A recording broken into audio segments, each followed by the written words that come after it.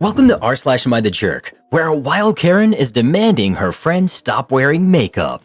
Am I the jerk for continuing to wear makeup around a friend who thinks her husband has a crush on me? I'm 29, female. My friend, who's 31, female, told me that her husband, who's 35, has a crush on me. This already makes me feel very awkward, but now she has asked if I can stop wearing makeup and wear baggy clothes around him. We went out for dinner last night at a reasonably expensive restaurant with a few others, 7 of us in total, and she texted me when I got home, saying she was angry at me for looking hot after she had asked me not to wear makeup. She's my friend, and I want to do the right thing, but there's nothing I could wear that is baggy that would have suited the restaurant we were in, Michelin star. My style is very conservative, and I was wearing a very average dress with heels. I've written out several responses ranging from an apology to being quite rude, but I wanted to sense check my thoughts before I go talk to her. I don't want to make life difficult for her, but what she's asking for feels unreasonable. Am I the jerk? Edit. I responded with the following. Sorry it's taken me a while to reply, but I wanted to consider this properly and not react emotionally. I'm sorry you feel that way, but I don't think it's fair or reasonable to ask me to change how I look because of your husband. My advice is to speak to him and work on your relationship, because projecting your issues onto me isn't going to help you, but it will damage our friendship. You have nothing to be insecure about. You're the most beautiful person inside and out I've ever met. I'm here for you if you want to talk through it, but ultimately, I can't help it if I'm smoking hot. Just kidding. 5 minutes after I pressed send, she knocked on my door. She was already on her way, with a bunch of flowers, cried, and gave me a hug while apologizing. She told me that they were having problems and it was wrong of her to take it out on me. We've had a long chat and I'm going to be there to support my friend. Thanks for all your input. You really helped. Totally not the jerk. For one thing, I don't think it's possible to dress appropriately for a nice restaurant without looking hot to someone who already finds you attractive. And more generally, as long as you're not hitting on her husband, then this is a her problem, not a you problem. Here's another point. Why on earth did she tell you that her husband has the hots for you? Completely inappropriate. This is something to be handled within the marriage. Kids vandalized our Halloween display, calculating damages for handmade decorations. Over the weekend, a few houses on our street, including ours, were targeted for vandalism. The culprits were caught on multiple security cameras and turned out to be a group of 4 12 and 13-year-olds. They were arrested but released to their parents the same evening. The families are eager to sweep this under the rug and offered to pay for all of the damages with little argument. For the other neighbors, that's great, but for us, I handmade almost every single decoration, including the furniture they destroyed, and I have no idea how to calculate our monetary damages. I can calculate exactly how much it would cost me to recreate each item, how much it would cost for me to purchase all the supplies necessary to recreate each item, and how much it would cost to buy a similar item already made. I'm not sure which way to go, or if I should calculate my time spent making these things, charge for all the supplies purchased, or just the amount used. My husband grossly overestimates my skills. He thinks I'm like the Picasso of Halloween decorations, and thinks that I should charge the cost of supplies purchased rather than supplies used, and $15 per hour for the time it would cost me to recreate everything, which takes weeks. I've been working on our current display for going on 4 years now. Neighbors think I should charge how much it would cost to buy the item already made, which is notably more expensive, even factoring in $15 per hour, so I can be restored right now instead of having to make everything again. I'm leaning towards charging only for the supplies purchased because I obviously can't buy just the exact amount of fabric, paint, etc. that I'm going to use. So, how much do I request for reimbursements? Asking for an hourly wage for recreating your decorations is perfectly reasonable. $15 per hour seems like a reasonable amount to request. Do you have a way to accurately calculate how many hours it did and or will take you to recreate or restore everything that was damaged? Another way to calculate the value of your time is to browse a website such as Etsy and look up the price for similar items. If 3 sellers are asking an average of $45 for a similar item you made, then $45 would be a reasonable demand, even if it only costs you $10 to do it yourself. Update. My husband, 2 non-crafty and unbiased friends, and I spent a few days going through pictures of the decorations pre-vandalism, pricing all of the materials, and comparing materials plus labor and expenses to store-bought versions, and those found on Etsy. My version was almost always cheaper, including labor and expenses, so we went with that for everything. After depreciation for things I didn't make this year, we still got a pretty high number, but we rounded it up and figured it would be a good starting point for negotiation. My husband met with the other parents and residents a few days ago without me, I'm a horrible negotiator and confrontational, and I'm not so good at keeping my cool. Surprisingly, they agreed to the rounded up amount with no argument. Yesterday afternoon, all 4 boys came over with their parents, accompanied by the police officer who handled the vandalism. The boys apologized, gave us each 4 handwritten apology letters, and then each boy gave us a small Halloween decoration they bought themselves to get us started on rebuilding our displays. It was a really sweet gesture, and they seemed genuinely apologetic and like they really understood the seriousness of what they had done. The parents handed us an envelope with the full amount we calculated plus an extra $100. When we questioned the extra, they said it was for inconvenience.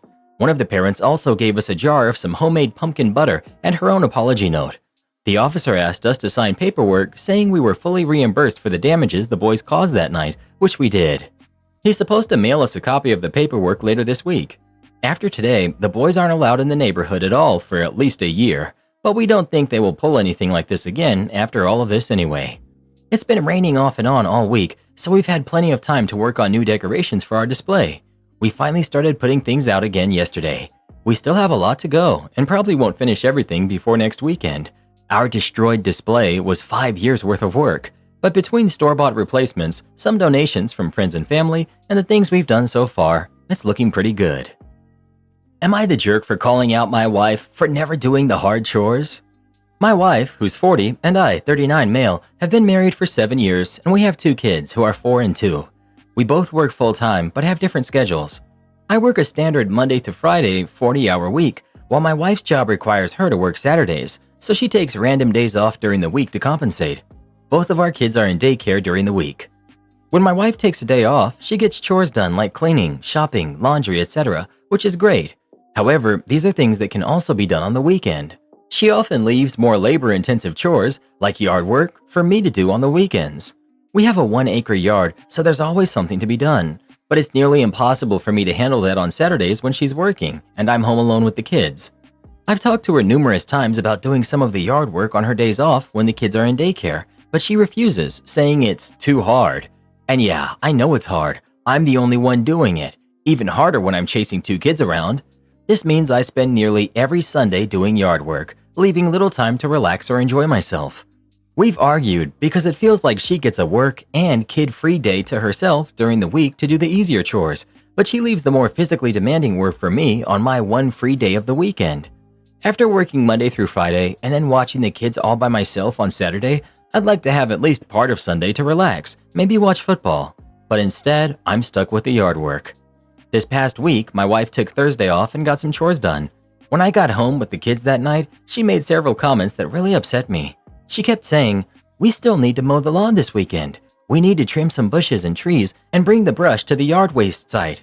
And I think we should rake up all the fallen pine needles and pine cones to use as fire starters." I snapped and asked her which of these things she was going to do since she kept saying we. She got defensive and said she'd be watching the kids so I could get that stuff done. I told her she was using the word we incorrectly because it sure sounded like I'd be the one doing everything. She then went off about all the things she had gotten done on her day off. I responded that I could have done all those things on Saturday with the kids, but that she refuses to tackle any of the harder stuff. I asked her when the last time was that she had the kids by herself when I wasn't home. She couldn't answer and called me a jerk. I told her that if I can learn to fold a fitted sheet, she can learn to use a rake, a lawnmower, or a weed whip.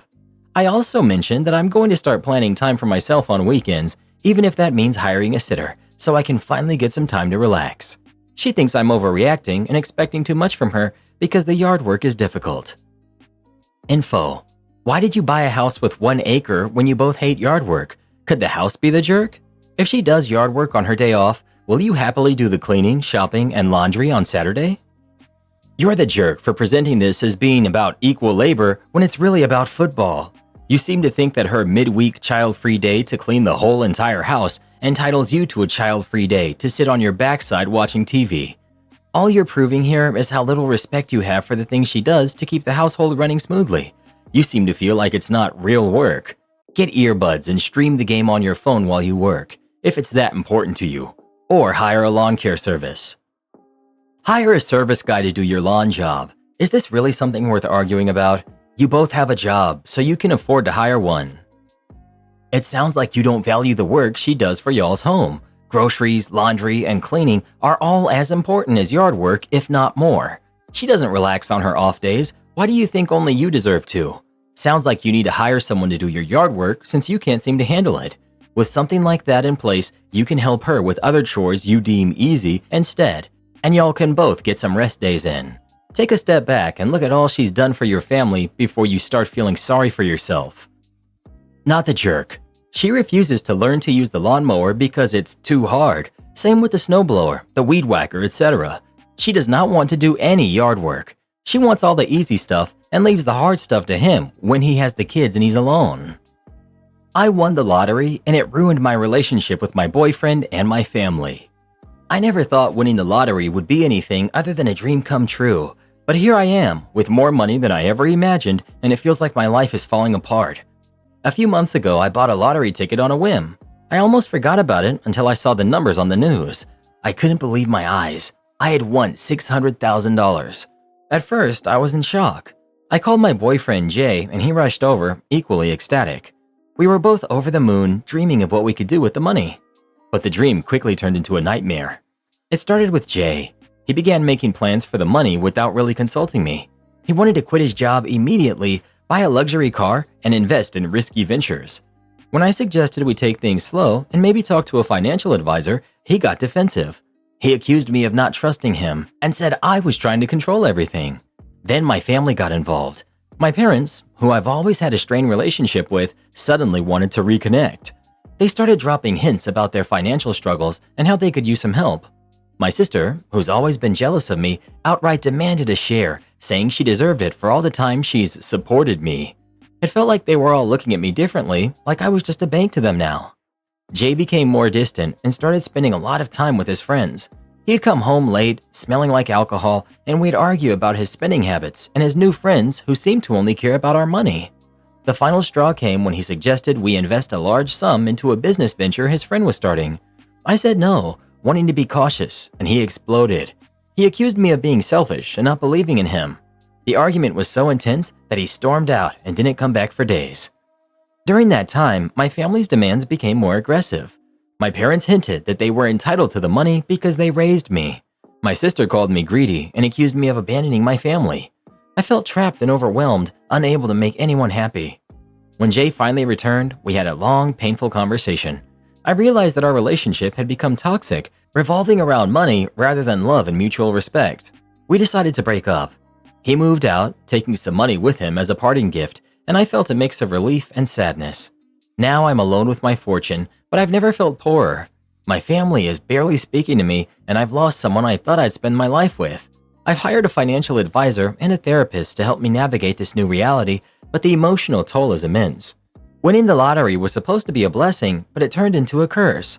I wish I could go back to the way things were before, when life was simpler and relationships were genuine. I just needed to get this off my chest. Money changes things, often in ways we don't expect. It's a tough lesson, but now you know who truly has your back. Focus on protecting your mental health and finding real connections that aren't driven by money. OP. I'm not sure what to do with the money in the first place. I'd love to put it in an S&P 500 or something similar, but it seems quite high at the moment. I will never buy luxury cars or anything like that, but I'm not sure what to do with it, since I think I could lose $600,000 as easily as I got it. The S&P 500 always seems high. You should put it in an S&P 500 fund and forget about it until you retire. You will have tens of millions. Also, stop telling people how much money you have. I'd use all of it to buy Bitcoin, then hold it for at least 10 years. You'll be thanking me if you hold on to it that long. Edit. Laughing out loud at all the downvotes. Typical Redditors just being wrong about everything as usual. You got the blessing of realizing who the people in your life truly were. $600,000 is not something to sneeze at, but after all the inflation, it's not the life-changing kind of money it used to be. I wouldn't even call it a fortune anymore. Pay off some debts, treat yourself to something that isn't going to continuously drain your money, and invest in yourself. Am I the jerk for attending my ex's wedding? I, 36 female, attended my ex, 37 male, wedding this weekend, and I apparently failed a test. My ex, Adam, and I dated in high school from the time we were 15 to 18, when we amicably split to go to college in different states. Since college, we've kept in Facebook familiar contact, where we'd wish each other a happy birthday or congratulate each other on big milestones, but we haven't had any contact in the 20 or so years since then. About a year ago, I saw his engagement post on Facebook and congratulated him. A few months ago, he Facebook messaged me asking how I was doing and said he wanted to have a bit of a high school get-together at his wedding since he was holding it in our hometown. He was inviting most of our mutual friend circle and would love for me to attend too. I hadn't seen most of these friends in over a decade, and I thought the idea sounded fun, so I accepted the invitation. The wedding was this past weekend, and it was incredibly normal. I attended with my husband. He got to meet all of my high school friends and their partners, and we had a great time. Sunday morning, I woke up to a slew of Facebook messages from my ex's new wife about my audacity to attend the wedding and how, out of all his former girlfriends, I was the only one who failed the test. She said that clearly I shouldn't attend an ex's wedding unless I was still hung up on them, and that I must be planning to steal her new husband away. I was shocked, but also apologized if I had been unwelcome and explained that I must have misunderstood since my reason for attending was to see old friends. She immediately responded and said again that no sane woman with good intentions would ever think it was okay to attend their ex's wedding. I apologized if I was unwelcome and hoped my presence hadn't detracted from her day. I then messaged my ex to apologize if I had misunderstood and hoped I hadn't caused any issues. He replied that he was glad I attended, that the invitation had been sincere, there was no separate event planned, and he was happy to see the old friend group. He also apologized for his new wife's messages. I left it at that, thinking it was a closed matter. A few hours later, the new wife messaged me again, complaining about how I was trying to manipulate her new husband to make her look crazy. I decided this was not a ship that I wanted to sail on, took a screenshot of all her messages and my replies, sent them to my ex, and said I was going to go ahead and block them both so I couldn't be accused of anything else. Yesterday, I started getting messages from the bride's sister saying that I turned my ex against his new wife and that I should have kept the messages to myself. I'm also being told I could have avoided all of this by knowing I shouldn't attend my ex's wedding. I'm honestly not sure if I'm in the wrong or if I'm being gaslit by an insecure woman and her sister. Am I the jerk for attending my ex's wedding? Not the jerk, and your friend's wife is crazy. First of all, he's not your ex. You dated for a few years when you were in high school. And yes, I get that you may have been each other's first love and other things, but you were teenagers back then, and you're now pushing 40. Block the sister and never respond to anyone involved in this again. The bride was spending her honeymoon messaging a woman her husband dated 18 years ago. Not the jerk, but maybe skip his next wedding. Am I the jerk for not choosing my stepsister as my school project partner? I'm 16, female. My mom got married to her husband when I was 8. I have a stepsister the same age as me. Before high school, we never shared classes, but now we have 3 together. In one of them, our teacher always lets us choose our partners for projects. We also get a study buddy, as our teacher calls it. Basically, one Friday a month, we pair up with our study buddy to review material. Because we always get to choose, I always select my best friend, and she always chooses me. We're study buddies and project partners every time in this class. My stepsister doesn't have any really close friends and struggles to find project partners sometimes. On Friday, we were asked to choose a project partner for a big project we have coming up. My best friend and I chose each other as always. There were 4 kids left who had nobody to pair up with, and my stepsister was one of them. She told the teacher she wanted me, but the teacher said I had already chosen my partner and that my stepsister had 3 other kids to choose from. My stepsister really didn't want to work with the 3 choices she had, so the teacher asked if I'd swap partners and work with my stepsister. I said no. My best friend said no too. She explained that we work very well together. When I got home after school on Friday, my mom was waiting for me. She pulled me into the office and asked me why I didn't choose my stepsister as my project partner. She said she knew I was asked and given the option to change, but I wouldn't. She told me that after 8 years of being sisters, I should have an equally close, if not closer, relationship with her than with my best friend, who I met in pre-K. I told my mom that I enjoy working with my best friend and that we work well together. I didn't want to change that or work with my stepsister. My mom took my phone all weekend as a consequence, and her husband told me several times they expect us to put each other before any friendships because we're family. He said that the way I act, you'd think my best friend is my sister instead of my stepsister. My stepsister won't stop complaining about how awful her partner is and how incredibly angry she is that I wouldn't partner with her. Am I the jerk? Not the jerk. You don't owe your stepsister your time or help in school. She's old enough to work with a random partner if she can't make friends. You and your bestie make a good team. Why mess that up? My neighbor keeps going in my yard and playing with their kids without my permission. So my husband and I just bought our first home. Our sons are ages 1 and 2, and we were very excited to finally have a yard with a swing set for our boys and for our 10-year-old mini labradoodle to play. The problem is that the house didn't have a fence around the yard, so we planned on installing one in the spring since we just moved in during the winter. We also were excited to live in a neighborhood with other families so that we could all make potential friends in the neighborhood. When we moved in, not a single neighbor greeted us or welcomed us to the neighborhood. We didn't care at the time, but I feel like it should be mentioned now. Also, right behind our backyard, literally 15 feet, so close that it looks like it's touching our yard, is the back of an elementary school with a huge, new and gorgeous public playground. Yesterday, my husband and I heard screaming from our yard and noticed 2 kids and a large man were playing in our yard on and around our swing set. We had no clue who these people were in our yard, and after a long bit of time passed, we were confused why they thought it was all right to be on our property for so long without knowing us whatsoever or asking permission. We take our kids outside every day. It's nice out, so we put on our jackets and shoes to go out and speak with the random kids and the man, but they had left. Today, we see the same kids and a woman outside playing in our yard. My husband takes our dog outside to walk him and goes to speak with the woman. She tells him that she just moved from South Carolina and is the daughter-in-law of the woman who owns the house next to ours, and that her husband and kids would be staying there for a while. She said her husband grew up in the house and lived there his entire life. She says that her husband asked the previous owners of our house if they could play in our yard, and they told them that they could. In my head, I'm like, well, why does that matter if you knew that there are new owners here, which they do? My husband explains politely that we do not feel comfortable with them playing in our yard because they did so without asking us first, and because if anything happens to them while they're on our property, we would be liable in any type of lawsuit. My father is a lawyer, so we were taught all the laws around homeowning. My husband came inside after saying goodbye, and she left with her kids soon after. Next, her husband arrives home from work while my husband is going to the store.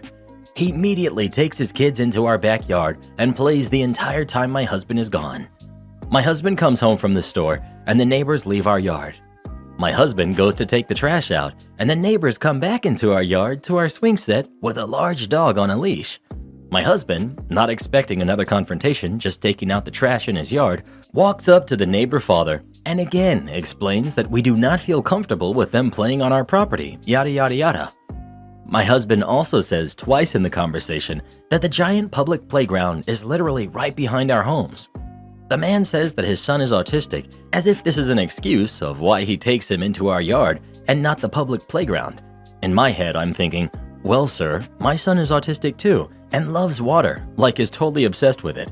But my husband and I do not take him into our neighbors, especially someone we have never met or taken the time to say hello to, pools without asking permission. My husband tells him that our son is autistic too, and it doesn't mean they can come with their giant dog on our property without permission. My husband comes inside, thinking he got his point across and that the man would leave. But no, our neighbors decided after the second conversation to spend the next 4 hours in our backyard, going in and out of their house, then back into our yard as if it was their own. My husband and I do not know what to do in this situation, so humbly ask the opinion of the public. Honestly, if our neighbors would have introduced themselves and asked if they could play in our yard from the start, everything would have been a lot different. The reason my husband and I are so upset is because they played in our yard for long periods of time without knowing us or asking first. Then, after we nicely said we feel uncomfortable, they acted entitled to our property and playset, basically just ignored our existence, brought their huge scary-looking dog with them, and seemed to think that we were outrageously in the wrong for not thinking it was okay for them to hang out in our yard without asking.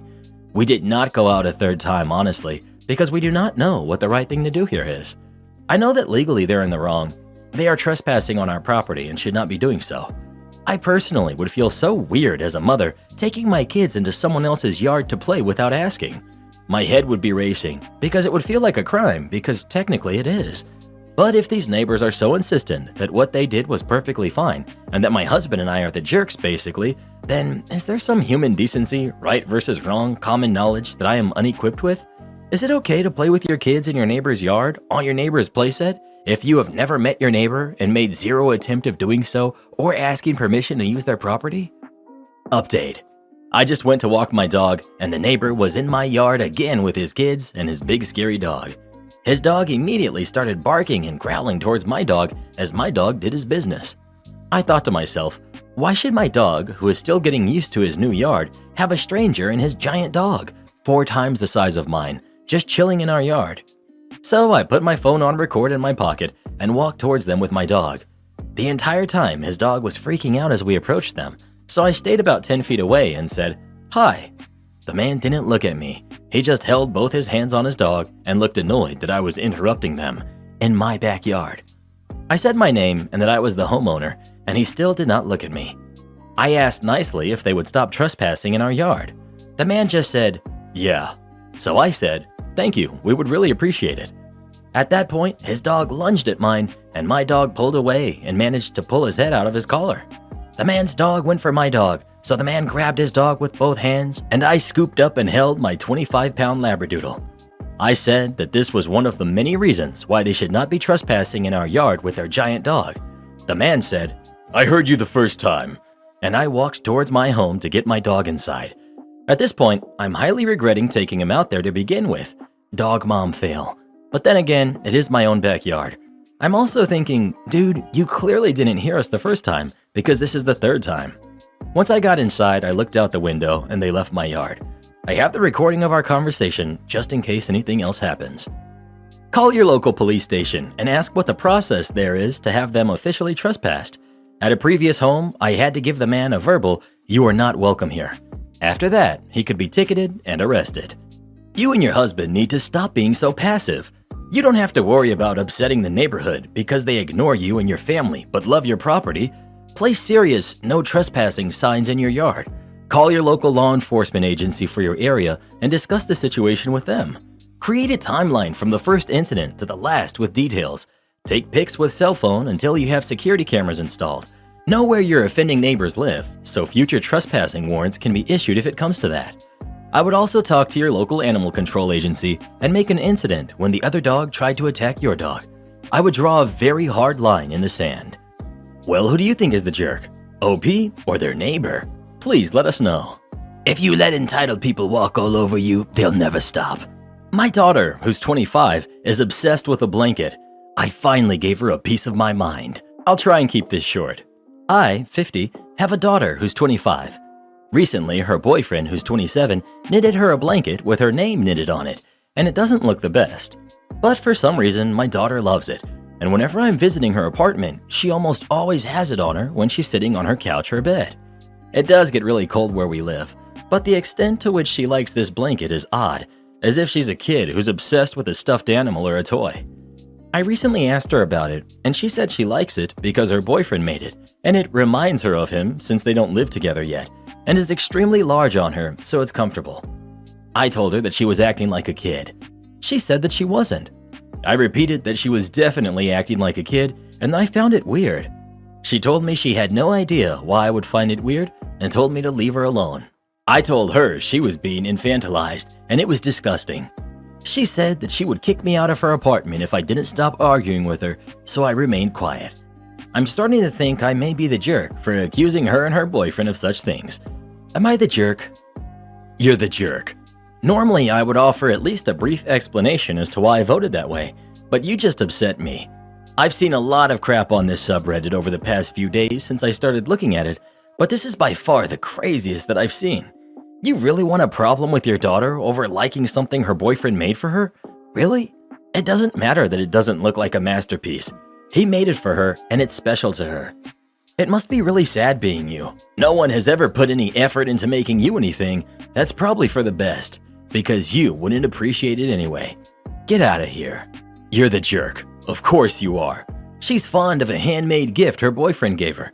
There's nothing the slightest bit weird or childish about that. I'm guessing no romantic partner ever spent hours and hours making something just for you. If they had, you would understand why your daughter cherishes this blanket, even though it's not the most perfect blanket ever made. It probably took weeks to make that blanket. Someone spending that much time and effort making me something is the most special thing I can imagine. I've never had a romantic partner do that for me, but family members have, and gifts like that just have a way of making you feel so completely loved and appreciated. Of course she is attached to it and wears it all the time. Not only is it extremely practical in a cold climate, it's a physical representation of how much he loves her. You're the jerk. So you can't understand why she would really like a handmade gift her boyfriend made her? Seriously? I like having a blanket on my lap when sitting down too. I find it comforting. The only one who acted like a child here is you for even being so rude of bringing it up at her own place. Well, who do you think is the jerk? OP or her daughter? Please let us know. Never tell the people of Reddit that adults don't need to snuggle up with blankies. Most of the people on there are probably snuggling up with their blankies right now. Am I the jerk for asking for normal updates from my wife? I just want to make sure she's safe. My wife and I have known each other for 20 years, dated for 7, been married for 2. We have a 16-month-old daughter together and a great marriage, generally speaking. As long as we have known each other, we trust each other without exception regarding serious things or any type of serious, life-altering bad decision that can happen to a married couple. We have silly, bickering-type disagreements, like I think most couples do, but there's never yelling, as neither of us grew up in a home where that thing was common, and we prefer to talk about what went wrong and come to a mutual agreement as to how to keep it from happening again. Anyways, there's this one issue that has been a recurring disagreement between us that I'm wondering if I'm being unreasonable and should just let it go, being the jerk for being frustrated when it happens, or if I'm justified in asking for it. The wife grew up in a home where once of age, she was allowed to go out with friends, come home whenever, and her parents did not expect any updates of any kind. I grew up with parents that also let me go out, but they wanted updates about where I was, who I was with, and when they could expect me to be home. Now, I can't get updates about anything from her as my spouse. I've told her time and time again that she can do whatever she wants, when she wants, and come home whenever she wants. I'm your husband, not your boss. All I want to know is where you are and when you think you'll be home. And when there's a chance, please let me know so I'm not at home worrying about you. But it doesn't happen. Today, she left town while I was at work, plans I was well aware of far in advance. But she did not tell me, "Okay, honey, I'm getting on the road, love you, I'll let you know when I'm there safe." She just left town and said nothing, and likely would not have said anything when she arrived. I say I deserve these minor updates. She says, "You knew I was leaving town days ago, so why do I have to tell you again when I actually go?" An important part of this rant worth noting is that I'm an ex-911 operator/police dispatcher, and I did that job for 10 years. I've heard the worst of things and know how bad it can get. So from that, anxiety stems my desire to know she's okay. We can track each other's locations through our phones for safety reasons, and we have always been able to. But again, that's not for lack of trust, it's for safety concerns. God forbid something could happen. Short of me using it to meet her outside with the baby because she gets excited when mommy gets home, it's not something I ever check. Thanks for your help. Not the jerk. You both have different ways of operating. She's very independent and not used to reporting to anyone. You did/do the check-in thing. I do think that it would be courteous to say, "I'm leaving on the road trip," and to let you know of arrival. Don't think it is required, though, to advise when one is going to the grocery store type of trip.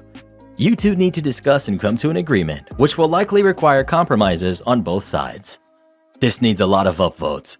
I'm extremely independent and live alone, so when people ask me to check in, it feels infantilizing because I'm an adult woman who has lived alone in a major city for 6 years. I can take care of myself.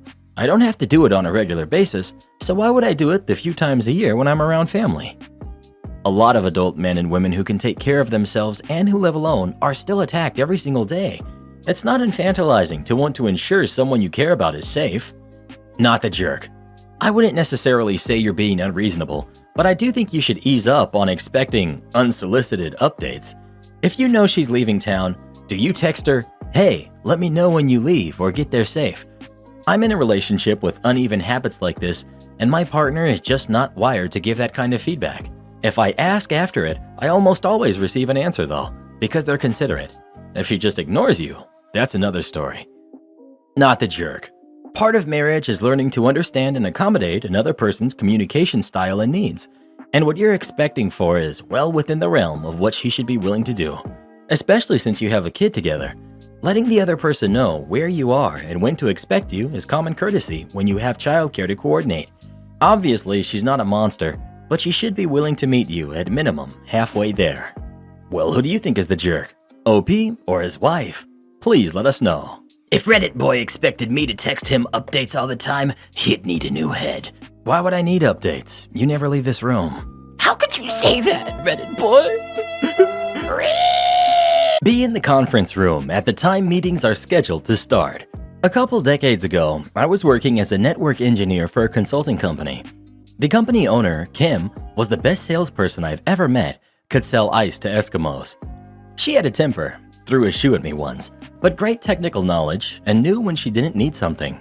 After I'd been there a couple years, we got a new engineering manager. We all called him Jerk. Nice enough guy, it's just that around here, everyone named Richard is called Jerk. Normal company policy had always been that meetings would be announced over the intercom when they were ready to start. We had engineering meetings once a month, early morning. The next meeting was announced a little later than normal, but eventually it was announced and we all headed over. Jerk was not happy that few people were in the conference room at the time the meeting was scheduled to start. He made it crystal clear to us all that in the future, meetings would not be announced over the intercom, and he expected us all to be in the conference room at the time meetings are scheduled to start. We all knew the reason for that rule was that the owner was never ready for a meeting to start at the scheduled time. We all knew the reason for that rule was that the owner was never ready for a meeting to start at the scheduled time. She was always running late, or the previous meeting ran over, whatever. New manager flexing his authority and trying to whip us into shape with a dumb rule? Yeah, we didn't say anything. A few hours later, it's time for a meeting that actually includes the company owner. I head over to the conference room a few minutes early to find the door closed. I wait until meeting time, knock on the door, poke my head in, and ask if this was the customer meeting. The owner is like, "What? No! You know we announce meetings over the intercom. Why would you think that this was the customer meeting?" Me. Our new engineering manager announced at the engineering meeting this morning that meetings would no longer be announced over the intercom, and we were expected to be in the conference room at the time meetings are scheduled to start. I'm surprised his head didn't explode, the look she gave him. Kim. Meetings will be announced over the intercom when they are ready to start. Me. Okay, thank you. I close the door and leave. That was the one and only time he ever announced a new policy. I can do this all day. I worked in homes for disabled adults for over a decade. Every client had an ISP, individual service plan, and as a caregiver, it was our job to know what was outlined in each plan. Every year, the local baseball team hosts a night for the group homes. This was also when HR would come with any home that might need a hand. I got stuck with one of the most annoying HR people several years ago. Terry just thought she knew everything. She kept telling me I couldn't take photos of the clients. I could. We had photo permission. That one client didn't need their wheelchair to walk to the seating. They did, etc. We were seated next to another home that I used to be at, and so I helped those staff as needed too. One client had in his plan that his socks, braces, and shoes only had to be worn in the van for safety reasons. We had worked hard with him to get him to that point. There was a lot of upset and punching involved, but we got there. Well, see, Terry thought she knew everything and insisted that this client had to have his footwear on. We kept trying to tell her that he wouldn't tolerate it. Her answer? Just do it. I'm right, you're wrong. Cue malicious compliance. Okay, bud, we have to put your footwear back on. And the other staff and I wrestled everything on. Not 5 minutes later, one shoe went sailing and landed next to Terry. Oh, bud, we can't throw our shoes. Next went the braces and the socks, which hit poor Terry in the back of the head. Soon after, while we were picking up those items, off came the other footwear, of which the shoe and the sock hit her head this time. Whoops, I know you don't like these, but we have to put them back on.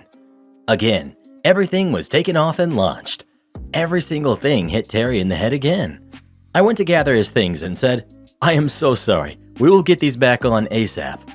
She handed them back to me and said, forget it. Obviously the ISP needs to state that he can't have his footwear on. Let me make a note. She looks at his plan, looks at us, looks at it again. Oh, he only has to have them on in the van? Cackles. Am I the jerk for not cleaning before a cleaning service arrives? I, 27 female, am a mom of two, a 4-year-old and a 2-year-old, and recently became a single mother very unexpectedly. I've been struggling terribly keeping up with deep cleaning since I went from working a part-time job to that and an additional full-time job. I know a lot of people do that and more while also maintaining their household, but I wasn't prepared for it. I need time to adjust, and I don't want my kids to notice the difference. My best friend, who knows I'm struggling, recommended her niece, who has just started her house cleaning business. So after some budgeting, I hired her to clean every other week. She does a deep clean of the entire house, with the exception of the kids' playroom, which I asked her not to worry about, so the kids can be occupied in there when we're home and she's cleaning. Ever since she started though, she makes little comments about certain things not being part of her job. It's not always the same complaint. First it was about wiping down my daughter's high chair. No food on it, told her not to worry about it in the future. Another time it was my son leaving toothpaste in the sink. Today's complaint was about tub rings in the bathtub. She said she's not here to clean up after kids and would prefer I clean those areas on my own if I want her to continue working for me. I told her I'd figure it out. I've never hired someone else to clean my house before, so I have no idea if this is normal. I always thought you just make sure your stuff is put away and then you stay out of their way so they can get the job done. I already make sure the house is straightened up and I do clean in between. But am I the jerk for not doing more? Not the jerk. If I'm hiring someone to clean my house, including my bathrooms, but they're complaining about toothpaste in the sink and tub rings, I would be looking for a new cleaner. I can see not wanting to wipe down the high chair, and OP said fair, don't do that. But the rest is exactly what they were hired for. Fire her and find a new cleaner who doesn't mind working, OP. Yep, it sounds like she doesn't want to do deep cleaning, only light cleaning. When I was cleaning houses as a side gig, tubs, sinks, and even the high chair would have all been part of a normal clean. Deep cleaning was stuff like cleaning baseboards, doing windows, and vacuuming the ceilings for cobwebs. Not the jerk. Those things are the definition of what she should be doing. The sink and the tub? Are you serious? I thought this was going to be like you're a hoarder or your kids' toys are everywhere. Hire someone else. OP. The kids' toys are definitely everywhere in the playroom. That's a big part of the reason why I never wanted her to bother with it though. I'm on a few waiting lists for other cleaning services, which I did before hiring her, but it looks like I might be on my own for now. Am I the jerk for being mad that someone revealed my pregnancy at a family gathering? My boyfriend, Lucas, 33 male, and I, female 32, learned that I was pregnant 2 weeks ago. I'm currently a little bit more than 1.5 months pregnant. We were not trying and it was an accident, so we are a little lost. We're at a point in life where we consider the possibility of kids, but we never decided anything. Right now, the only people who know are some of our closest friends. I'm not going to lie, it has been some intense and stressful couple of weeks. Yesterday evening, we had a family gathering. It's my uncle's birthday this week, and so he and his wife rented a big house. We all went yesterday night, and we were supposed to stay until tomorrow. It was also the opportunity to have all the family and close friends reunited together. Yesterday night, we all had dinner together. It was a buffet, so everyone was standing and talking. The real meal was supposed to be today at noon. Lucas and I thought it would be a way to take our mind off things. Keep in mind that at this point, nobody at this event knew. So yesterday, we were all catching up when my cousin came to introduce his new girlfriend Anna to us. I see my cousin often, so we only talked a little. After a while, however, Anna came back to us and did not leave me alone. She kept talking to me, cutting other people off and trying to make me drink to have fun. I told her that I was not a drinker, which is true, especially at family gatherings, and I tried to make her understand that I wanted to talk to other people. At one point, Lucas got fed up and went outside. She again tried to give me a drink, and this time when I told her no, she asked in a teasing manner if I was pregnant. I froze up, and before I could say something to her, she started telling me that she was happy for me. I told her nobody knew, and her answer was, OMG, this is such a good opportunity to tell your family. And then she made a toast and told everyone. Everything happened so quickly that I couldn't stop her.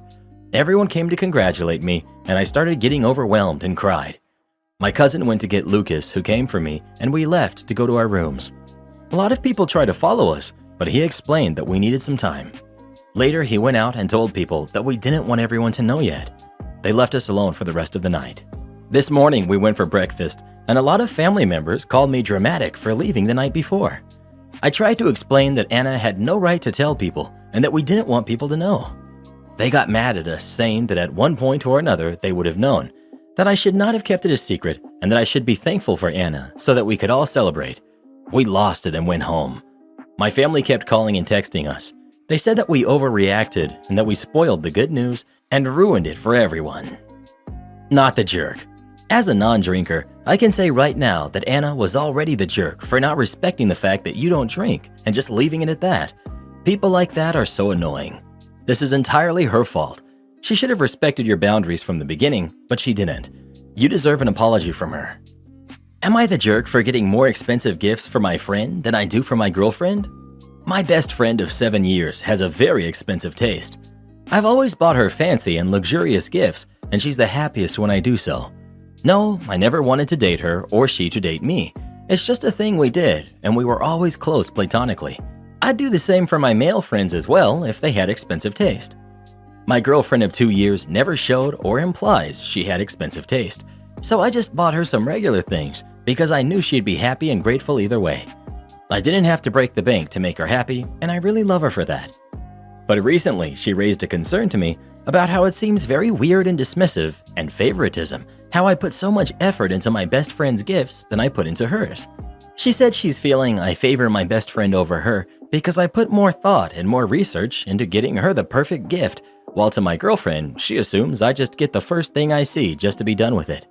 I explained to her that I buy her more random gifts because I know she doesn't prefer something specific, and she'd be grateful even if I gifted her chocolate.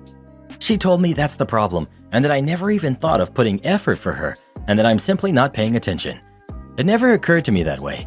Apparently, she's been trying to speak about this, but she claims I never get it, and she feels like I ignore her on purpose and favor my girl best friend over her.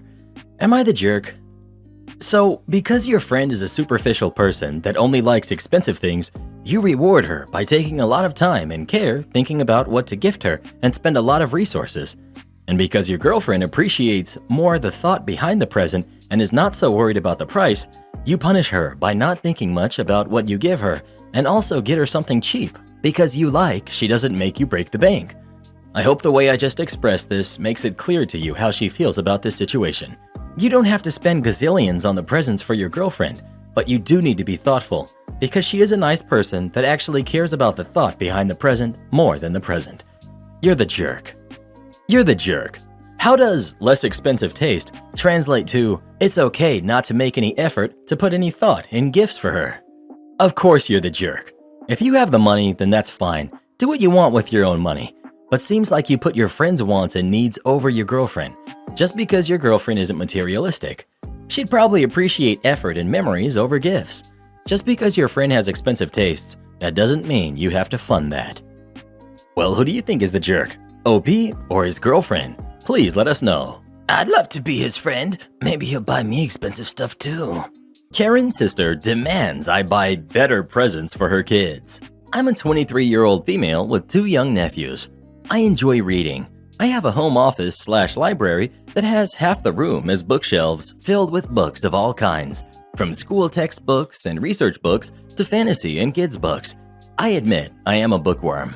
Anyway, my nephews have started reading a lot more, so I decided to buy them some of my favorite books to read as a kid. Books like The Magic Treehouse, Geronimo Stilton, and The Enchanted Castle, etc. When I went over to give them the books, my nephews looked at them for a few minutes, then threw them down on the ground. We were outside on the back porch. My nephews started asking what else I brought for them and why I gave them smelly, boring old books. The books were brand new, still had the stickers on and everything. I thought maybe they were just being kids because, they're kids. But when I explained I just brought the books for them, they threw a huge tantrum. They were screaming and crying about why I didn't buy them video games and toys instead and just gave them stupid books. They started stomping all over the books on the ground. Their mother/my sister did not stop them. In fact, she scolded me for not getting them something they really wanted, like video games. I started arguing with her that she had told me that they loved books and they wanted to read more, so that's why I got them the books. I thought they would enjoy these books as I did as a kid. My sister screamed at me about being self-absorbed and how not everyone loved books like I did. But she was the one who told me that my nephews really loved books like I did, repeatedly. I knew I was getting nowhere with this argument and my nephews screaming in the background, so I picked up all of the books off the ground and left to go back home. Within the next few days, my sister repeatedly called to berate me and yelled at me for not getting them something else. Then after a week, my sister called to ask if I was getting my nephews anything better because they were so disappointed and upset. I told her no. She yelled at me some more. Before she hung up, she asked when I was going to bring over the books again or if she needed to come get them.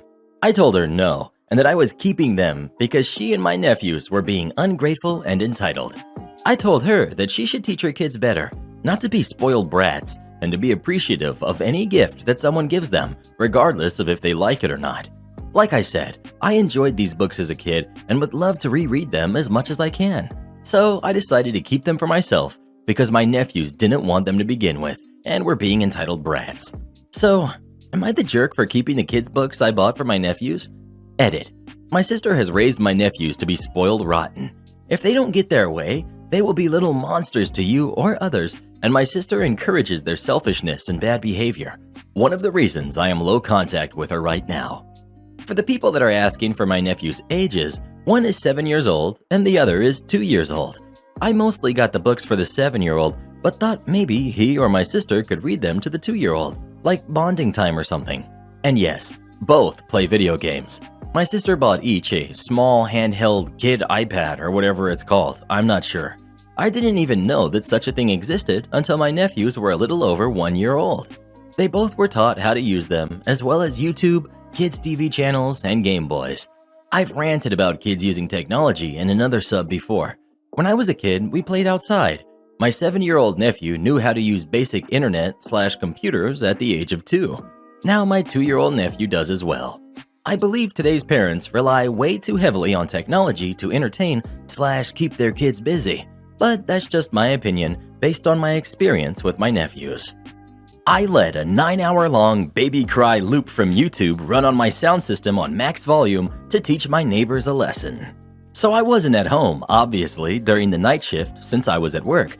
Before I left, I set up a baby cry loop from YouTube on my Bose sound speakers on max volume and kept it running the entire night.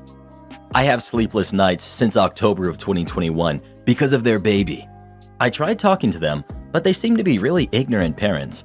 Sometimes their baby cries for 4 to 5 hours without a break. I will probably soon report to the police because to me, that doesn't seem normal. I'm only 23, male, without a kid, but even my girlfriend said this can't be normal. Also, P.S., I made sure that nobody else is affected by it. I only have one neighbor right now because the other 2 rooms are being sanitized. Also, sorry for the rather bad English. Edit. I figured since this gets more comments than I expected, I would edit this post quickly. Yes, I now see that what I did was stupid and wrong, but I will apologize to them. But what the heck, seriously? I get that most replies are, "You're the jerk," but what's shocking to me is that most comments indicate that everyone has to just accept getting their sleep schedule absolutely ruined. And not just my sleep schedule, as I mentioned, I am sleep deprived for over half a year now. I cannot concentrate on university or on my private life, as well as I did before all of this. People are asking me if I'm depressed or if something is wrong with me. And all of that just because of another person's infant.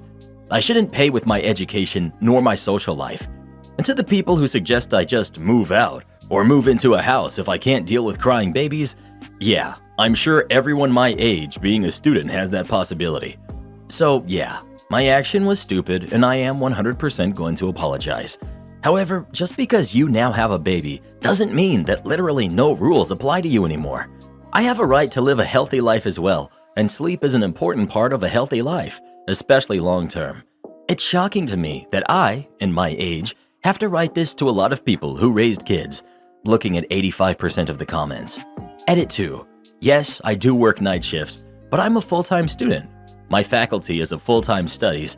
There's not much room left for work. Just to clear that up, I do not work 5 8-hour night shifts as some thought here. Sorry for not being clear. You're the jerk. Imagine having a baby who you love more than anything you could have ever imagined and would do absolutely anything for. Now imagine that baby is sick and in so much pain that it cries constantly and all you can do is hold it and cry along with it. You're sleep deprived, you feel like you're failing, and you just know that on top of how awful you feel for being unable to help your baby, that your neighbors have to listen to it too and are probably judging you and thinking you're a bad parent. Now imagine your jerk neighbor deciding to pile on to your already miserable existence and preventing you and your baby from getting any sleep at all.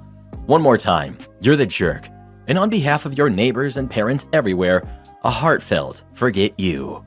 This I remember my first kid. She had an allergy to milk and I didn't know. I would spend hours holding her while she screamed, and I would silently cry along with her because I was desperate and I didn't know how to make her feel better.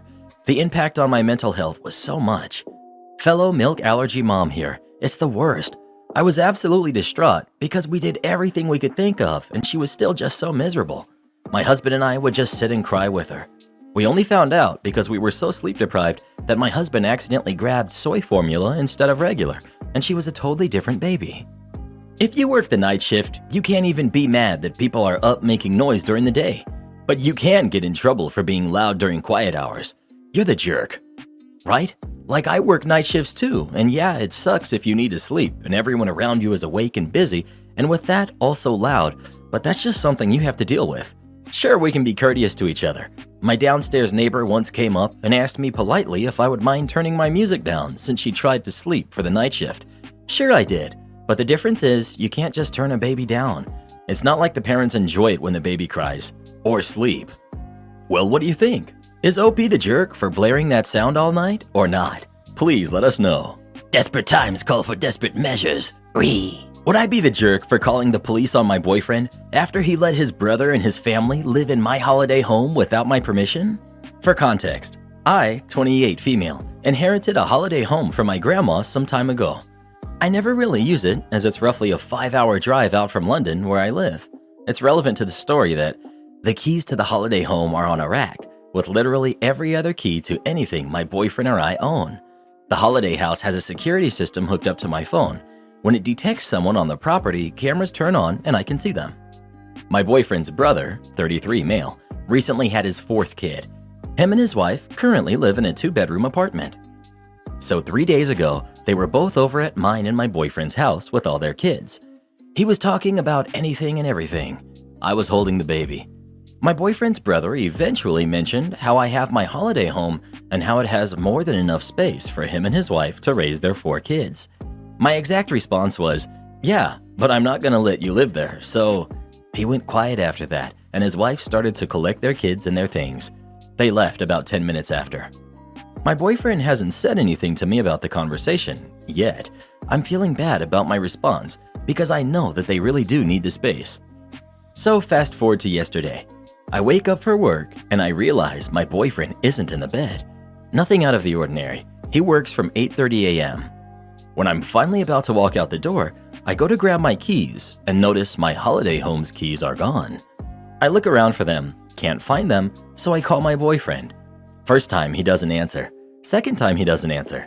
Third time he does. The conversation went, "Hey, have you seen my other house's keys?" "Yes, I have them." "Cool, why do you have them though?" "Grabbed them by accident. I'll return them when I'm back from work." I thought everything would be fine, so I continued with my day and went on to work. Midway through my workday, I get a notification from the house's security system. I open it and find my boyfriend, his brother, and his family all outside the door with a moving van in the back. I was fuming. When I got home, my boyfriend was already there, acting as if everything was normal. I started screaming at him, asking why he'd move a family into my house without my permission. He tried to justify it and say he had to help his family. It honestly made me more angry. I told him that we were over. He has 1 day to get his brother and his family out of my house, or I will call the police on them all for trespassing. That all happened around 6 yesterday, 14 hours ago. He hasn't called me or anything, but I fully intend to go through with my threat. But I know they're struggling right now. So, would I be the jerk for calling the police? Edit. Thanks for all the advice. By searching through the UK's government website, I've managed to figure out what I can legally do. I've also called the police on them already. I haven't received any updates on that yet, but I'll share them when I can. Edit 2. I called the police a small while ago.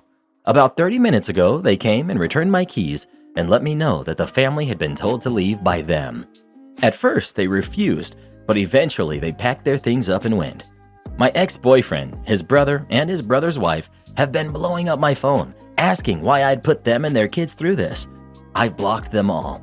I feel absolutely terrible about what I did, and I know there were probably better ways to handle the situation. I even considered letting them stay after all, but I'm not sure if they would pay rent or anything. For the future, I plan to rent the home out, as many of you have suggested, but I'm not sure how my ex-boyfriend's family would take that. Not the jerk.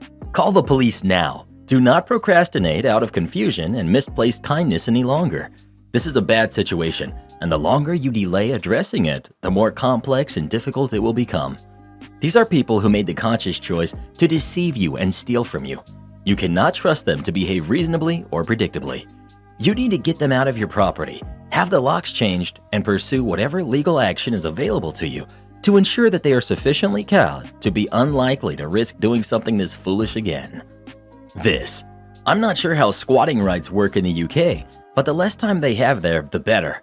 I would have driven right down there and started throwing their crap out on the lawn. Not the jerk.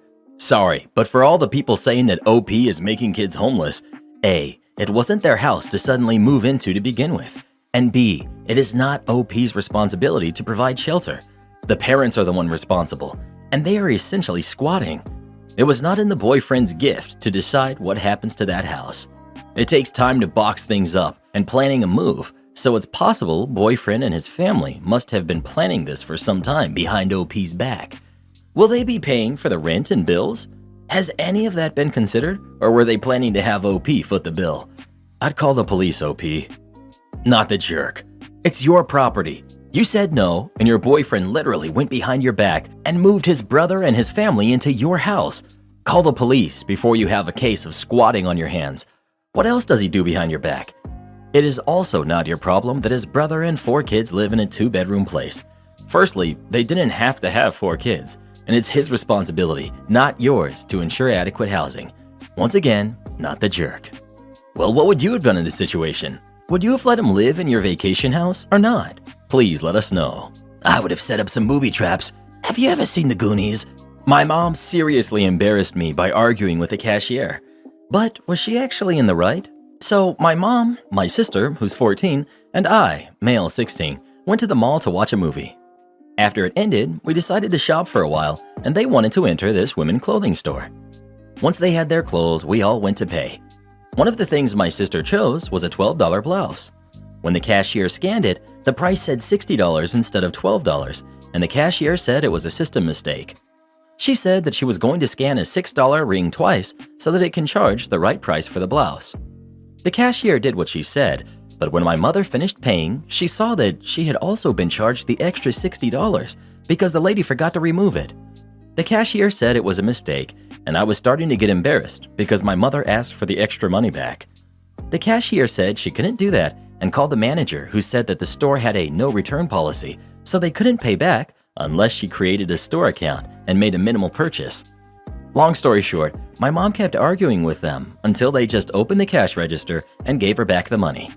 When we were in the car, I told my mother that it was embarrassing and I was ashamed. She got mad at me, and my sister is neutral on the situation. Am I the jerk? You're the jerk. It honestly sounds like they were trying to scam your mother. She was smart to fight for her money back. Also, even in the best case, they wanted to charge almost $50, $60 is the worst, more than the price tag. That's not a small sum. Plus, they rang up a $6 ring twice? I know they said no returns, but if they walked out of the store, they have no proof they bought the sweater, even if they create a store account. They only have proof they bought 2 rings. You're the jerk. Good for your mom for pushing them until they returned the money they tried to steal from her. You're 16 years old. If it was so embarrassing, you could have walked out of the store for a few minutes to spare yourself. Well, what would you have done in this situation? Would you have just forgotten about the $60 or not? Please let us know. Absolutely not. There's a huge difference between being a Karen and just sticking up for yourself. Company refuses to pay me overtime. I left the job site with a job incomplete and a client unhappy. This happened years ago when I was just starting to wake up to companies mistreating employees and employees taking it because they are just thankful to have a job. I worked as a sales rep for a company in the technology field, two-way radios and alarms to be specific. Said company never had enough technical staff, so I started training myself and asked our lead technician to teach me to program and sort out minor problems, as well as do installations, which was nice since I was doing client visits 1 to 4 times a month, depending on how big the client was, and then I could sort out problems while I was on site. I ended up doing most of my clients' installations, and the manager of the technical department was happy because it's less work for him, and he knows I do the jobs properly because I want to keep my clients happy. Accordingly, he had no problem signing my timesheets and overtime hours as well. Overtime was around 10 to 20 hours a month, so 2 to 5 hours a week, which I think was a great deal, considering I was doing the jobs of 2 people actually. It went well for a few months, until one day, just before payday, I get called in by the MD, owner. He had my timesheets for the past few months in front of him. He asked me what they were, and I gave him an explanation. He scratched my overtime out, saying sales reps don't get paid overtime. I tried to explain to him why I was claiming overtime and that he can ask the tech manager, but he was having none of it. I was upset, as it was a little extra money, but whatever.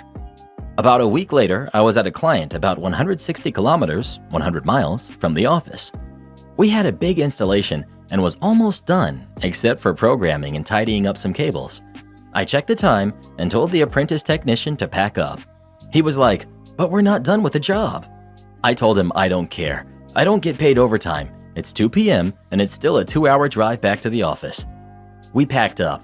Client comes out and I gave him the explanation, saying we will be back the following morning to finish what was effectively 30 to 45 minutes of work.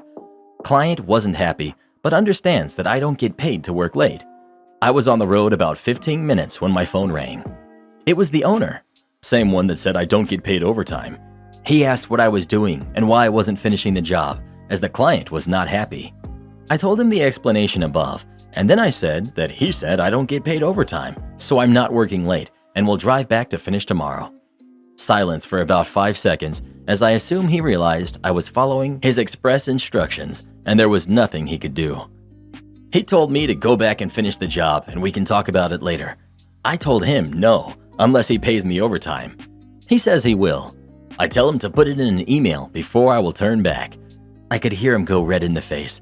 He said he will send it now. I switched on my laptop, connected my dongle. This was still before smartphones and email on phones. A few minutes later, the email came through. We turned around and finished the job.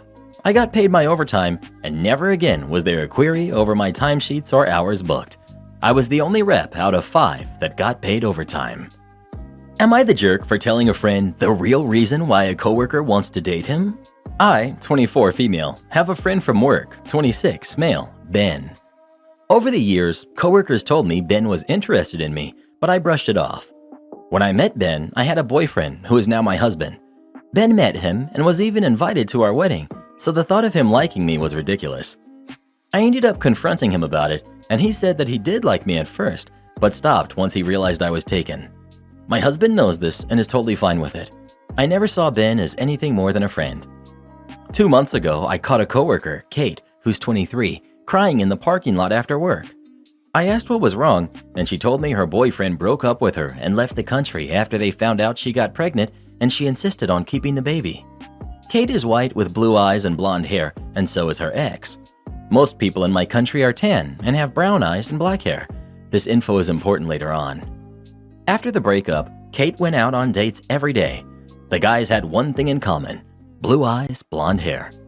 I joked that she must have a type, but she told me that she was looking for someone to father her baby, so they had to look similar to her ex so that the baby could pass as theirs. This horrified me, but it wasn't my place to tell her anything. A month ago, Ben and I had lunch when he told me that he started dating Kate. Ben is the only guy in our office with blonde hair and blue eyes. I told him dating Kate might not be the best idea.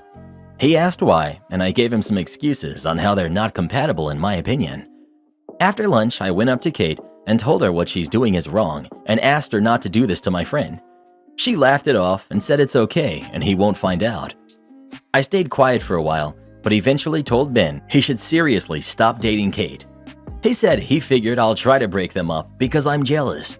He said I kept stringing him along for years because he's such a nice guy, and now that he is meeting another woman, I realized what I missed out on.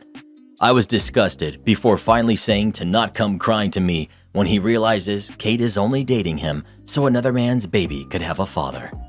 I stopped talking to Ben shortly after, and everything was relatively peaceful in the office. That was until Kate announced she's pregnant. I could see the color drain from Ben's face as he looked in my direction. A huge fight broke out between the two after Ben demanded a paternity test when Kate tried to convince him it wasn't necessary. Kate called me later, screaming that I ruined her life, so my guess is they broke up. The thing is, they really do deserve each other, so I'm starting to wonder whether I made the right decision by telling Ben the truth.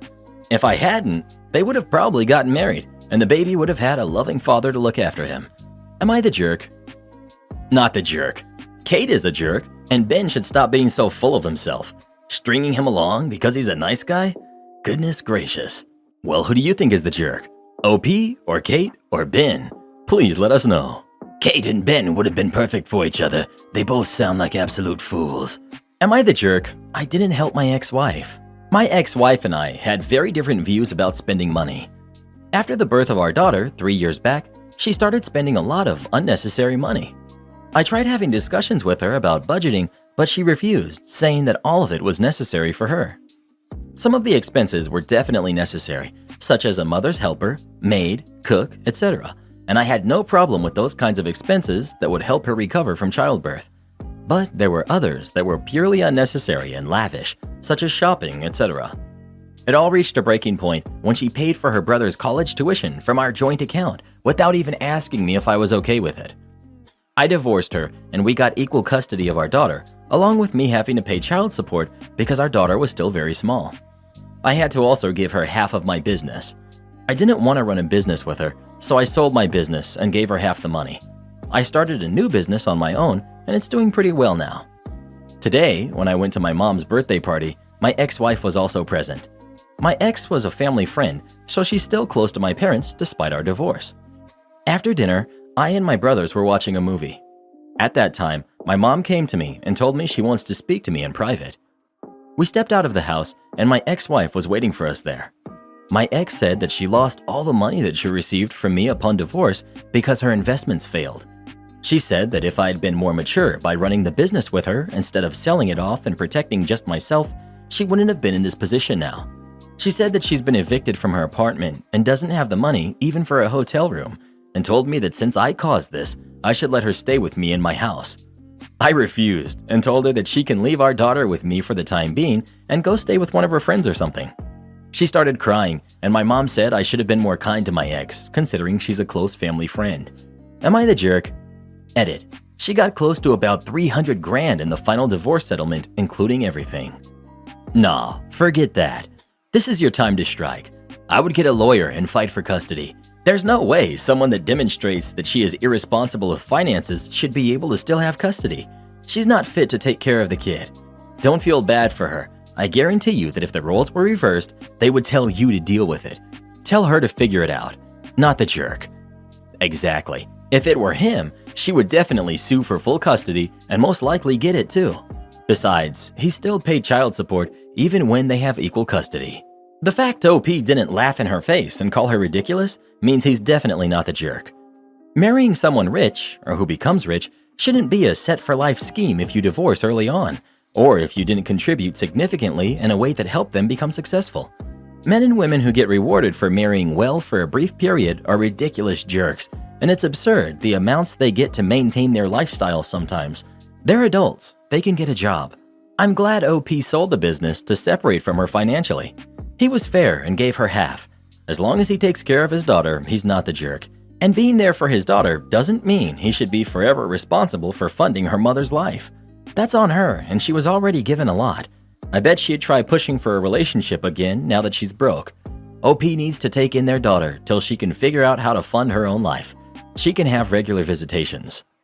Not the jerk. You sold off your business and gave her half, which she was entitled to, though I will never agree with that. After that, it's on her. I know there will be comments about how she's your kid's mom, but you've offered to keep your kid so your daughter would be safe with you while she finds accommodations for the both of them. That's really as much as you need to do. If your family thinks that you're being unfair, they can offer her a place to stay. Well, who do you think is the jerk?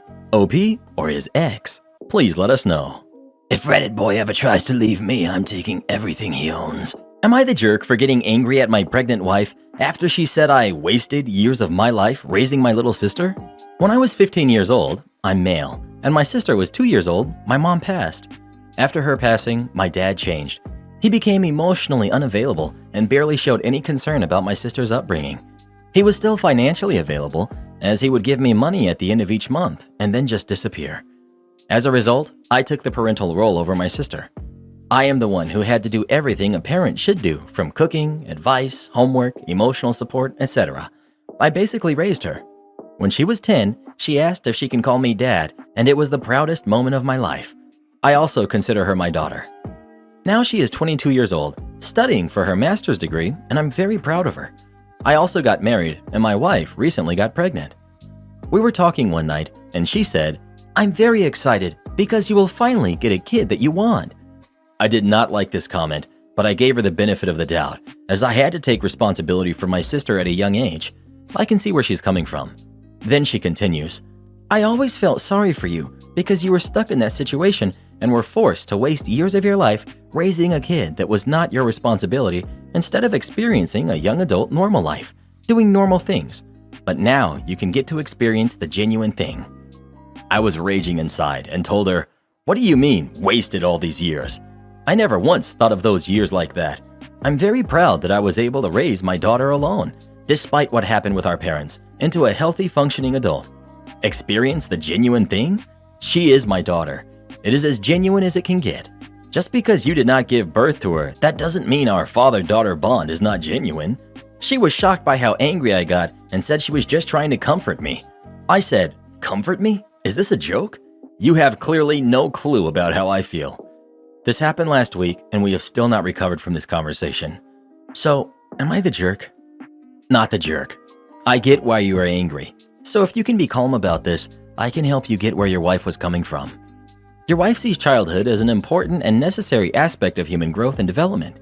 She feels that you were robbed of a normal childhood because you had to take responsibility for your sister at such a young age. Not only that, but you had to do that because your father did not do what he had to in order to recover from your mother's passing, so that he could continue being a father and raise the only parts of his lost love that still lived. That's what she means by wasted. She's not saying that your efforts were not worth the result or that your sister was not worth the loss of your childhood.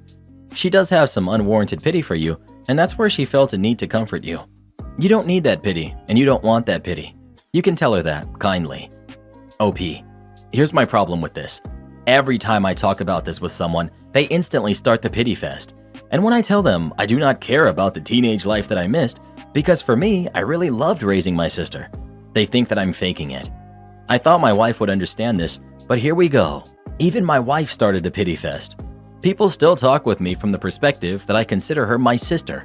She is my daughter. Imagine telling a father you wasted years raising your daughter. It's the same for me. Customer orders something last minute, thinks I'll come in on my day off to deliver it. So I wasn't directly involved with this. A coworker told me this happened today before we closed. For some important info, I work at a building supply store as a delivery driver. I'm the only one where I work who is licensed and certified to operate and drive a boom truck. For those who aren't familiar with them, it's a large transport truck with a crane on it for unloading material. So my coworker told me they've been dealing with this customer for several days who couldn't make up their minds on what material they wanted to redo their roof. Today alone, this customer called 5 times. So about an hour before the store was closing, the customer finally decided what they wanted. The customer said, "I want it delivered tomorrow and boomed up to my roof." My coworker informed them that we will be unable to deliver tomorrow with a boom because their only driver licensed to operate the vehicle was off tomorrow. I worked 5 days this week, so this is my weekend off. The customer wasn't happy. They were saying, "Well, that's no good. I need this delivered tomorrow." And also said, "I'm sure you can have your driver come in just to do my delivery." My coworker snapped back saying, "No, we aren't going to ask him to come in for a delivery. It's the driver's weekend off. He's worked the whole week. He's earned his time off." They tell the customer the soonest they could get it delivered if they wanted it boomed would be when my weekend off was done. The customer repeated that that was no good, that they need the material tomorrow. My coworker said, "That doesn't sound like an us emergency. If you need something boomed, we need some adequate notice." The customer replied, "Well, I am giving you adequate notice." My coworker explained to the customer that it wasn't adequate notice because they were placing their order within an hour of closing, expecting next day delivery, and pointed out to the customer that if they had decided on the order sooner, that they probably could have gotten it today since I was in. Eventually, the customer backed down, agreed to have everything delivered tomorrow, but it would only be dropped on the ground and not taken up to the roof. But then the customer said, "And when I pay with cash, I get a discount, right?" My coworker bluntly told her no. As my coworker was telling me that, I told them they could throw the law at the customer, that I had already worked 5 days and was near the end of my hours for what I am legally allowed to drive with that truck, just in case the customer decided to make things more difficult in the future. Am I the jerk because I won't give an employee 6 weeks off to be with his newborn? I'm looking for moral judgment since I know I'm legally in the clear. I'm the GM of a small grocery store. Because of how small our store is and how limited our hours are, we can only afford to keep a staff of 5 plus myself. Dave joined our staff about 4.5 months ago. He's a very quiet man and he does not discuss his life outside of work. He doesn't actually say much at all. All he's really said about himself is that he's new to the area and he's in his early 20s. His performance has been, at best, slightly below average. He has a problem being on time for shifts, and he has a tendency to ask to leave early on days where he's been late. He does the basic bare minimum of his duties. Dave spoke to me yesterday and revealed to me that not only is he married, but his wife is pregnant and her due date is this coming Wednesday. He asked me to give him at least 4 weeks off to be at home with her, but he would prefer I give him 6 weeks. I was shocked because none of us knew he was married, let alone with a kid on the way. I told him I'd review his request and let him know. The rule at this store has always been that time off requests must be given with a minimum 2 weeks notice. I tell new hires this multiple times during the onboarding process, and Dave was informed of this several times. I'm also annoyed because Dave's had 4 months to speak to me about time off, and he waited until literally 4 days before he needed the time off. I work 6 days a week at the store, and I'm always available in person or on the phone.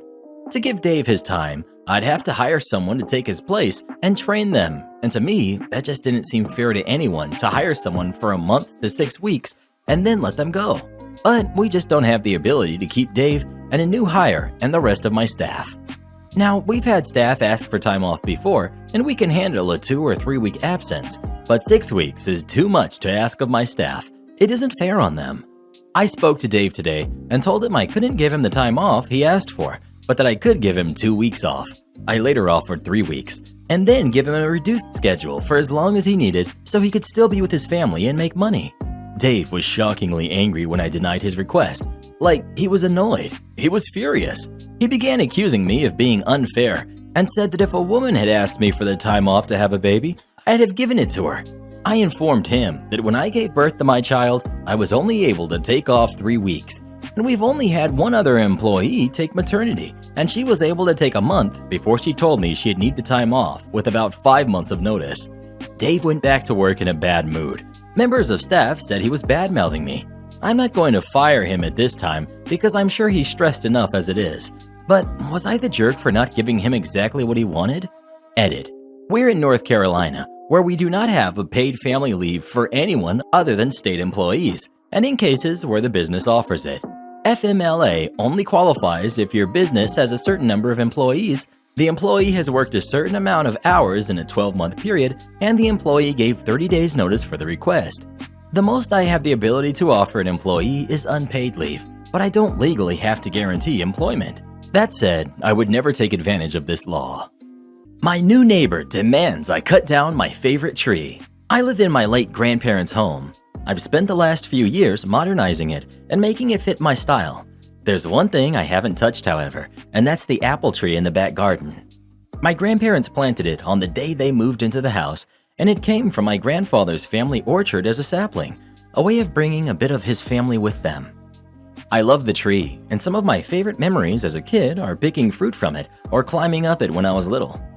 New neighbors recently moved in next door, and they keep complaining about the tree, wanting it cut down as it's casting shade onto their property where they want to put a hot tub. None of the tree overhangs onto their property at all, just sadly cuts off light in that one specific area. I've apologized, but told them I won't be cutting it down, and suggested they put their hot tub somewhere else in the garden, as it's a big space. I'd even planned to try and smooth things over when it grows fruit this year by bringing them a big bag of fresh apples. They are upset at me and complaining about how it's just a tree and it's not a big deal to cut it down. The husband has also been threatening to get lawyers involved to force me to cut it down. I'll admit, that part upset me and stopped any goodwill I had towards them or desire to smooth things over. I've told them to do whatever they want, but warned them that I've got a camera in my back garden, so if they mess with my tree, I'll know. I set this up a few years ago due to the kids stealing all the apples. I don't mind giving apples away to people as it grows plenty, but I have an issue with people helping themselves. I know it's just a tree, and it's perhaps silly to be so enraged by their demands and threats, but it has sentimental value to me. Is it really that unreasonable for me to not care that it casts some shade into their garden? Edit. I've also explained the sentimental value this tree has, but they don't care, and they don't see what the big deal is about the tree. Not the jerk. That's a part of your property that you love and cherish, and they knew the tree was there when they moved in, so clearly it wasn't a deal breaker for them. You can't always be a people pleaser. Protect your peace and protect your tree. That's what I was going to say. They knew it was there when they bought the house. Also, a lawyer can't do crap. It's your property. It's not even overhanging on theirs. I sat on a local committee, similar to an HOA, and had to look at shadowing diagrams for building approvals. Single trees were not considered at all in shading. The only time it could count is if it were creating a wall-like hedge. They're not going to have a case here, but these seem like people who will cut it down themselves and try to ignore the consequences. Not the jerk at all. I'd watch out for these people. It takes pushy people to move into a neighborhood and go to the house of someone who has lived there for years and demand that that person cut down an apple tree grown from a family orchard. OP. Yeah, I felt the same, and I was worried they might try something when I'm not at home, which is why I warned them of the camera I set up so they know that it won't go unnoticed. If possible, cut a clone from Grandpa's tree, or actually cut a couple clones from it just to be safe. People bold enough to threaten legal action over your tree on your property that does not overhang onto their property can't be trusted. Even with cameras rolling, I could see them having it cut down while you're at work, regardless of the consequences. Totally not the jerk. And do a little bit of reading about tree law. Yes, disputes about trees are common enough that a body of law has developed around the issue. If they damage or cut down a tree on your property without your permission, that could be a very costly mistake for them. Well, what would you do in this situation? Would you go ahead and cut down the tree for the new neighbors or not? Please let us know. I'd plant a few more is what I'd do. My fiance is extremely jealous of me spending time with my sister. So I'm 25, male, and my fiance is 24, female. She's never gotten along with my sister, who's 18. My fiance has never liked how close I am with my sister, and it's been a cause of a few arguments. I proposed to my fiance, Sarah, a few months ago, and things have been going smoothly. In fact, I would say our relationship has never been better. A few days ago, Sarah listed off to me all of the people she wanted as bridesmaids, and not surprisingly, my sister was not one of them. She said she was planning on asking them in a few more months to be in our wedding. Sarah then asked me if I knew who I wanted as groomsmen. I listed off a couple of friends that Sarah knew, Keegan, Joe, Sammy, etc. And then I said I wanted my sister to be one of my groomsmen. This made Sarah upset. She said that it wasn't traditional for a woman to be a groomsman and that it would embarrass her. I explained to her that my sister was one of the most important people in my life and she was going to be a part of our wedding. This made Sarah even more upset, and she accused me of trying to ruin her wedding day, and she locked herself in the bathroom. It's been a few days since this, and we haven't spoken at all. Many of her family members have reached out to me and asked me to not include my sister in the wedding at all, and that Sarah should be the most important woman in my life, not my sister. My mother-in-law even called me, telling me that I was making Sarah depressed and that I was a horrible person for doing this to my future wife. My sister heard about all of this and told me that it was okay to not invite her. I stood my ground and told all of them that my sister would be included no matter what. Am I the jerk for doing this? Edit. Sarah's dislike for my sister stems from one time that she saw us cuddling. That made Sarah upset. Second edit. My sister is aromantic, and she told me that she would most likely never get married, and that made her sad. I told her she could be a part of my wedding, even if it wasn't the same thing. I will never forget the look of joy on my sister's face. This is why I won't back down, for those wondering. Third edit. I'm planning on calling off the engagement with Sarah when I get home from work. My sister is more important to me than any miserable marriage. I will be home around 8 Eastern, so look out for an update around then. Final edit. This is going to be a bit long, so please be patient with me. I got home from work, and I told Sarah we need to talk. She agreed, and we sat down in the living room. I started off by asking her why she had such a problem with my sister being a groomsman, and also, as many of you suggested, if she had any sort of past issues related to that. Sarah told me she hadn't. She went on to say that having my sister as a groomsman was untraditional. She also said that she was uncomfortable with how close I was with my sister. I gave Sarah an ultimatum. We could go to couples therapy, she could try to repair her relationship with sister and tell her family to stop guilting me, or we were going to have to call off the engagement. Sarah blew up at me and said she was going to stay with her mother. Family-in-law is now completely upset with me and they're sending me mean messages on Facebook, so I guess that's most likely the end of Sarah and I. But to wrap things up on a good note, sister is planning on moving in with me. Her mental health was drained from this, so we decided to move in together. Thank you everyone for sticking through this with me. I appreciate all the kind messages. I ended up showing sister some of them, and she was very delighted. Info. Why would you marry someone who's jealous of your sister? Absolutely not the jerk. You sound like a great big brother. I'm sorry you're going through this. OP. We had argued about it before, but it had been forgotten about until this instance. I will probably be calling off my engagement after reading everyone's advice. I'd also like to say, I really don't like the fact your fiancé said her wedding. Is she marrying herself? Because last I checked, it was your wedding too, and I don't see why she feels it's her right to ruin your wedding day. That's exactly what I thought when I read that line. I had a friend that was engaged and wanted every detail her way, regardless of what the groom thought. She tried to convince me to tell him that weddings are all about the bride and only the bride. She was not happy at all when I told her she was crazy, that it was his wedding too, and that he should have equal say in their day. They never did get married. Not the jerk. No, it's not traditional for a sister to be a groomswoman, just like it's not traditional for a brother to be a bridesman. But both are happening these days, and it shouldn't be embarrassing at all. And if Sarah had merely been startled by this, then I would have said not the jerk. But for her to be having these ongoing, irrational, emotional reactions to the fact that your sister is important enough to you that you want her at your side as you marry your fiancé, that's a very different story. If she truly thinks that she should be the most important person in your life to the point that you exclude other people from standing by your side, that is an extraordinarily insecure and controlling person. I would be deeply concerned about spending your life with someone who thinks your sister should not be important to you. And I would also take note of who respects you and who wants you to be happy. Your sister already agreed to placate someone who doesn't even like her. She's doing that because she loves you. Your fiancé showing that she doesn't respect your wishes and puts her desire to be center of attention above your desire to be supported. And your future mother-in-law is supporting Sarah's temper tantrum rather than Sarah and is trying to help manipulate you into acquiescing. I would strongly recommend couples counseling before moving forward with the wedding process. Not the jerk. Her locking herself in a bathroom and not even trying to compromise is a red flag though. It's your wedding day too. Y'all are going to have to find ways to work around more in your actual marriage. Boss wouldn't let me come in 1 hour early, so I made sure she didn't get a raise. Background. The police department that I worked for set a policy that patrol officers were evaluated based on their daily activity. Can't set quotas, etc. So an officer is compared to all of the officers working under the same sector sergeant. The stats are compiled each month. Basically, you had to be within 10% of the sector average. If your sector averaged 10 marks of activity per day, you could average as low as 9 or even as high as 11 and you were fine. Sector averages varied across geography and time of day. It was also pretty easy to stay within those parameters. My previous sector averaged 15 per day. Meet the goals and you get your yearly step increase, which is typically 5%.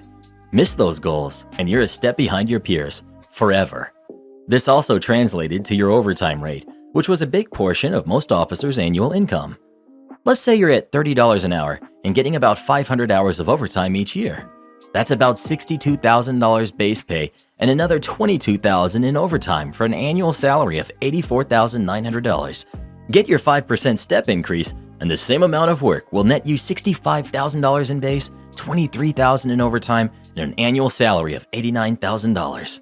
Miss your step increase and you're still making $84,000 while your peers are making $4,000 more. This also translates to similar gains in pension, 401k, 457k, and IRA contributions, yada yada yada. I received a hardship transfer to day shift due to my son staying with me for the summer. It was only for 6 weeks. The hardship was that if I didn't get the transfer, I would have to find childcare during the evening, which would have cost me about $5,000 for the 6 weeks. My lieutenant assures me that I will be put on the 7 a.m. to 3 p.m. shift as my wife works the 4 p.m. to 12 a.m. shift. This lets us trade off with my son and everyone is happy. Enter my new day shift sergeant. The sergeant was a slug, lazy, do-nothing supervisor, drawing a paycheck and only looking out for themselves. The sergeant put me on the 8 a.m. to 4 p.m. shift. I approached her and ran through my story and advised her I was told by the lieutenants that I would be on the 7 to 3 shift. She laughed at me and said, "That's what babysitters are for." Okay, fine. Enter the malicious compliance. The sector average for this sergeant was 7. You could literally get a 7 before you left the parking lot for your patrol shift. It wasn't a difficult achievement. I started getting daily activity of about 60 to 70 marks. A mark was just a tally mark next to a category of work. I was basically doing more work than the entire section combined every single day. After a week of this, she comes to me and tells me I'm doing too much work. Tells me that I'm destroying the sector average and it's going to wreck my review. She didn't mention that it also wrecks her review and all of the officers under her. I looked her dead in the eye and said, "Well, Sergeant, I just have so much energy because I get to sleep an extra hour. I just have to do something with that energy or I will go crazy." I let that sink in for a moment and then add, "If I had to get up earlier, like 5:30, to be here at 7 a.m., I probably wouldn't have very much energy since I wouldn't be getting as much sleep." I kept working at the same pace for the rest of the month, effectively destroying the sector's average to the point where she didn't get her raise. Side note, yes, I also did over all 6 officers that worked under her out of their raises too. Funny thing about slug sergeants, they attract slug officers. Her sector had a terrible reputation for not being worth a darn. I didn't feel bad one bit, nor did anyone else that had to pick up their slack on the day shift. I got picked up for a special assignment after the first month and transferred to headquarters for about 4 years. My evaluation was based on entirely different metrics that year. I not only got my raise, but I got a promotion as well. Never mind the malicious compliance. What kind of targets are these that you can easily exceed them by 1,000%? Talking to someone counts in most departments. Community interaction. That sounds like when I used to do peer support. So it would be like 1. Talking to someone about addiction. 2. Taking someone to the food pantry. 3. Researching side effects of meds with client. 4. Hosting a support group. So for a police officer, it would be 1. Filing paperwork. 2. Following up with detectives. 3. Checking Facebook for stolen goods and known thieves. 4. Maintenance on car. Something like that. I'm surprised she didn't get you transferred to a nice town in the country. Maybe Sanford. I hear it usually comes with a nice cottage. You're not medically qualified. I work in a prison, and working in a prison means a responsibility to ensure the well-being of inmates. As expected, this includes medical needs. Anything you would see a doctor for, the inmates would as well. The procedure would be to send a medical kite or letter to medical with concerns, symptoms, etc., and request to be seen. For a true emergency, chest pains, troubles breathing, an inmate can declare a medical emergency. This is the equivalent of calling emergency services. When the medical emergency is requested, a radio call is made with the location, nature of the emergency, and the requested type of service needed, such as a faculty medical staff, custody staff, and outside medical services. When a medical emergency, or code, is called, the facility is locked down, meaning no movement for the inmates. Lunch being served? Sorry, you will have to wait to eat while this code is going on. Time for you to go to work? Sorry, you're going to lose some pay until this code is clear. As expected, there are incarcerated individuals that are not all that mentally stable. They will declare a medical emergency for a hurt toe or heartburn. Now, as a regular person, I'm aware that a hurt toe is not a medical emergency, so I, and many others, would advise the inmate to kite medical and request to be seen. This system seemed to work for a long time until the administration began to receive complaints from the inmates that staff were ignoring the request to declare medical emergencies. "You are not medically trained," was the answer we received when we tried to explain the reason for ignoring medical emergencies. "Do your job and declare the medical emergencies." Message received loud and clear. Over the next week, medical emergencies went from 1 a day to 3 to 4 a day. Inmate had a stubbed toe? Medical emergency. Couldn't go to the bathroom? Medical emergency. They had an itch? Medical emergency. You get the point. The facility was paralyzed. Medical was mad because they had to respond to every call. Food services were mad because a meal that took an hour to serve was now 2 to 3 hours. The inmates were mad because their yard and gym time was affected. A week later to the day, an email directive was received to stop declaring medical emergencies and to use our judgment. A few staff members kept it going for another week until it faded out.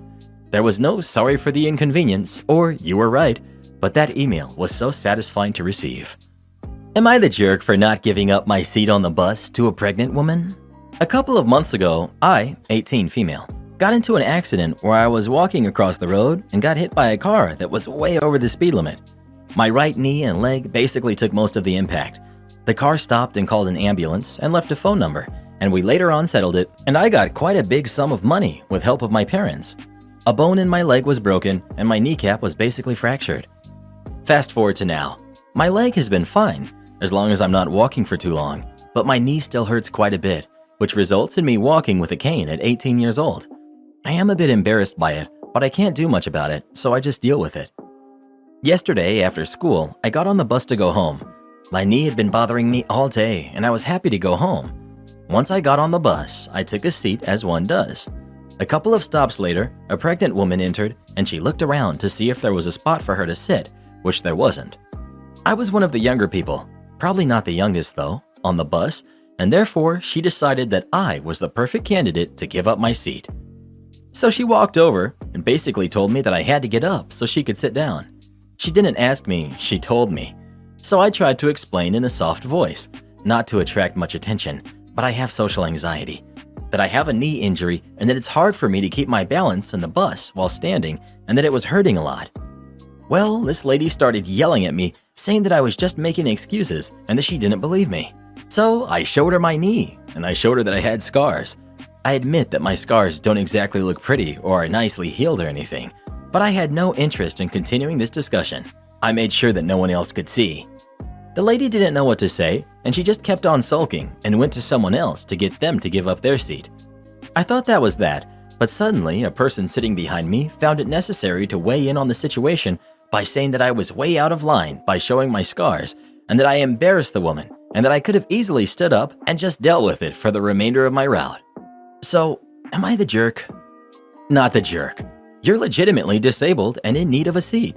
If the person behind you was so supportive of the pregnant woman's need to sit down, then they should have offered their seat instead of trying to bully you into doing so. Also, giving up seats for pregnant people is a voluntary courtesy, not something a pregnant person simply gets to demand of whomever they choose. Why didn't that smug, judgmental jerk sitting directly behind you, who told you that you were out of line, give up their seat for her? They clearly heard and saw the entire exchange and didn't bother to volunteer. Edit.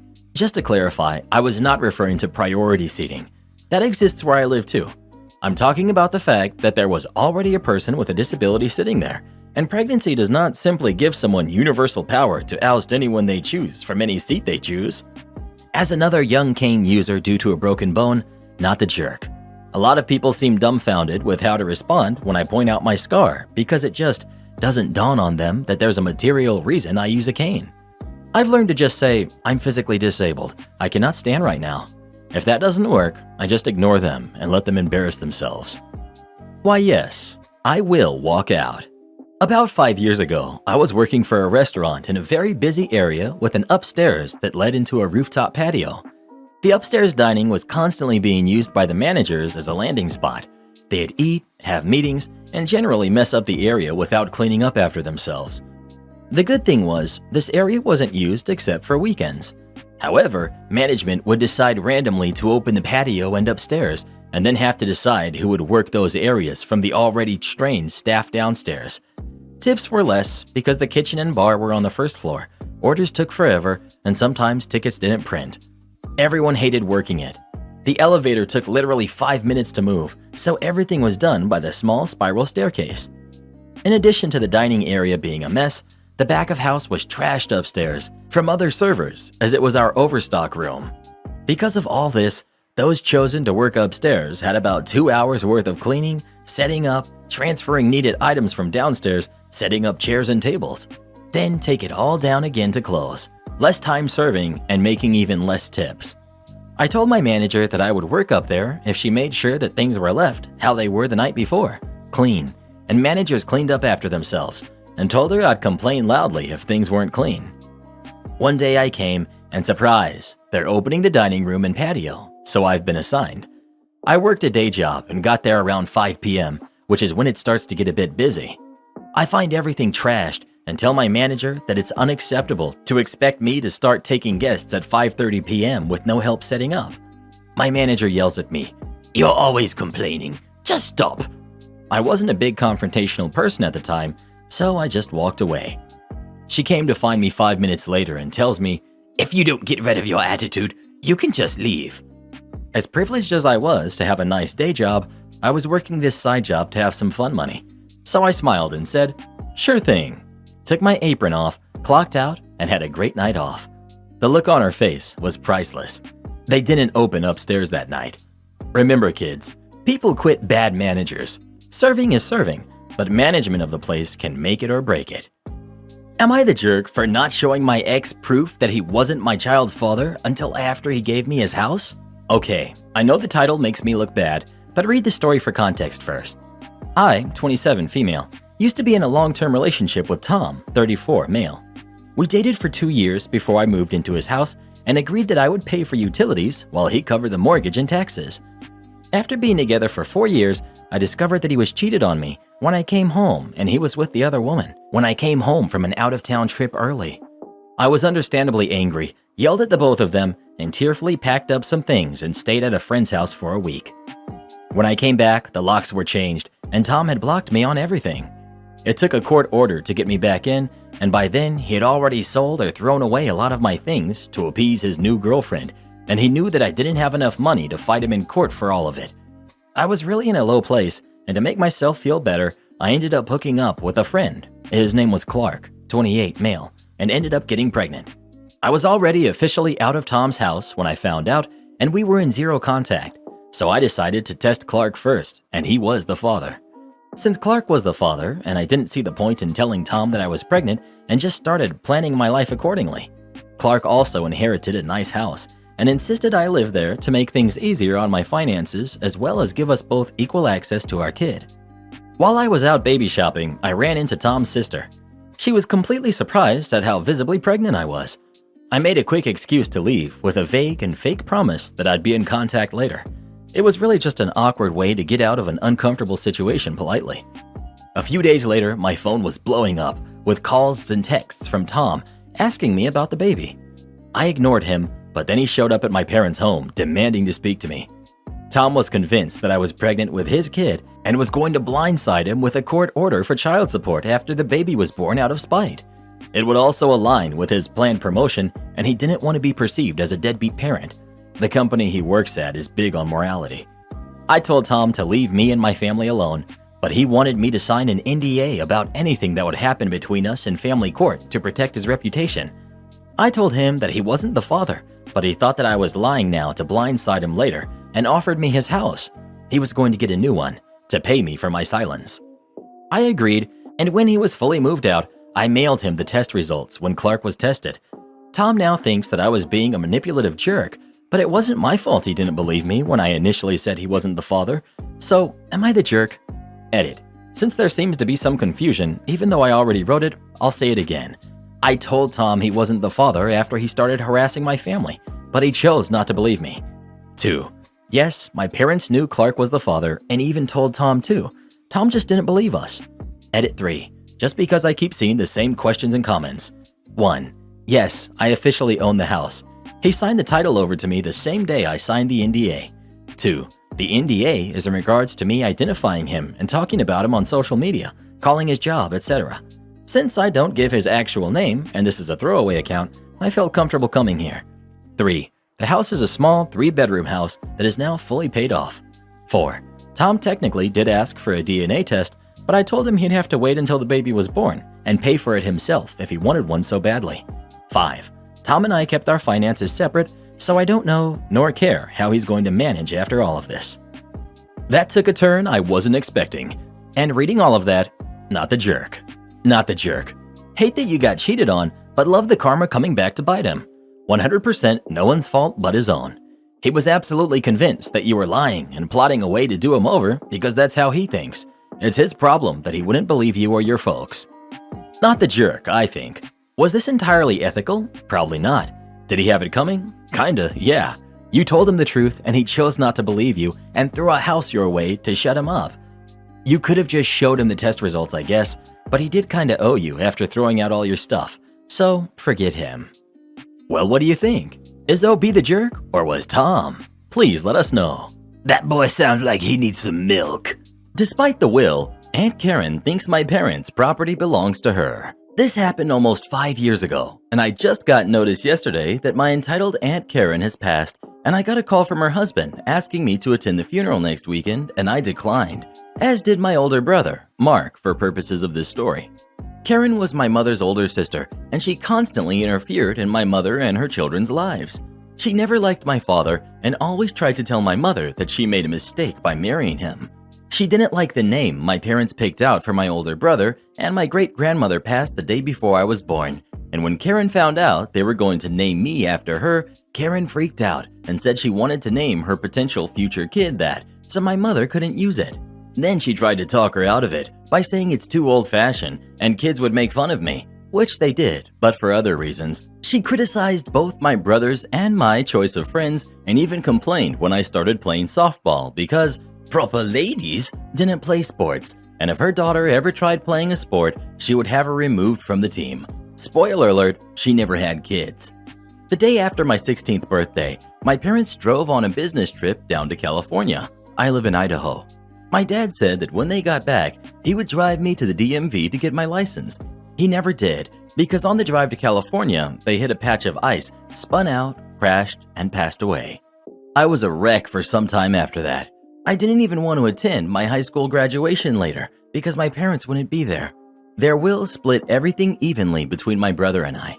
At the funeral, my parents, who owned their own business, production manager, Tim, was talking to my brother, and my brother told him that in a couple weeks he would step in and take over, and he was counting on Tim to run things smoothly until then and help him in taking it over and learning the ropes. I had no interest in the business other than it was a guaranteed summer job when I was growing up, so I stayed out of it and just collected profit checks until I sold my half to Mark, and he continues to run the business to this day. Mark told Tim that he should assure the employees there that their jobs were safe and that no major changes would be made. Then, one day, Aunt Karen showed up and began putting her stuff in my parents' office, and when Tim confronted her about this, she said his services were no longer needed and he was fired.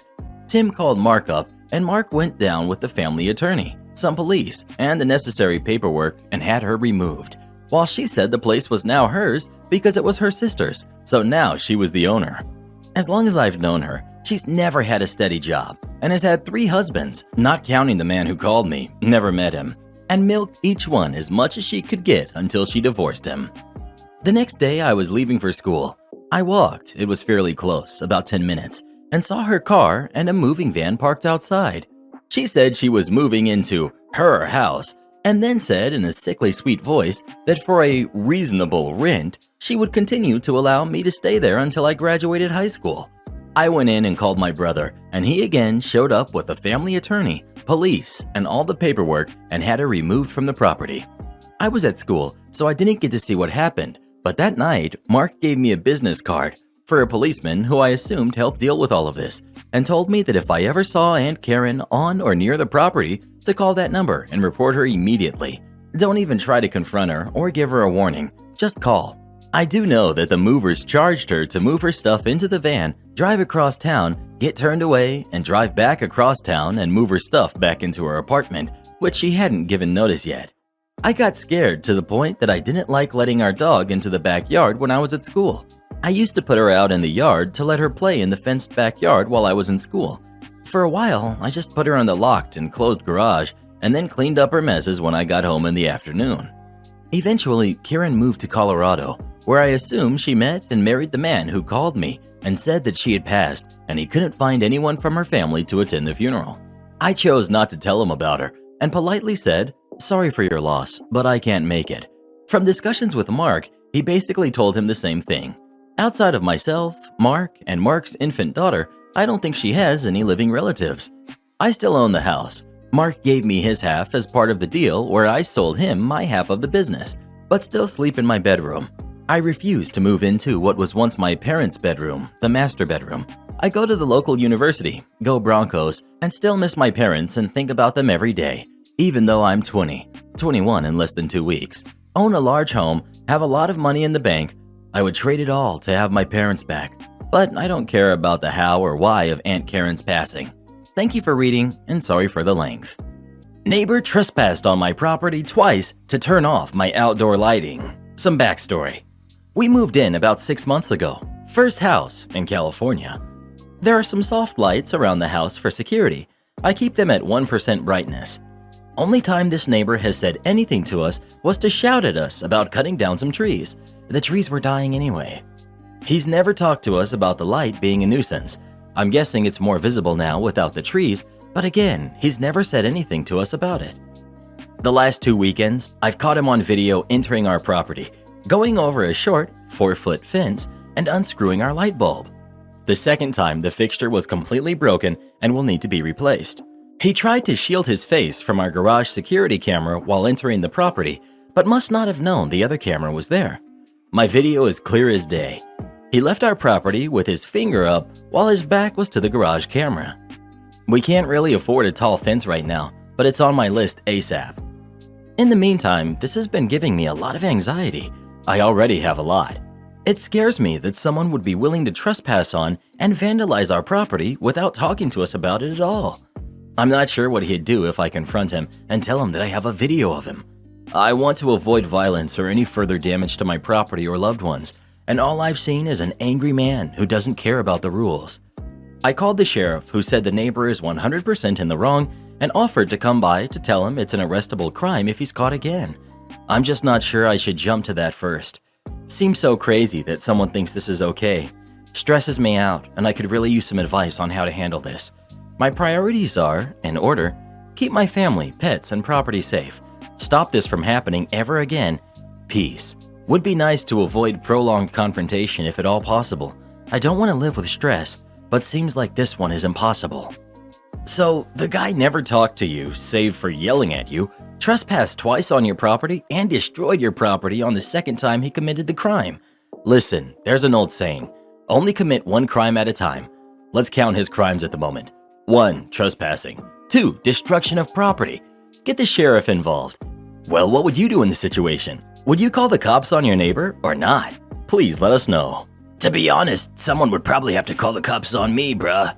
Shady boss lied about my position to keep me from policy-allowed benefits for years.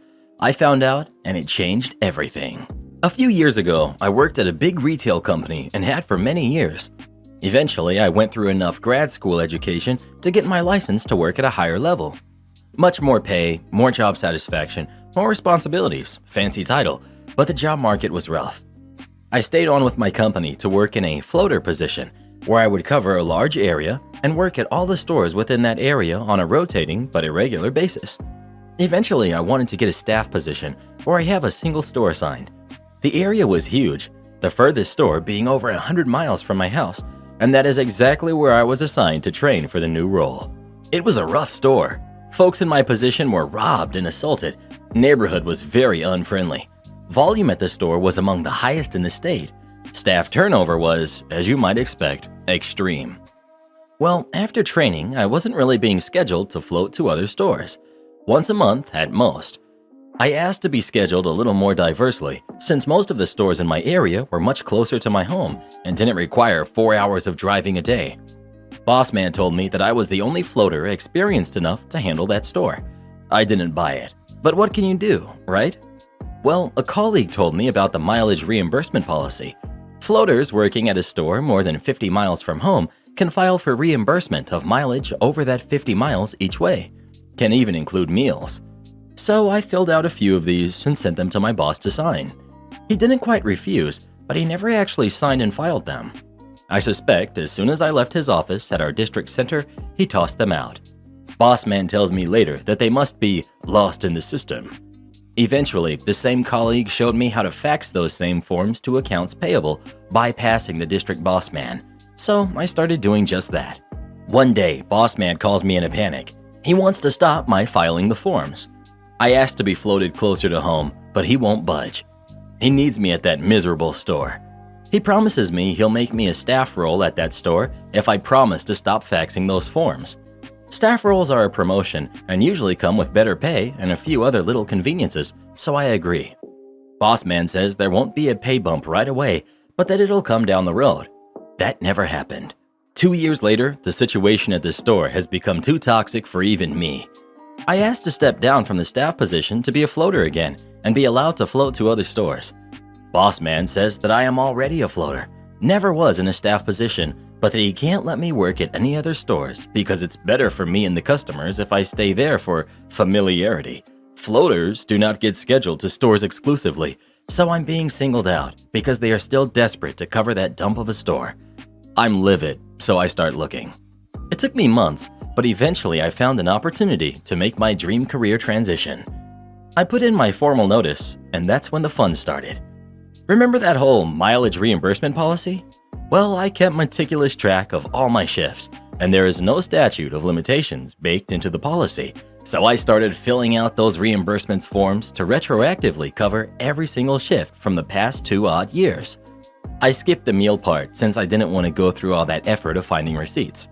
I had a friendly store manager sign off on them, and I started sending them to accounts payable directly again. I didn't fax them all in at once, but for each shift in my final 2 weeks, I faxed a few dozen in. We still have fax machines in that line of work, believe it or not. I figured, what do I have to lose?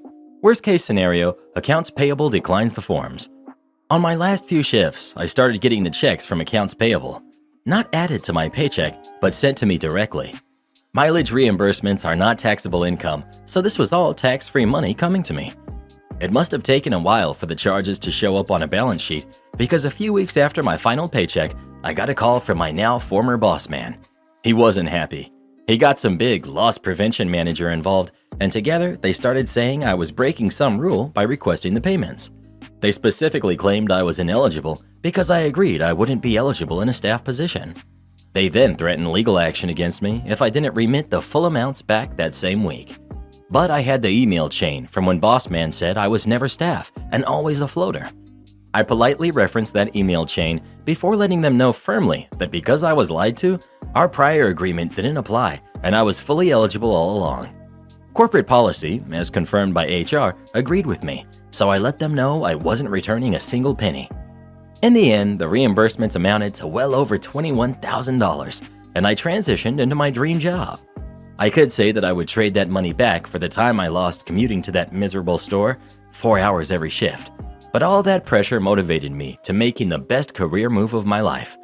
The great satisfaction of not only professionally surpassing my old boss, but getting to tell him that his lies cost him way more on the way out is almost priceless. I also shared my story and method with many colleagues who were being told wrongly by the boss man that they didn't qualify for this policy. Edit 1. Thank you all for the support and comments. As many of you correctly guessed, I was working as a community pharmacist. I do want to clarify that most of my coworkers, technicians, pharmacists, front-end staff, and customers and patients were amazing people. Between them and my subscription to Audible with a long list of books I always wanted to read, it made the situation such that I could tolerate that commute for all that time. The job market for retail pharmacy was/is also very rough, and I can't overstate that enough. It has empowered big chains to mistreat their staff in this and other ways, and that also endangers patient care, not to mention staff mental health.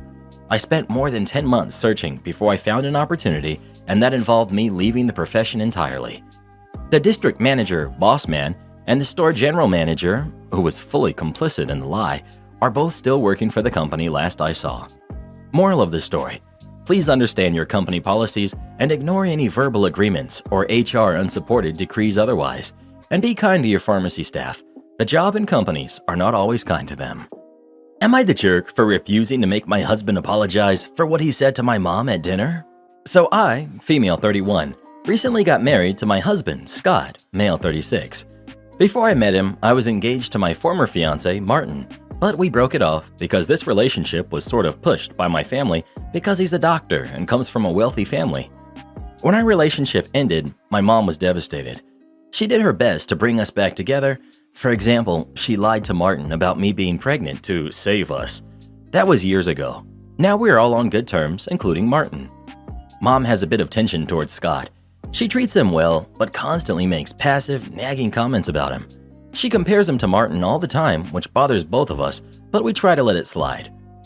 Mom kept telling Scott about the diamond ring, new car, and bank account Martin got for his fiancée, and kept sending him photos saying how generous Martin is to his fiancée, then compared him to Scott and what he had done for me. I told her stop doing this, and she apologized. Last week, we were over at my parents' house for a social gathering. Lots of relatives came, and we had dinner. At the dinner table, Mom asked Scott if he saw the text she sent him the other day. He said he was sorry and that he didn't see it.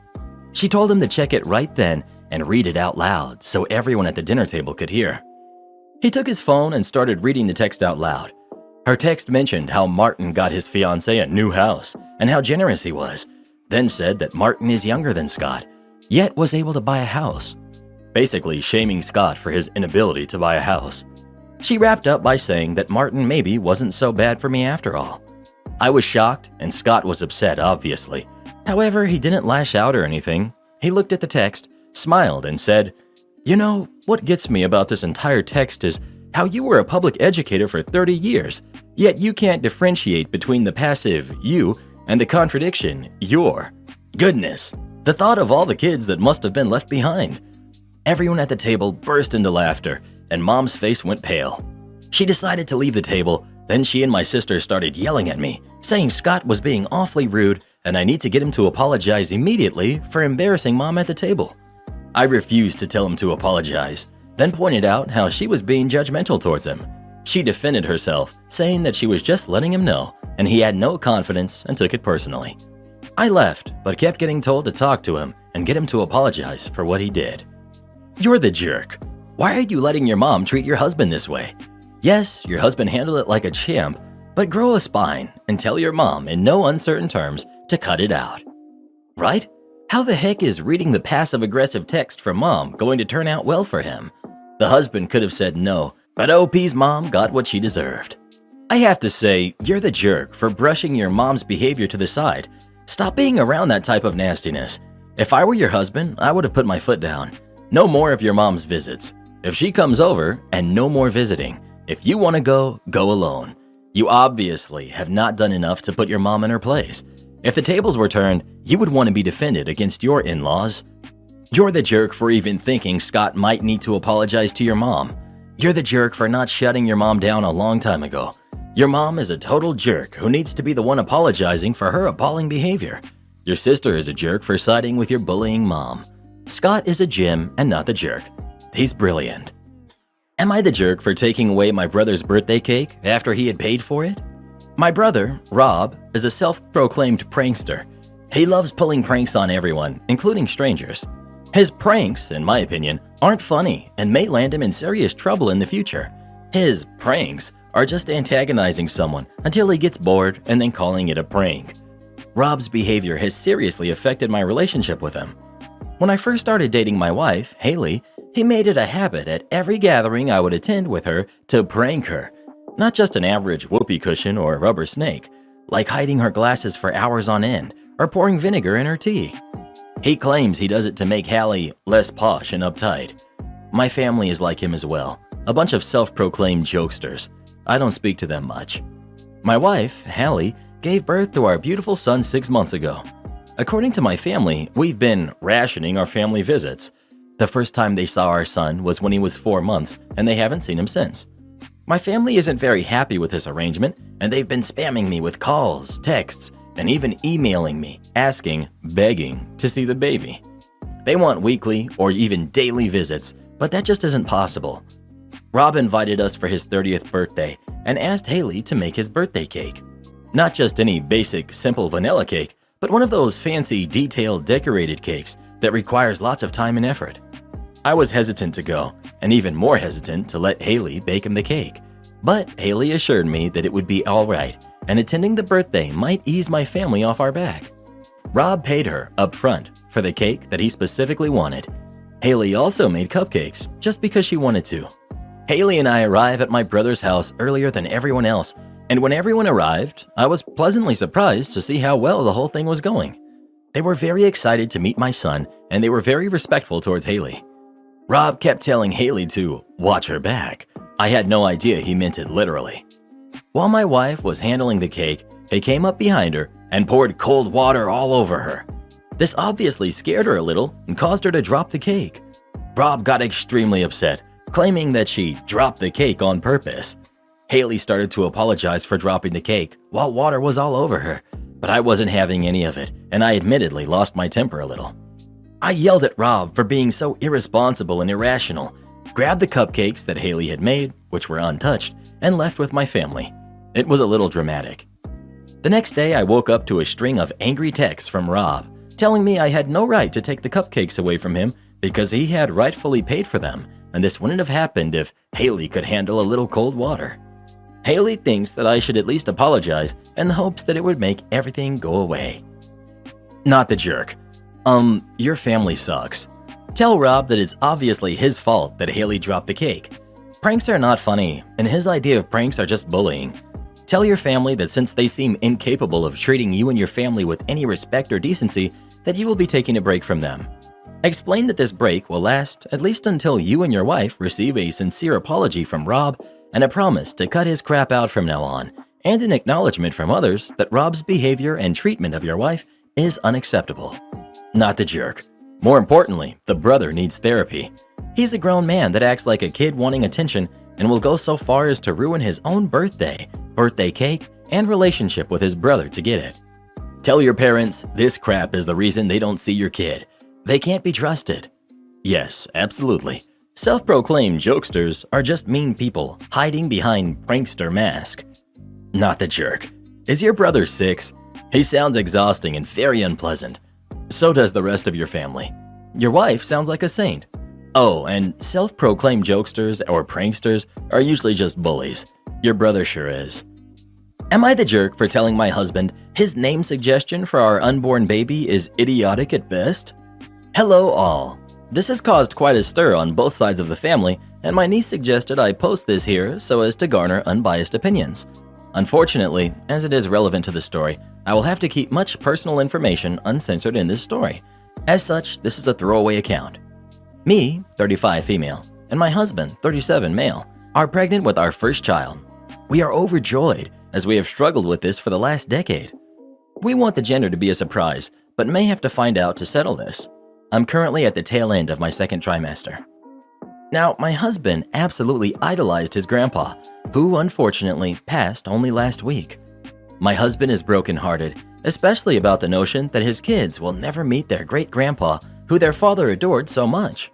As such, my husband has suggested that we name the baby after grandpa. Theodore if it's a boy, Theodora if it's a girl. Either way, we will either call them Teddy or Theo or Thea respectively.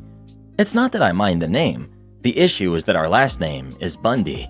I asked my husband, do you really see no issue in naming our kid Teddy followed by our last name?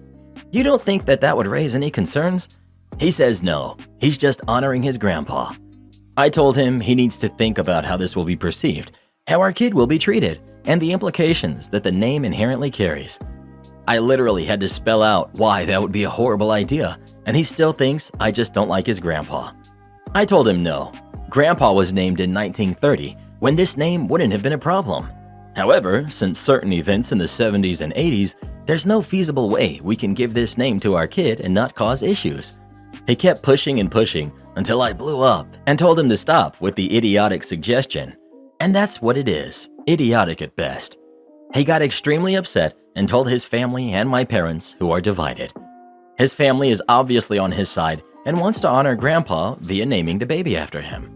My parents are torn, but on my side, as they understand the social pariah we would make our kid by giving them such a similar name to the person who did such bad things. I mean, personally, I don't think anyone is just going to assume that we are honoring a past loved one. They're just going to think of the criminal. Am I the jerk? Edit. Just to say that you guys are all proving my point that his name is clearly still infamous. There has not been one comment that didn't immediately make the correlation upon hearing my last name. That is exactly what I don't want to have happen to my kid. Kids are jerks, and they're gonna find a way to be mean. Let's not just hand them the material. Not the jerk. I have a friend who has a very similar name to a well-known criminal.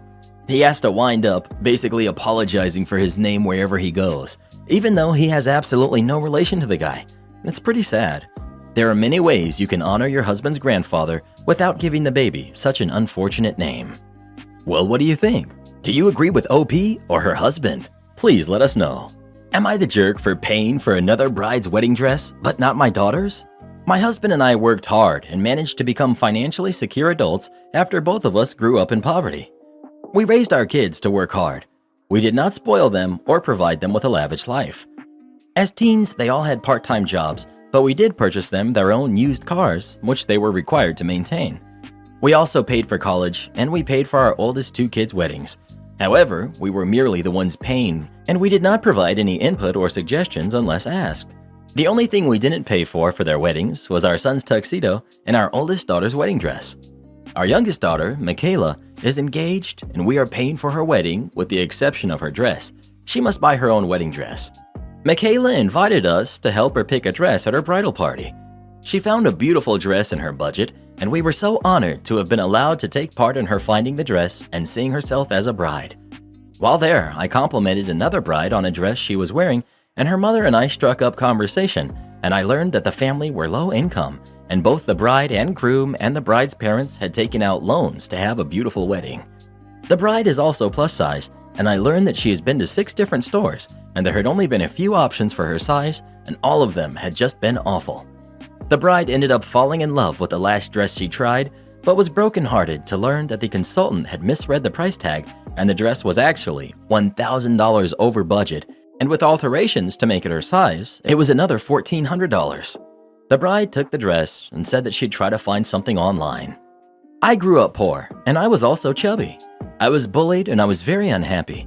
I always wanted more, and in this bride I saw myself, and I didn't want her to have to settle for a dress that fit versus a dress she loved.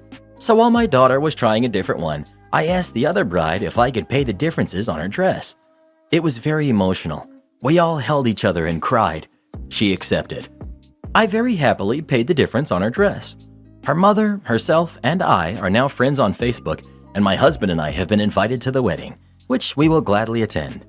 I felt very honored to have been allowed to help this girl in a small way, and being invited to her wedding was so unexpected and so amazing.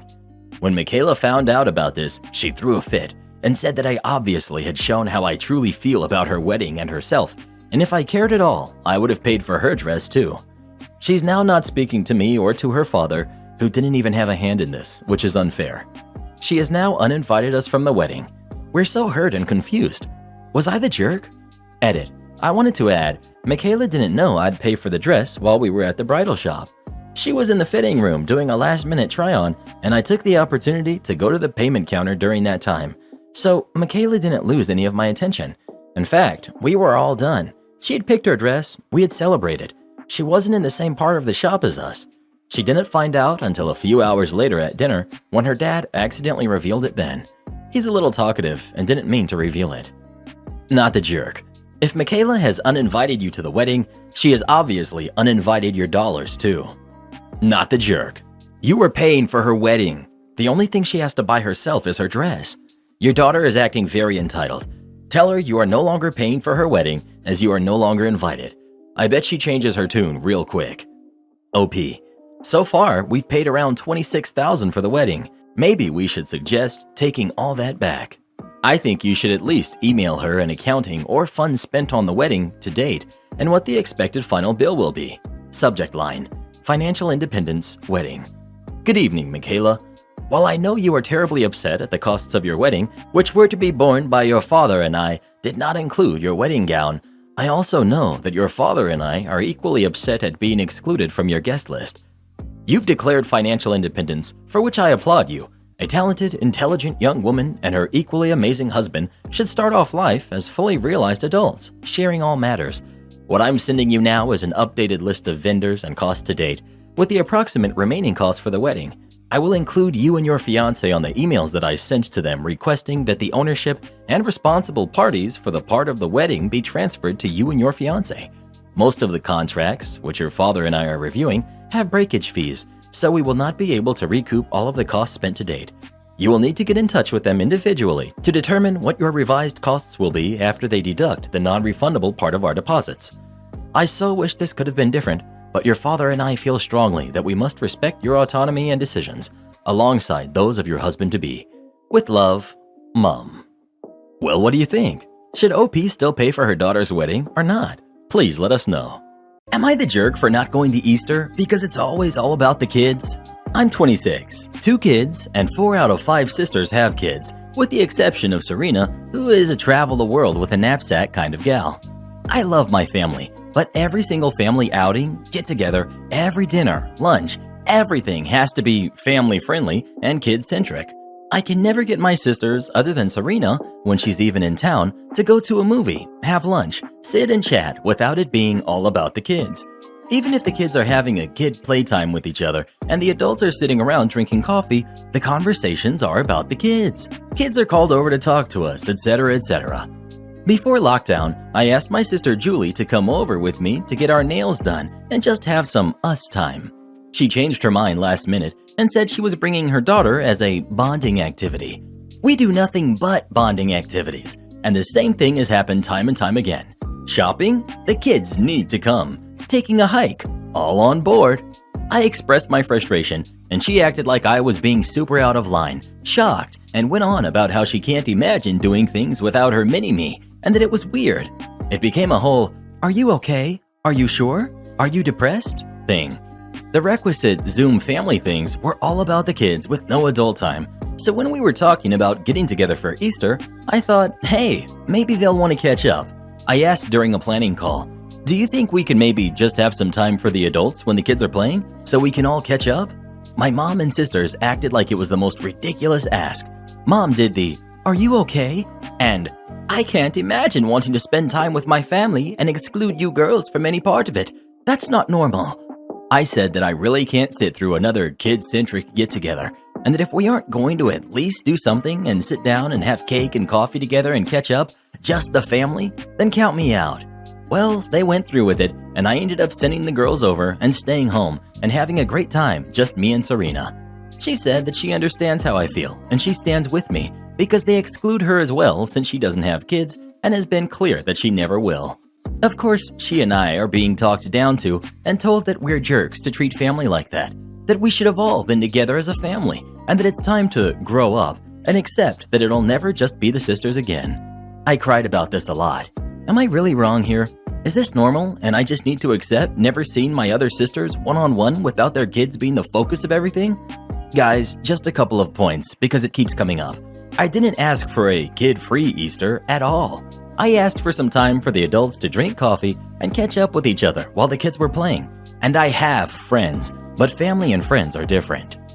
Work is 8 to 4 only. Not me, but my coworker, and I am super proud of them.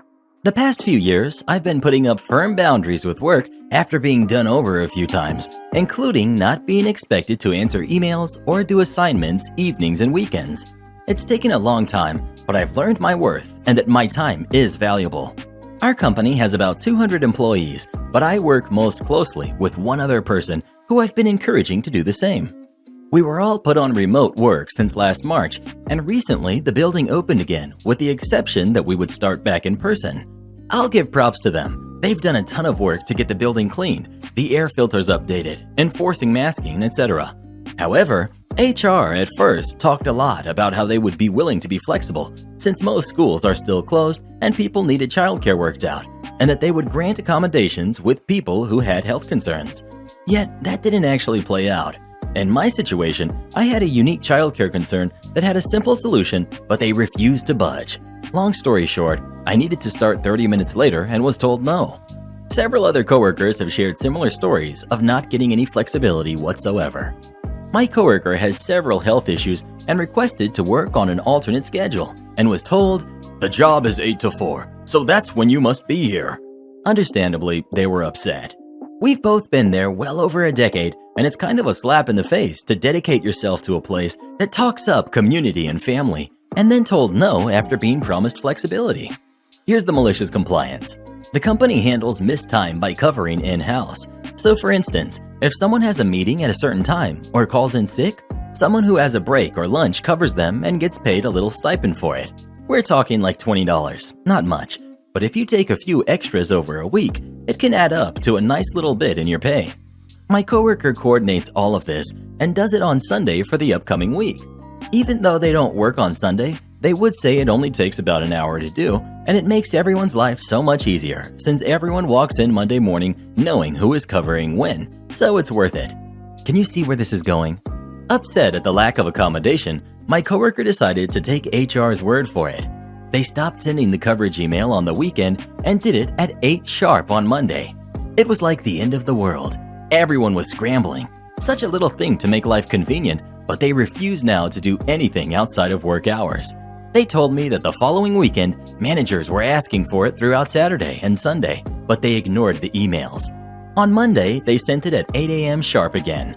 By the afternoon, the head boss had asked them to please resume doing it on the weekend, and they are now getting the extra hour paid by the company. I loved it. Take care of your employees, and they take care of you. Give a little, get a little. Here's some info asked about in the comments. 1. My coworker doesn't have a disability, but is nearing retirement age and has some minor medical concerns that could make getting sick very complicated. 2.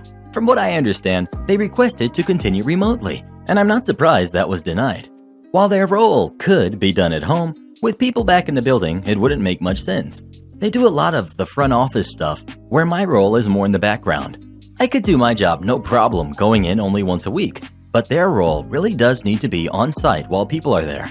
I believe they had asked to do some days at home or half days at home. That would work if HR had let them. 3. It seems from what I have gathered, only 2 people were granted remote accommodations. One person I know has some complicated medical issues, so that made sense to me. Most people asking for flexibility have roles that, like mine, don't necessitate being on site. I was told that my requested accommodation would be unfair because everyone needs to be treated equally, and I get that. Except most work with clients, and I don't. My role is completely internal support. There are others like me who do back-end stuff or support in other ways who were denied what I consider minor accommodations in the spirit of fairness, but would make life a million times easier. My new neighbor thinks she can park anywhere. This is currently happening, and my significant other is witnessing it and texting me it while I'm at work. I had a new neighbor move into my building, and she left notes on everyone's doors saying that she had bought the building and gave us insane rules to follow. She does not own the building, but only a unit or apartment. Jury is still out if she is insane or stupid. She's been quiet for the last few days, and I thought maybe that was it. Apparently, I was wrong. So each unit in our building is allocated 1 parking spot, just 1. I park in mine, and my significant other parks his car on the street on the other side of the building. Our parking lot has 1 visitor space. It's a very small parking lot, 6 spots for residents and 1 for a visitor. The visitor spot is nearly always empty, and my neighbors have said my significant other could park his car there if he wanted to, as we are the only unit with 2 cars, but he doesn't mind parking where he is. This morning, my significant other woke up to yelling. Our kitchen window overlooks the parking lot, and he snuck a peek out the window and saw entitled neighbors standing next to our nice neighbor's car, and they were arguing loudly. She kept yelling that she had a second car and needed to park in his spot, and he had to move his car or else she would have it towed. He kept repeating that it was his parking spot, and she could either park it in the visitor spot or on the street, and if she towed his car, he would report it as stolen. Significant other said she kept yelling that she can park wherever she wants to, and he needed to move it or else. So my significant other decided to park his car in my empty spot in case she tried to park there while I'm at work. Last message he sent me, she had stormed upstairs in a huff and slammed the door. Update. I got home from work and she has parked her second car in the visitor spot, but she's parked it so badly it's blocking the driveway in. Right now I'm parked on the street, but too tired to deal with her. Update 2. So like I said before, her car was basically blocking the driveway and I had to park on the street. Anyway, when I got up for work the next day, it was still there, but when I came home, it was gone. I asked my significant other as he was at home, and apparently a tow truck came and took it away. I'm still not sure which neighbor called the tow truck, but I have a suspicion it's the one she was arguing with. Significant other said she has been quiet all day, only the odd footsteps. Am I the jerk for letting my fiancé fend for himself after he constantly compared me to his mom? My fiancé had a heart attack and required an open heart surgery 2 weeks ago. He just got home a few days ago and I'm caring for him. A little backstory. His mom and I don't have a good relationship. Since the beginning of my relationship to my fiance, his mom would constantly try to compete with me and one-up me on everything. She always claimed she should be the first woman in my fiance's life because she birthed and raised him, and how I can't break their bond. For the most part, these comments were unprovoked, and at first, I would be too scared to defend myself. But later, I stood up for myself, and my fiance stood up for me and established some boundaries with his mom. His mom sometimes crosses some of those boundaries, but for the most part, she's been acting a bit better. During his stay in the hospital, both I and his mom took turns staying with him. Ever since we got home, I'm the one caring for him 24/7. And I don't mind. I love him and I want him to get better. But I got extremely upset because after we got home, he was being ungrateful about everything. He started comparing me to his mom. He started saying his mom would do this thing better, and why can't I do it like his mom does, since that's how he likes it? He gave backhanded compliments to the foods I make and says, "It's good, but it's not like my mom's." He sometimes also snaps at me because I won't do something quick enough or properly enough, and he will tell me words like, "I wish my mom was here. She wouldn't be so useless. Just tell her to come here if you can't do these basic tasks." I was patient with him because I don't want to upset him during his recovery. What made me lose my mind and leave the house was when he told me that his mom was probably right when she said she should be the first woman in his life, since she'd care about him better than I do, and how it was a mistake establishing boundaries with her, and that I was the one he should have established boundaries with. After this comment, I didn't think twice. I just packed my clothes in my handbag and left and went and stayed at my cousin's house. He called me and said that I'm the jerk for leaving him home alone while he's recovering, and that I should have at least called his mom first so she'd come. I told him he should call her, and it's none of my business anymore.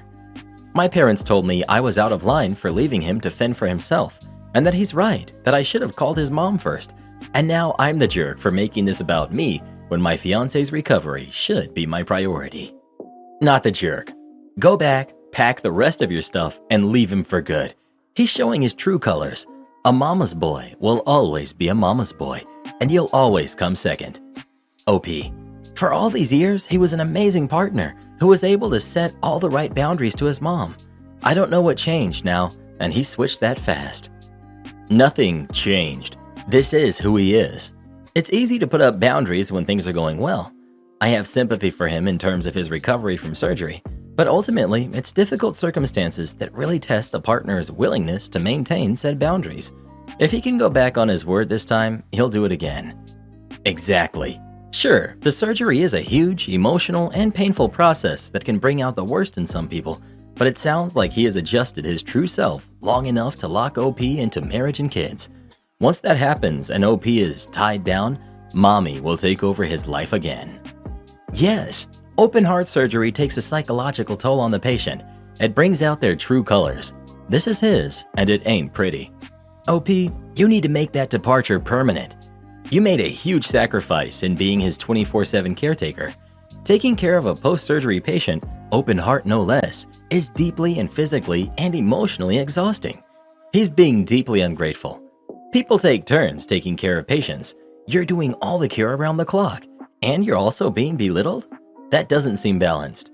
Comparing you to his mom and belittling what you do for him that way is typical mama's boy antics. Of course it's not like mom's. It's not made by mom. If he wants to do things mom's way, just give her a call, the way he did you after you left. It's clear he doesn't want a life with his partner. He wants mom 2.0 to take care of him. No matter what he did, if he told you that you aren't the first woman in his life because mom has that spot, you need to leave. Yes, mommy raised him, but when he's an engaged man, his life partner takes priority. This is his way of telling you that he will always choose his mom over you, and you're second, no matter the circumstances. Do you want to spend the rest of your life with him? Not the jerk. Also, run. Call off the wedding. He can marry his mom since he doesn't get the difference between wife and mother. OP. Oh, trust me, he gets the difference. He just wanted to switch it to his benefit each time. All these years, his mom was useless to him, so he was perfectly fine setting boundaries with her. Suddenly, he started missing the mommy care and switched me to be the bad guy because I was not an exact copy of his mom. Well, who do you think is the jerk? OP or her husband? Please let us know. If Reddit boy was a mama's boy, he'd need a new head. My parents wanted me to trade houses with them because I got a slightly better one. I'm going to start this off by saying that if you have a house and don't have cameras, get cameras. I have some now, but I should have gotten them sooner.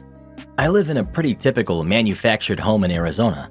My parents also live in one just a few streets over.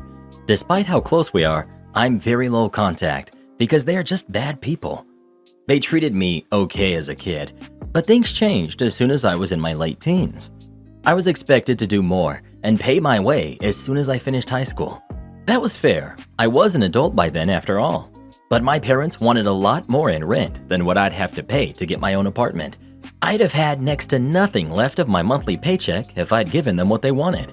So I refused to give them more than a fair amount, plus a share in utilities. And I started buying my own food as well. My father openly said that this was not good enough, and my parents actually filed official paperwork to evict me when I refused to cater to their demands. I left home and got an apartment with my best friend. 5 years later, and I bought my own house in a neighborhood not far from my parents. It's just a manufactured home on a small property, but it was so darn cheap that I couldn't turn it down, and my monthly mortgage isn't bad either. I even moved my best friend in to help me cover the bills. We were already used to living in the same space, and the house gave us much more room. I may even let another friend move in to get some more rent money for the mortgage because we've got one room that's actually left unused right now since the house is a 3-bedroom. My parents, though, somehow didn't like my independence from them. Did they want me to fail or something? I don't know. But the incident that caused the very low contact was when they demanded I trade houses with them. Yes, you read that correctly. They actually wanted to trade. Their manufactured home is smaller and older than mine and has one less bedroom. And their yard is smaller too. Not that either of us have any grass. It is Arizona after all. When they first saw my place, they looked upset. After a couple more visits, my father actually said it wasn't fair that I was doing better than them, and I was rubbing my nicer house in their faces. It's just an old manufactured home in one of the hottest states in the US. Seriously, what's to brag about? But I guess having something even slightly better than what my parents had irked them. And as I've already said, they actually demanded we trade houses because of it.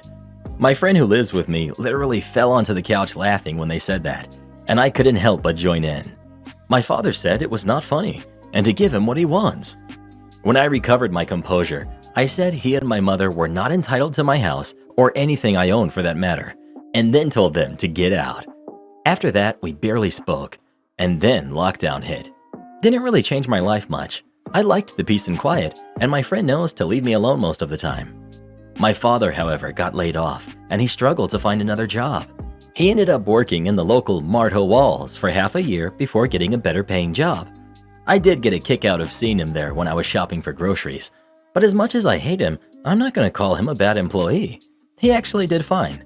But during that time, he and my mother kept calling me and asking for money. And I know what y'all are thinking.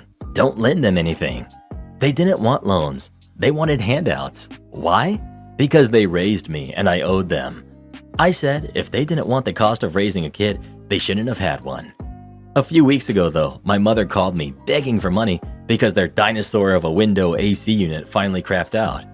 I told them I was not giving them anything and they were too cheap to replace the old AC unit for a long time, so I wasn't gonna buy them a new one.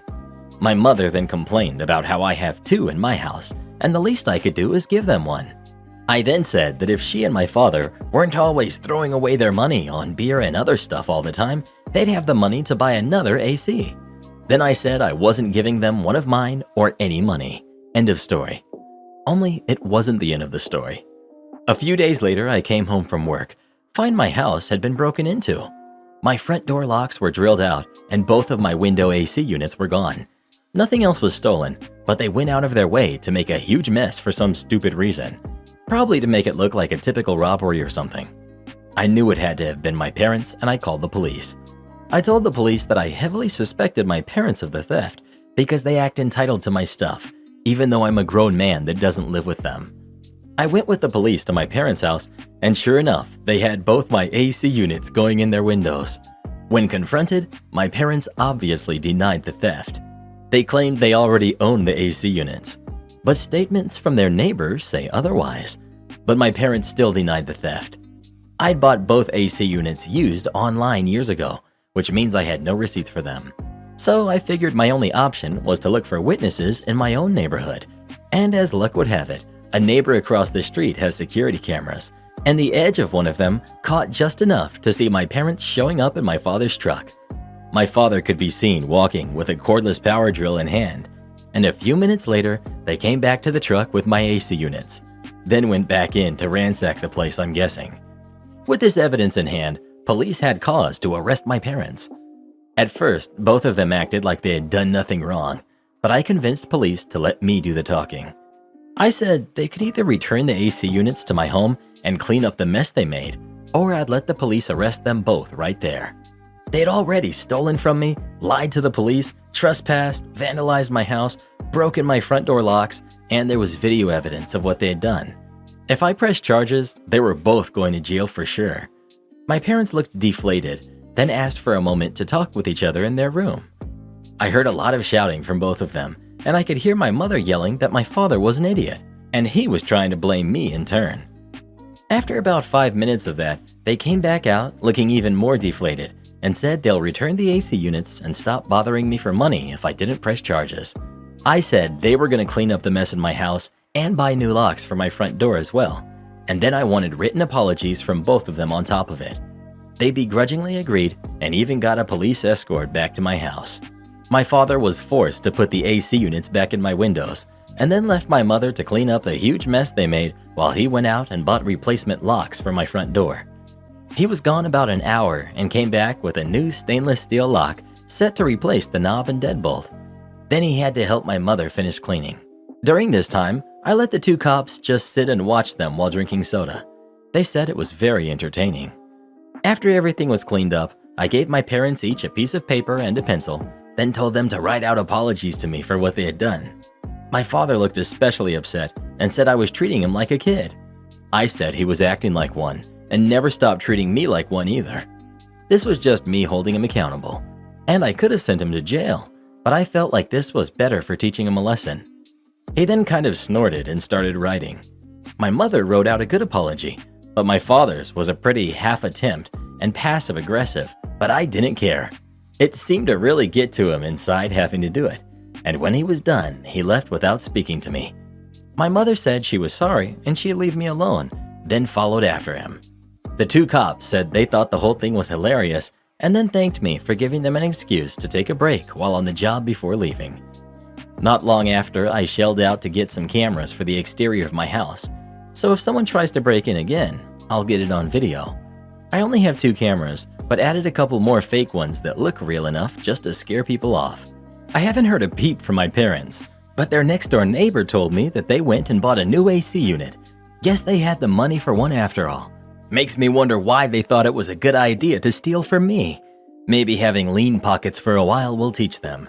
Then again, they are who they are after all. Edit. I've been questioned on how I got a house when I was only 23 years old. To start off with, the place was very cheap. In Arizona, you can find old manufactured homes on tiny properties for a very doable amount.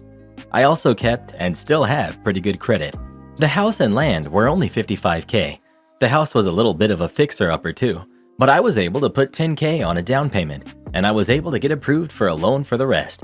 The house is no prize, and by now it's at least 30 years old, but it's home, and once I have it paid off, I'll feel much more financially secure. Am I the jerk for using my husband's money to pay for my daughter's Apple iPhone that he broke?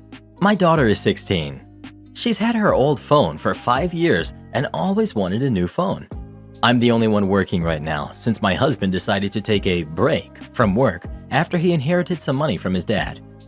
I saw that she did pretty good at school despite having mental health issues that had gotten in the way of her focus before, and so I decided to keep her encouraged and reward her by getting her an Apple iPhone that cost a good sum of money. I did my best to save money to buy it. I literally skipped paying for breakfast at work to be able to afford it, and my husband didn't want to help, so I was on my own. I bought her the iPhone, and quite honestly, I haven't seen her this happy in a while. It was refreshing for me because she really went through some hard times in the past couple of years, emotionally and mentally. My husband wasn't happy with this, and he said the iPhone will only distract her from school and chores, but that wasn't true. In fact, it encouraged her to do more. But he still said I shouldn't have spent that kind of money on an iPhone that she might be irresponsible with and break. My daughter picked up on his attitude towards the iPhone, but I told her to ignore him. Days ago, I found out that he broke the iPhone. I asked why, and he said he had asked her to get him something from the toolbox in the garage, but she was on the iPhone and ignored him. He used this incident as evidence that the iPhone was a bad influence, but I yelled at him and demanded he replace it. He said he wouldn't, so I took money out of his account and paid for a new iPhone and gave it to my daughter. He saw what I did and went off on me, calling me names, and accused me of stealing his father's money and demanded the money I took, every single penny back. I basically told him it won't happen. He got his mother on me, saying I'm setting a terrible example for my daughter by getting her a phone paid for with money that I stole from her dad. My husband said he won't speak a word to me until I fix this, but I already said I owe him nothing. Am I the jerk for this? ETA. No, he's her biological father, not stepdad. And price for the iPhone where I live is $1,000, and it's not cheap.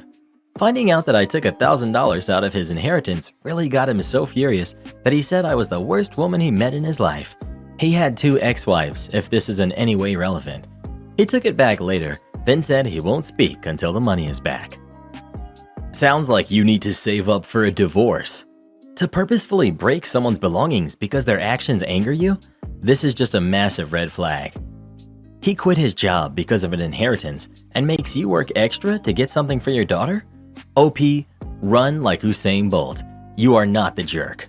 The fact he's not working but eating up savings is such a hill to die on for me. It's so irresponsible and not thinking about long-term consequences. Then he breaks her phone instead of just taking it away for the day like a normal person? OP, pack up everything you need and leave.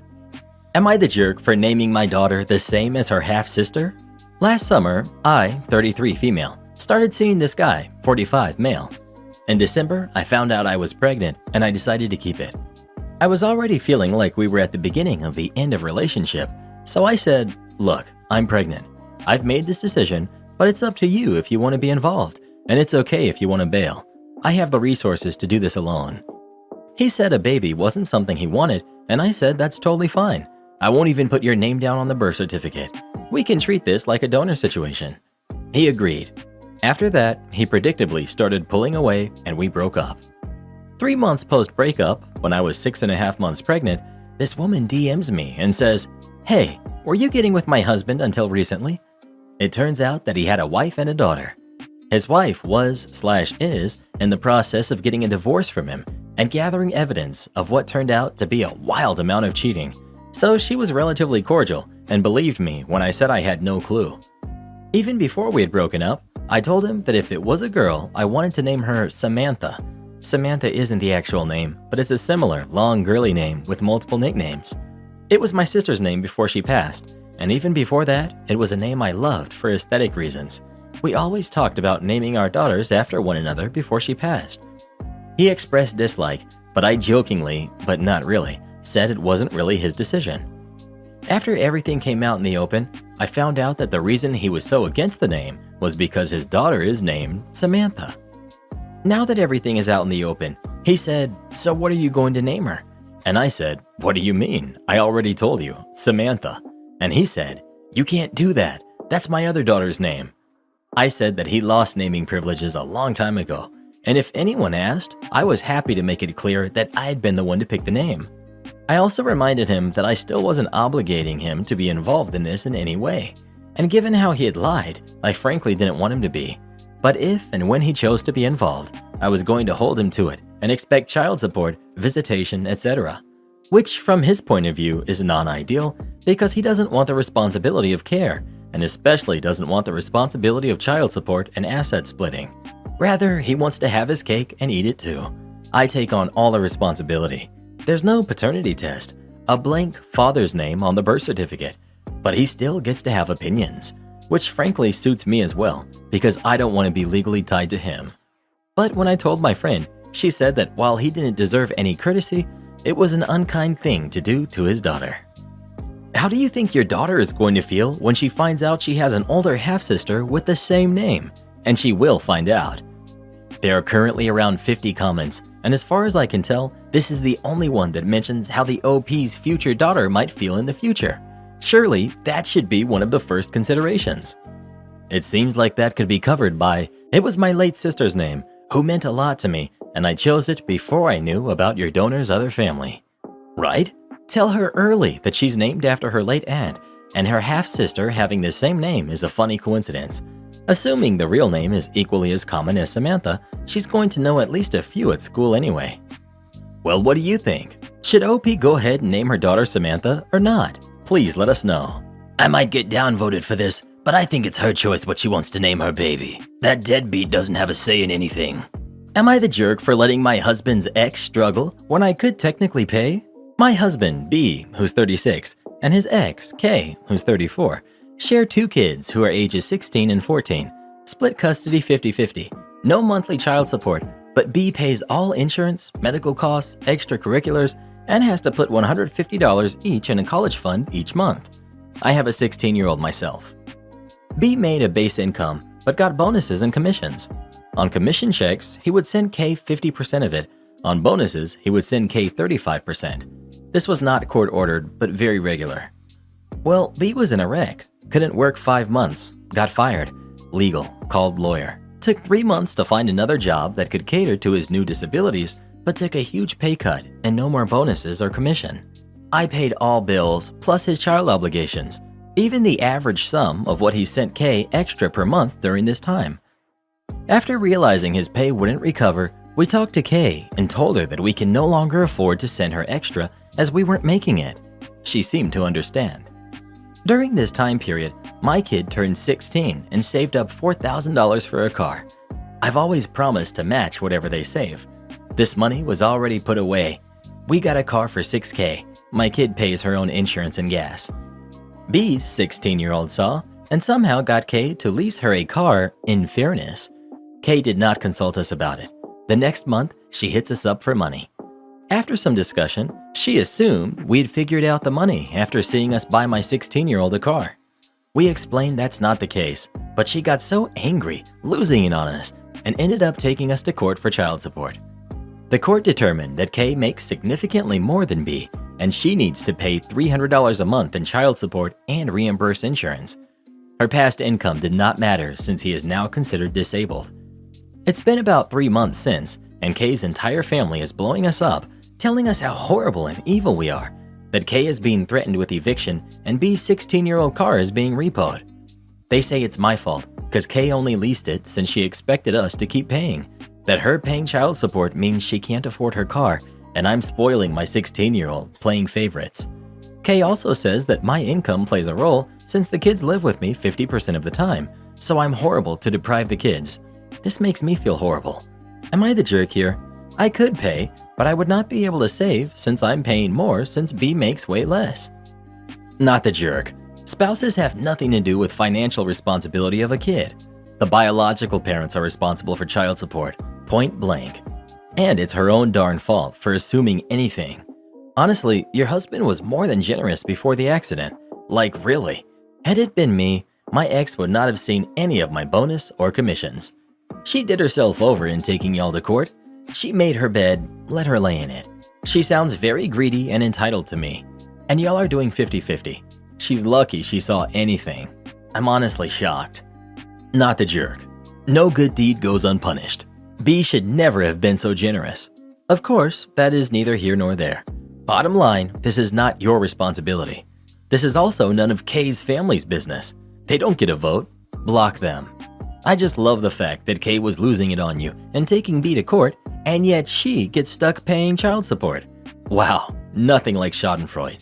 Disconnect your guilt button. You have nothing to feel guilty about or horrible about. K brought this on herself. You should not have to suffer. Am I the jerk for expecting my pregnant girlfriend to apologize to my mom after rejecting her food?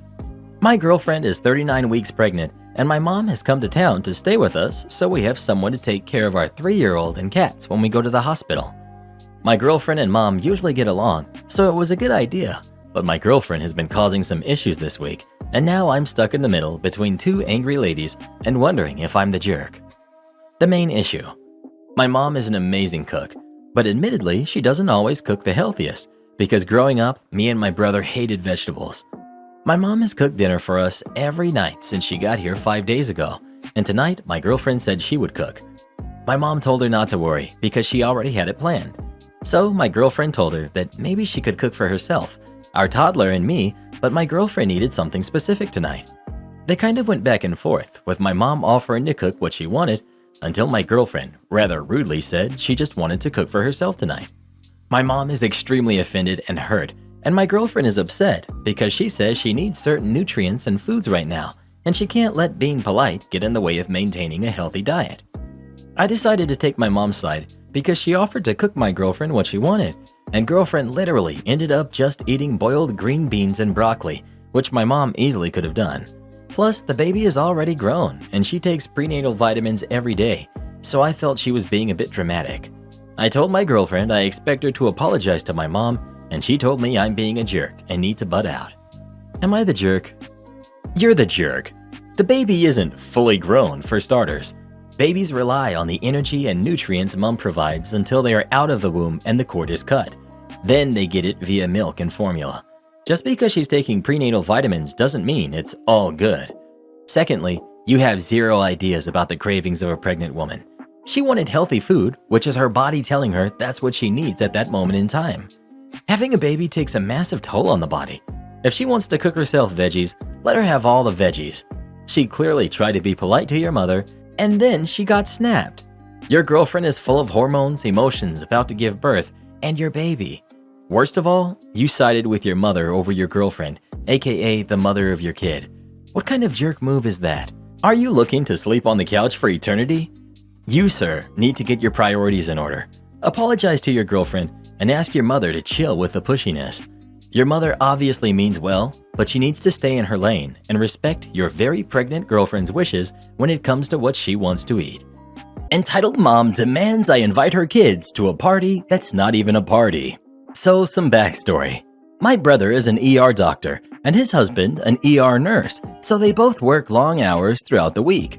They have twins, we will call them Ann and Ken, not their real names, just the first to pop in my head.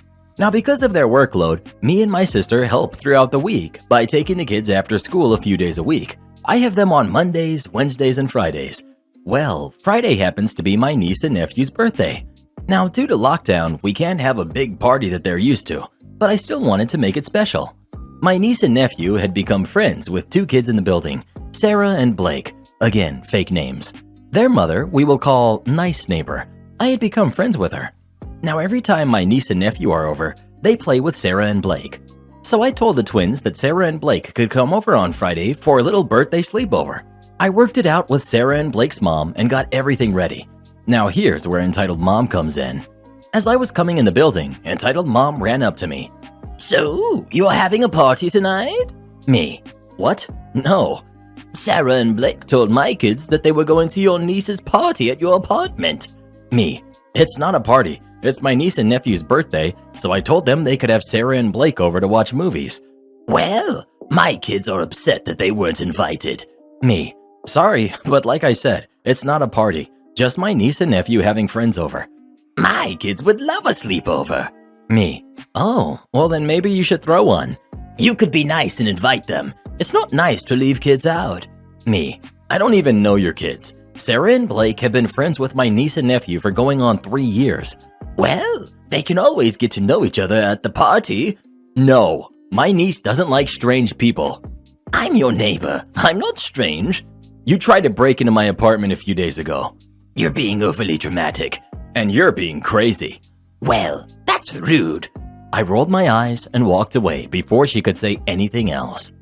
Neighbor playing music till past 4 a.m. and gets indignant and rude after I politely ask her to turn it down. I believe the text messages speak for themselves, but just for some extra context, this is a text exchange between me and my neighbor. We've been friends for 10 plus years and share a thin wall in an apartment. Monday, 3:07 a.m. Me. Could you turn your music down, please? The bass is coming through the wall. Thanks. I said thanks because I thought she had turned it down. Turns out the song had just ended and she kept playing music till past 4 a.m. But at that point, I passed out. These are the texts I woke up to.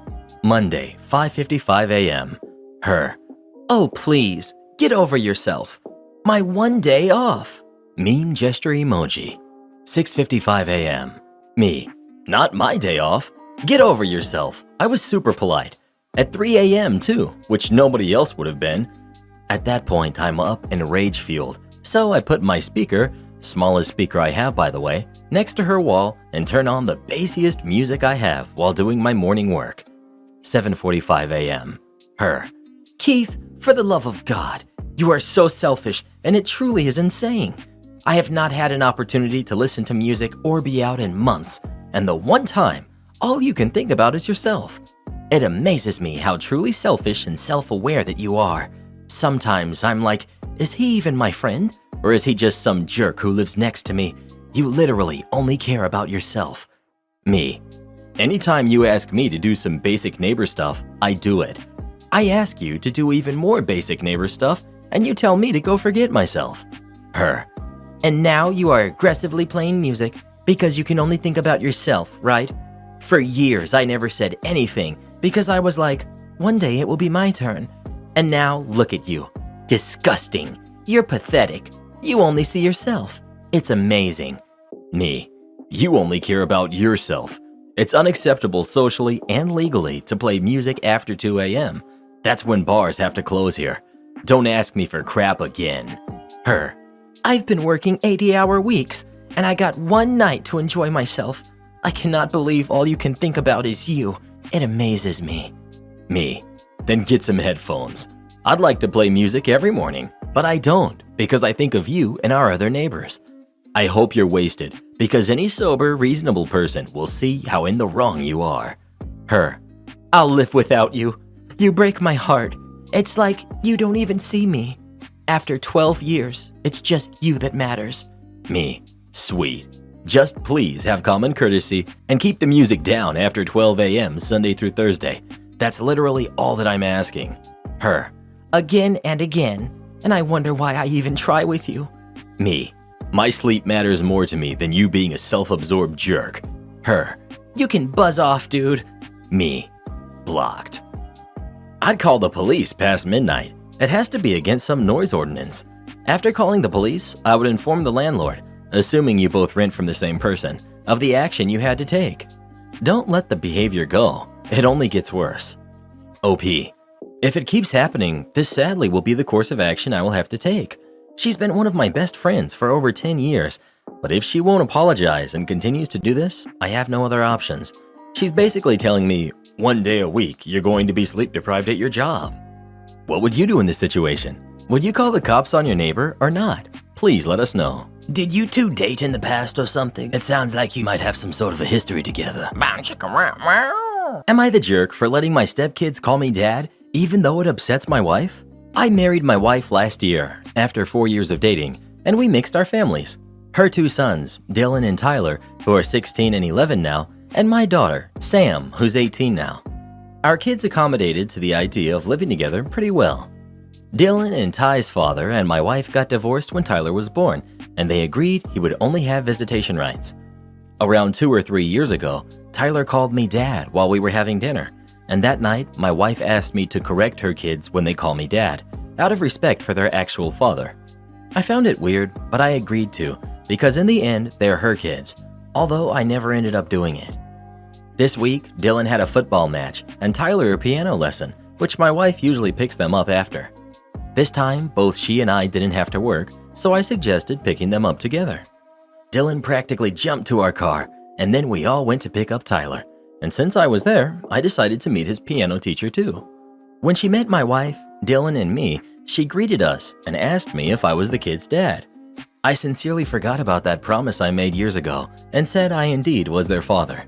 My wife almost instantly corrected me with, "Stepfather," and then Dylan said out loud, "Mom." The return home was awkward, and when we arrived, she called me out for breaking the promise we had by saying I'm the kids' dad. To make it worse, this morning, I noticed the kids are acting distant towards their mother, and they deliberately are calling me dad whenever she's around. I feel guilty because it's the first time there's been such tension between them, and it's my fault. Am I the jerk for calling them my kids? Your wife is working towards an estranged relationship with her boys. We can parent as much as we want, but we will never control our kids' feelings. She has assigned herself way too much power and her kids too little autonomy. We aren't talking about 6-year-olds. You didn't do anything other than step up to the plate that another man abandoned. Not the jerk. The whole goal of step-parenting is to have this kind of relationship. How can OP's wife be so mad about something so many people would dream of having? Because she's still dreaming of reconciling with the biological father. That was my first thought. Then I read the comments, and apparently the biological father misses visitation but still sees OP's wife regularly, which implies they're having an affair behind OP's back. I just hope OP isn't putting money into Dylan's college fund. Why? Why this in particular? If Dylan considers OP to be his dad, and OP feels much the same, would it be so bad? The kid's done nothing wrong, and his education isn't for his mother's benefit. I created a college fund for my ex's kid, who I love very much. A bad feeling between the parents shouldn't affect the kid. Not the jerk. She's upset because you are a father to her kids and love them and they love you back? I could understand their dad being upset, but not her. And honestly, not even him. He has visitation. You live with them. OP. He doesn't even visit them, so I actually would get mad if he protested. Not the jerk. I would understand if he was still in the picture, but I don't understand why your wife would want them to call you stepdad out of respect for an absent father. Respect is earned. He's done nothing to earn it and nothing to earn the title of dad. On the other hand, clearly you have. ETA. Okay, I see a lot of people responding to my comment, talking about the wife having an affair with the ex-husband. I didn't see his comments about the ex-husband still meeting with his wife regularly before I commented this. However, I still stand by my statement. He might still be actively present in the wife's life, but he is certainly not around enough in the kids' lives to earn the title of dad. Not the jerk. If the kids think of you as dad, then you're dad. Dad is not limited to biological father. Why can't the kids have two dads? Also, it should be seen as the highest of compliments. OP's wife should be grateful that her sons see and feel that way about their stepfather. It definitely isn't always the case. Your wife is the weird one, dude. It's almost as if she only wanted you to be there for the financial support, not to be a father to her kids. Her kids like you. The fact that they got upset on your behalf is proof of that. That's why they're deliberately going out of their way to call you dad. She hurt their feelings. She may not see you as her kid's dad, but they sure as heck see you as their dad. OP. That's the reason I never could tell them to stop calling me dad, even when I still wasn't as attached to them as I am now. Their tone was always affectionate and innocent, and nowadays, it even makes me happy that they consider me their dad. Being a stepdad was one of the best things I've had happen to me. Neither kid ever called me dad, and I was okay with that. If they did, I would have been okay with that also. The youngest is now 30 and still calls me dude. Close enough for me. I'm wondering if your wife is afraid of what her ex would do or say when her kids start calling you dad. Question, is the biological father's family present in the boys' lives? If they are, they can cause problems with your wife. OP, my wife and her ex are friends, but his family aren't present on Dylan and Tyler's lives. In fact, dude isn't either, to be honest. That honestly blows my mind. I'd have a really hard time being friends with the guy who abandoned our kids. I don't know what is up with your wife, but obviously the boys love you, so you're doing something right. OP, from what she told me, they broke up because they weren't attracted to each other anymore and preferred to go back to being friends. Well, now I wonder if she's just hung up on the guy and is upset that her kids have written him off. What? Hang on. She's friendly towards a guy who doesn't give a hoot about his own and her kids? Like, she can actually have a friendship going with him despite this? I predict in a couple years, her going back to him and leaving you with the kids. Seriously. And you'll be the winner here. This. OP's wife seems to be keeping biological dad's spot open in case he wants her back. Something is definitely off with her insistence on the stepdad stuff. Wouldn't be surprised if she's still hooking up with the absent dad while letting stepdad raise the kids. Well, who do you think is the jerk? OP or his wife? Please let us know. She wrong for that, bruh. This is a hill I think would be worth dying on. My girlfriend expected me to choose her over my cat, loses it on me when I refuse to do so. I, 25 female, have an 18-year-old cat, Misty. I've had her for most of my life, and she's helped me overcome many things, such as my parents' divorce, coming out, my mom's death, and much more. She's precious to me, and I know that she doesn't have much time left, so I go out of my way to spoil her every single day. 2 years ago, I got into a relationship with my girlfriend, Kara, who's 27. Kara knew I was a massive cat fan, and although she didn't share my enthusiasm for cats, she didn't mind it. Last year, I offered Kara to move in with me. I own my own apartment, which I inherited from my mother. It's in a nice location in our town, and it's close to Kara's job. She agreed and moved in the following month. Half a year after moving in, Kara fell ill out of the blue. She brushed it off at first, saying it's probably nothing, but I convinced her to go see a doctor and have some tests done. The test results came in, and we were shocked to discover Kara is allergic to cats. Apparently, she was probably mildly allergic to cats all her life, but since she was never exposed to them for a long period of time, it was never discovered. Her being exposed to Misty for over a year is what made her allergies much worse. I've talked with Kara about our plans in the future. I offered she could start taking anti-allergy medication, which I said I'll pay for. But she refused, saying she doesn't want to swallow a pill every day so she can keep living at home, which is valid. I then asked her when she's going to move out. Kara looked at me confused, so I explained that since her living with Misty is what's causing her health issues, it'll be better for her to move out. Kara started arguing with me, claiming I'm ridiculous for suggesting she moves out over a cat. I told her I'm not going to rehome Misty under any circumstances, and offered she could move in again after Misty passes away eventually, but until then, she'll have to find a different place to live in. After arguing some more, Kara left to sleep at her sister's place, and I've been getting calls from mutual friends who caught wind of the situation. Some were sympathetic, while others called me heartless for preferring a dying pet over a living human. I'm very conflicted over this whole situation, and although I feel like I'm doing what's right and my request isn't unreasonable, I'm afraid I might be the jerk. Am I the jerk? What is more alarming than the fact that she won't take a simple allergy pill is the fact that she has zero empathy for your 18-year bond with your cat. You may be dodging a bullet, not the jerk. This is actually a really good point. Rehome the animal you've loved for 18 years because I don't want to take one pill per day? Eesh, with a lack of empathy. And not just OP's bond to Misty, it's Misty's bond to OP as well. Cats love their humans. It would be cruel to rehome her at that age. Also, no one is going to adopt an 18-year-old cat. She would spend her last years likely sick in a shelter. Edit. Should have said almost no one. Of course, some wonderful people will give seniors their best retirement years. Not the jerk. You offered a practical solution and she refused. If a pill is so much work, she can find somewhere else to stay. Your cat has been part of your life for almost your entire life. You deserve every single moment with Misty.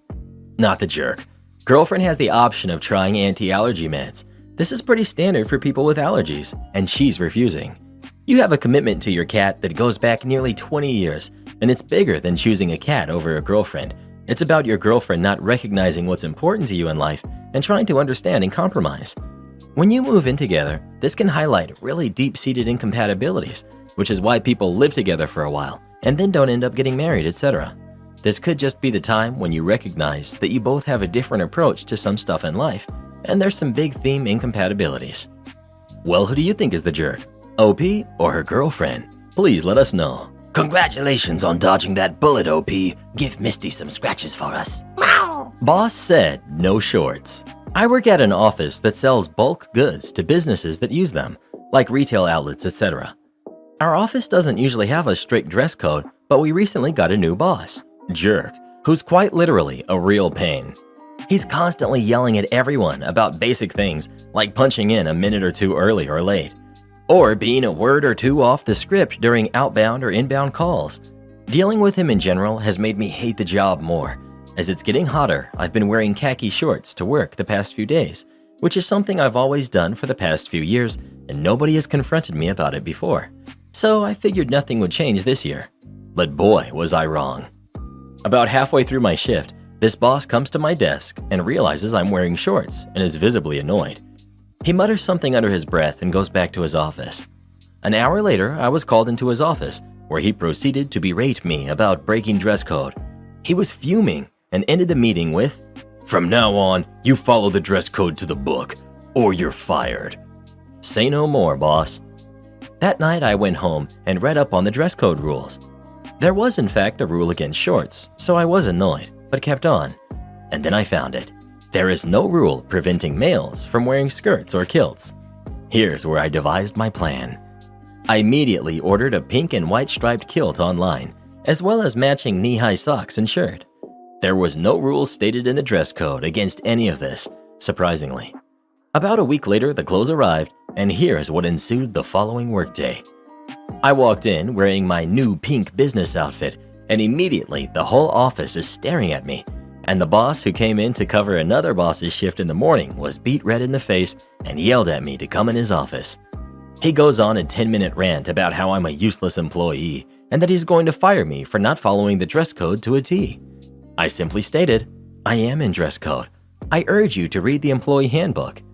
He ended up reading the whole thing in front of me, and I could see him getting more and more angry as he realized I didn't break any rules. I asked him, am I free to go back to work?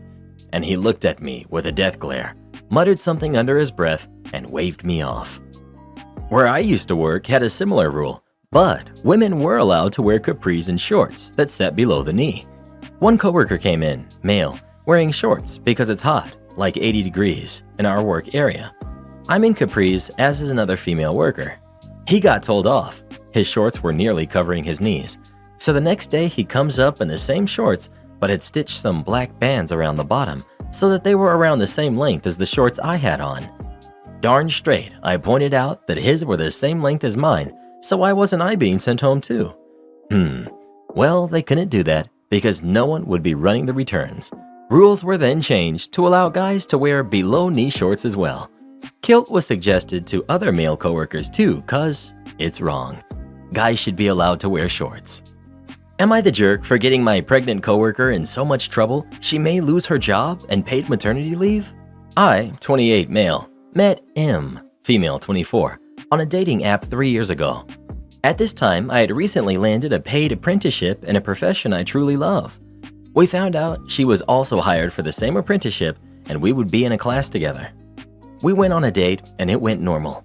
We went for drinks and we took a bus back. Her father would pick her up in my town. Since it took about half an hour for her dad to arrive, we took a seat on a bench near the bus stop. We continued talking and ended up kissing for a short time. At the start of our interaction, I had warned her that I would not appreciate if our coworkers got involved. This was exactly what happened, and I made it clear I didn't want to continue due to constant interference of her team. I still believed she kept silent. Contact watered down, but we kept texting from time to time since we were still classmates and we didn't want to make it awkward or lose the chance to vent to each other about work and school. Fast forward 3 years and I get my diploma after lots of issues stemming from rumors.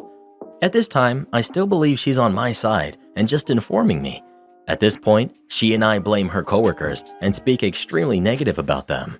She told me, interns were warned for me as I would hook up with anybody I could. Interns reported to the team leader I was hitting on them. When asked for names, none could be given because excuses.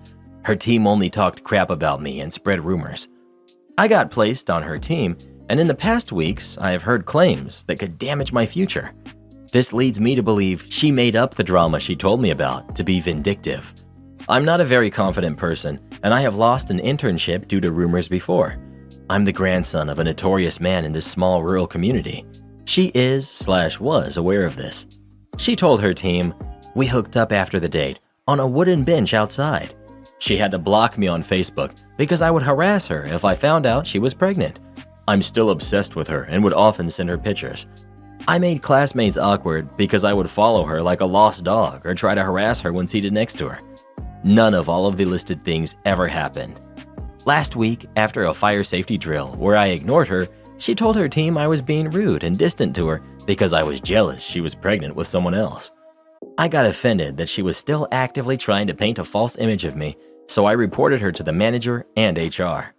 I also kept some proof from the WhatsApp conversations, and she may lose her internship/job. I feel guilty because I really did like her at the time, and I do not want to deny a baby, that had nothing to do with this, a provided start in life. Am I the jerk? Not the jerk. What she was doing was slander and harassment. It isn't your responsibility to be treated poorly to maybe protect another person's baby. She'll find another job, but you deserve to feel safe and comfortable in your workplace. OP, as well as dealing with this in the workplace, I hope you consider taking her to court for slander and harassment, restraining order too. What a nasty piece of work. Not the jerk. She has intentionally destroyed your reputation and career. She cares nothing for the damages she has caused, so why are you allowing yourself to feel any guilt for the consequences of her actions? So much not the jerk. She has gone way too far. I appreciate you trying to be civil and the concern for her kid, but seriously, that's extreme nuts of her. Am I the jerk for telling my coworker her bad decisions and her kids are not my responsibility? So here's what happened. I, 35 female, was talking to a coworker, a different one, and while talking about plans for the next few weeks, I told her I would be taking my daughter, who's 9, to a Broadway show that we both love. Another coworker, who's 30 female, heard us talking.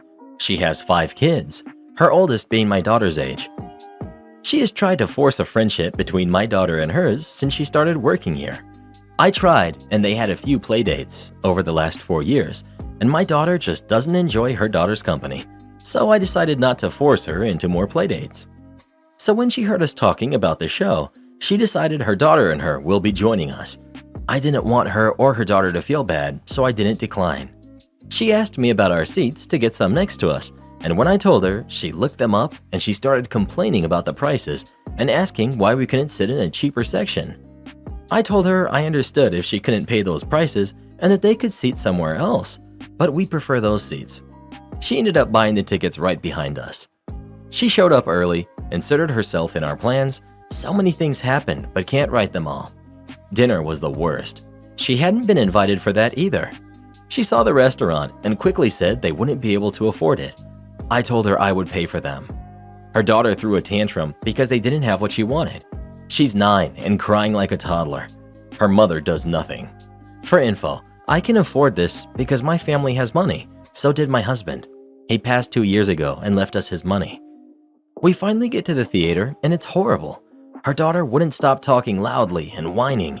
She was asked to step out and calm her kids several times during the show. After intermission, her child was again crying because she wanted the same cup my daughter had, but her mom didn't buy it. I didn't know she had asked her mom for one. She was asked to leave the theater with her kid. She started arguing, lost, and then told me, "Let's just go." I said, "No, I'm staying." The show ends, and I figured they had gone home. They were outside waiting. Then she went off on me how I should have left with her, how she spent all this money for the stupid show, and that I should take them home and pay for the tickets. I exploded, told her she could find her way home, and that her spending the money was not my problem. She says her kids will go hungry until next paycheck, and it's my fault. I told her she invited herself, and that her bad finances and her kids are not my responsibility, and left with my daughter. All week she's been going on how she can't feed her kids and that it's my fault. People at work have sided with me, but I feel so bad now thinking about her kids being hungry. I know I can and could just give her money, but the fact that she says it's my fault stops me. So, am I the jerk? Should I just give her the money to feed her kids? Not the jerk, but you really need to grow a spine. You are allowed to have a nice outing to a show with your daughter. So I would say you were the jerk to your daughter, who had her Broadway show experience ruined because you couldn't stand up to a jerk. OP, you are absolutely right. I will make it up to my daughter. I always felt bad for this woman because it can't be easy with 5 kids and alone. I don't know details of the kid's father, but in the beginning, I figured she just wanted company. I just ignore her now, but her comments about the kids were getting to me. Why do I feel like she's social climbing? You seem to have elegant tastes and a bit well off. She's forcing her kid to be buddy-buddy with yours and her on you. Told quantity, not quality, by boss. Gave them exactly that. I worked at a law firm that handled an extremely high volume of cases. I'm talking thousands per month. And due to the specific field they were in, the work called for a ton of motion practice. We had to respond to motions on nearly every case, after which the cases would settle, and we would be paid relatively small amounts that added up. To answer all the motions, we would use a boilerplate template, input a few specifics via prompts, and send it off. This would take about 15 to 20 minutes. It was a profitable scheme, and to be fair, it worked for that specific field of law.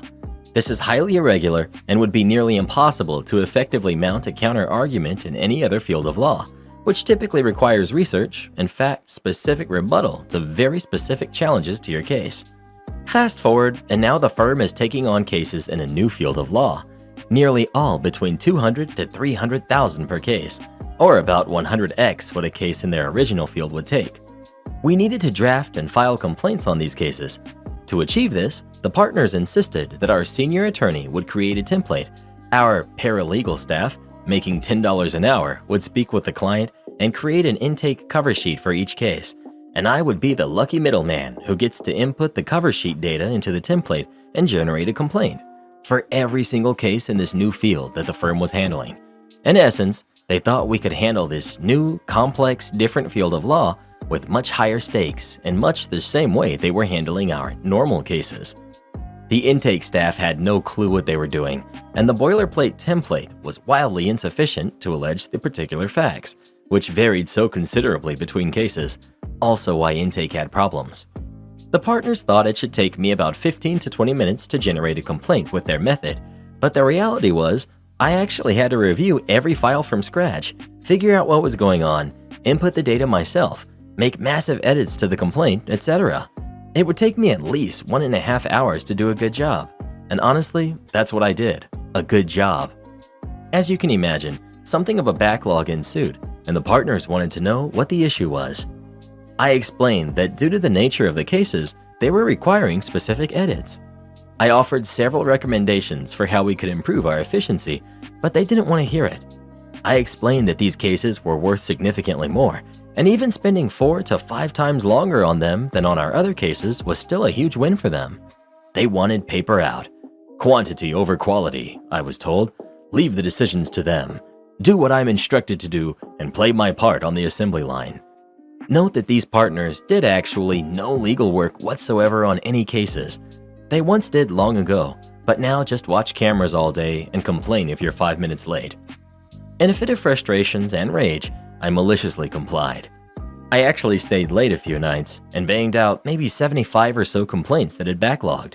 I sent them all to the senior attorney for final review, with no edits whatsoever. Wrong data from our intake team, nonsensical legal arguments, fact patterns that were completely untrue, just like I was told. About 3 workdays later, I got called in for a meeting about what was going on in these complaints, and that the senior attorney was about 1/3 of the way through what I had sent him, and not one of the complaints was suitable to be filed. I told them I was just doing my job on the assembly line, and that the issue must be coming from somewhere else, but definitely not from me, because I did exactly as instructed and mindlessly input the data and sent it along.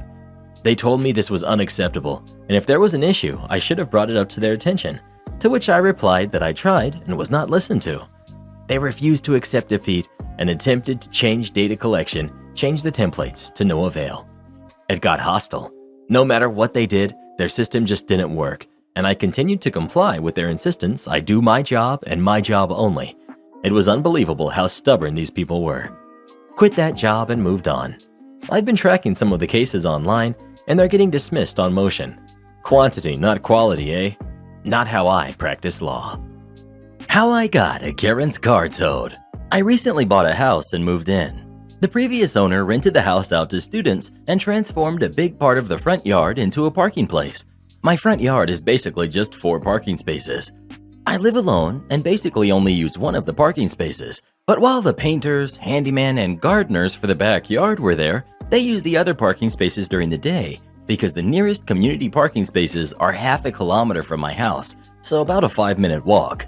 When they were done and I moved in, my elderly neighbor, who cannot walk without a cane, asked if she could continue the deal she made with the previous owner. She showed me the contract she made with the previous owner that states that she can use it in exchange for a home-cooked meal once a month.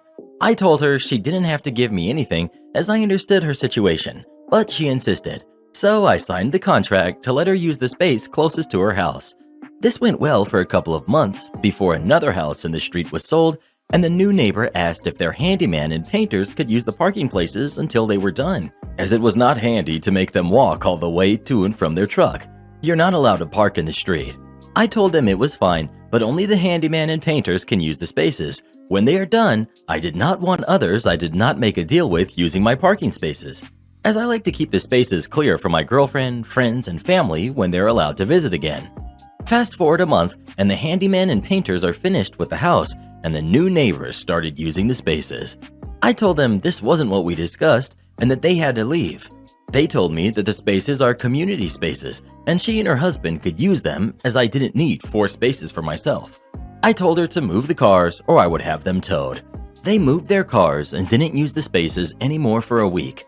As soon as she parked her car there again, I immediately called a tow company, and half an hour later, her car got towed. The next day, she came up to me, asking me where her car went.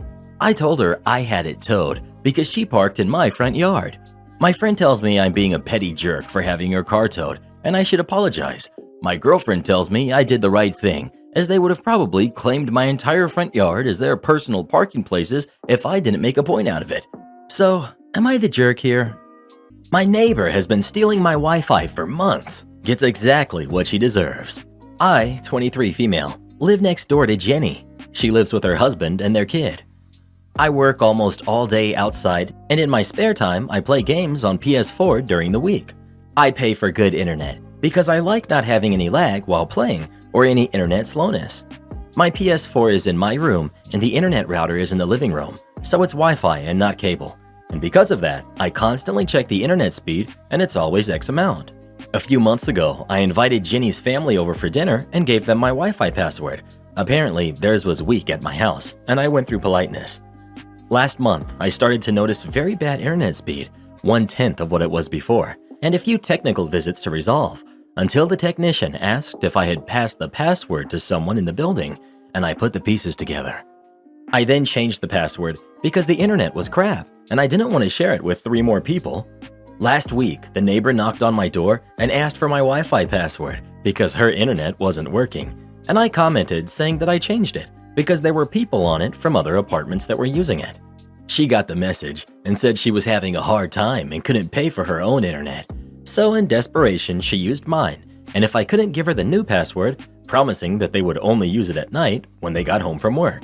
I denied, saying that night was my leisure time too, and that I didn't want to have bad internet, and I don't want to pay more for the internet to be good for 4 people, and even more so for her to be using it for a month without my permission.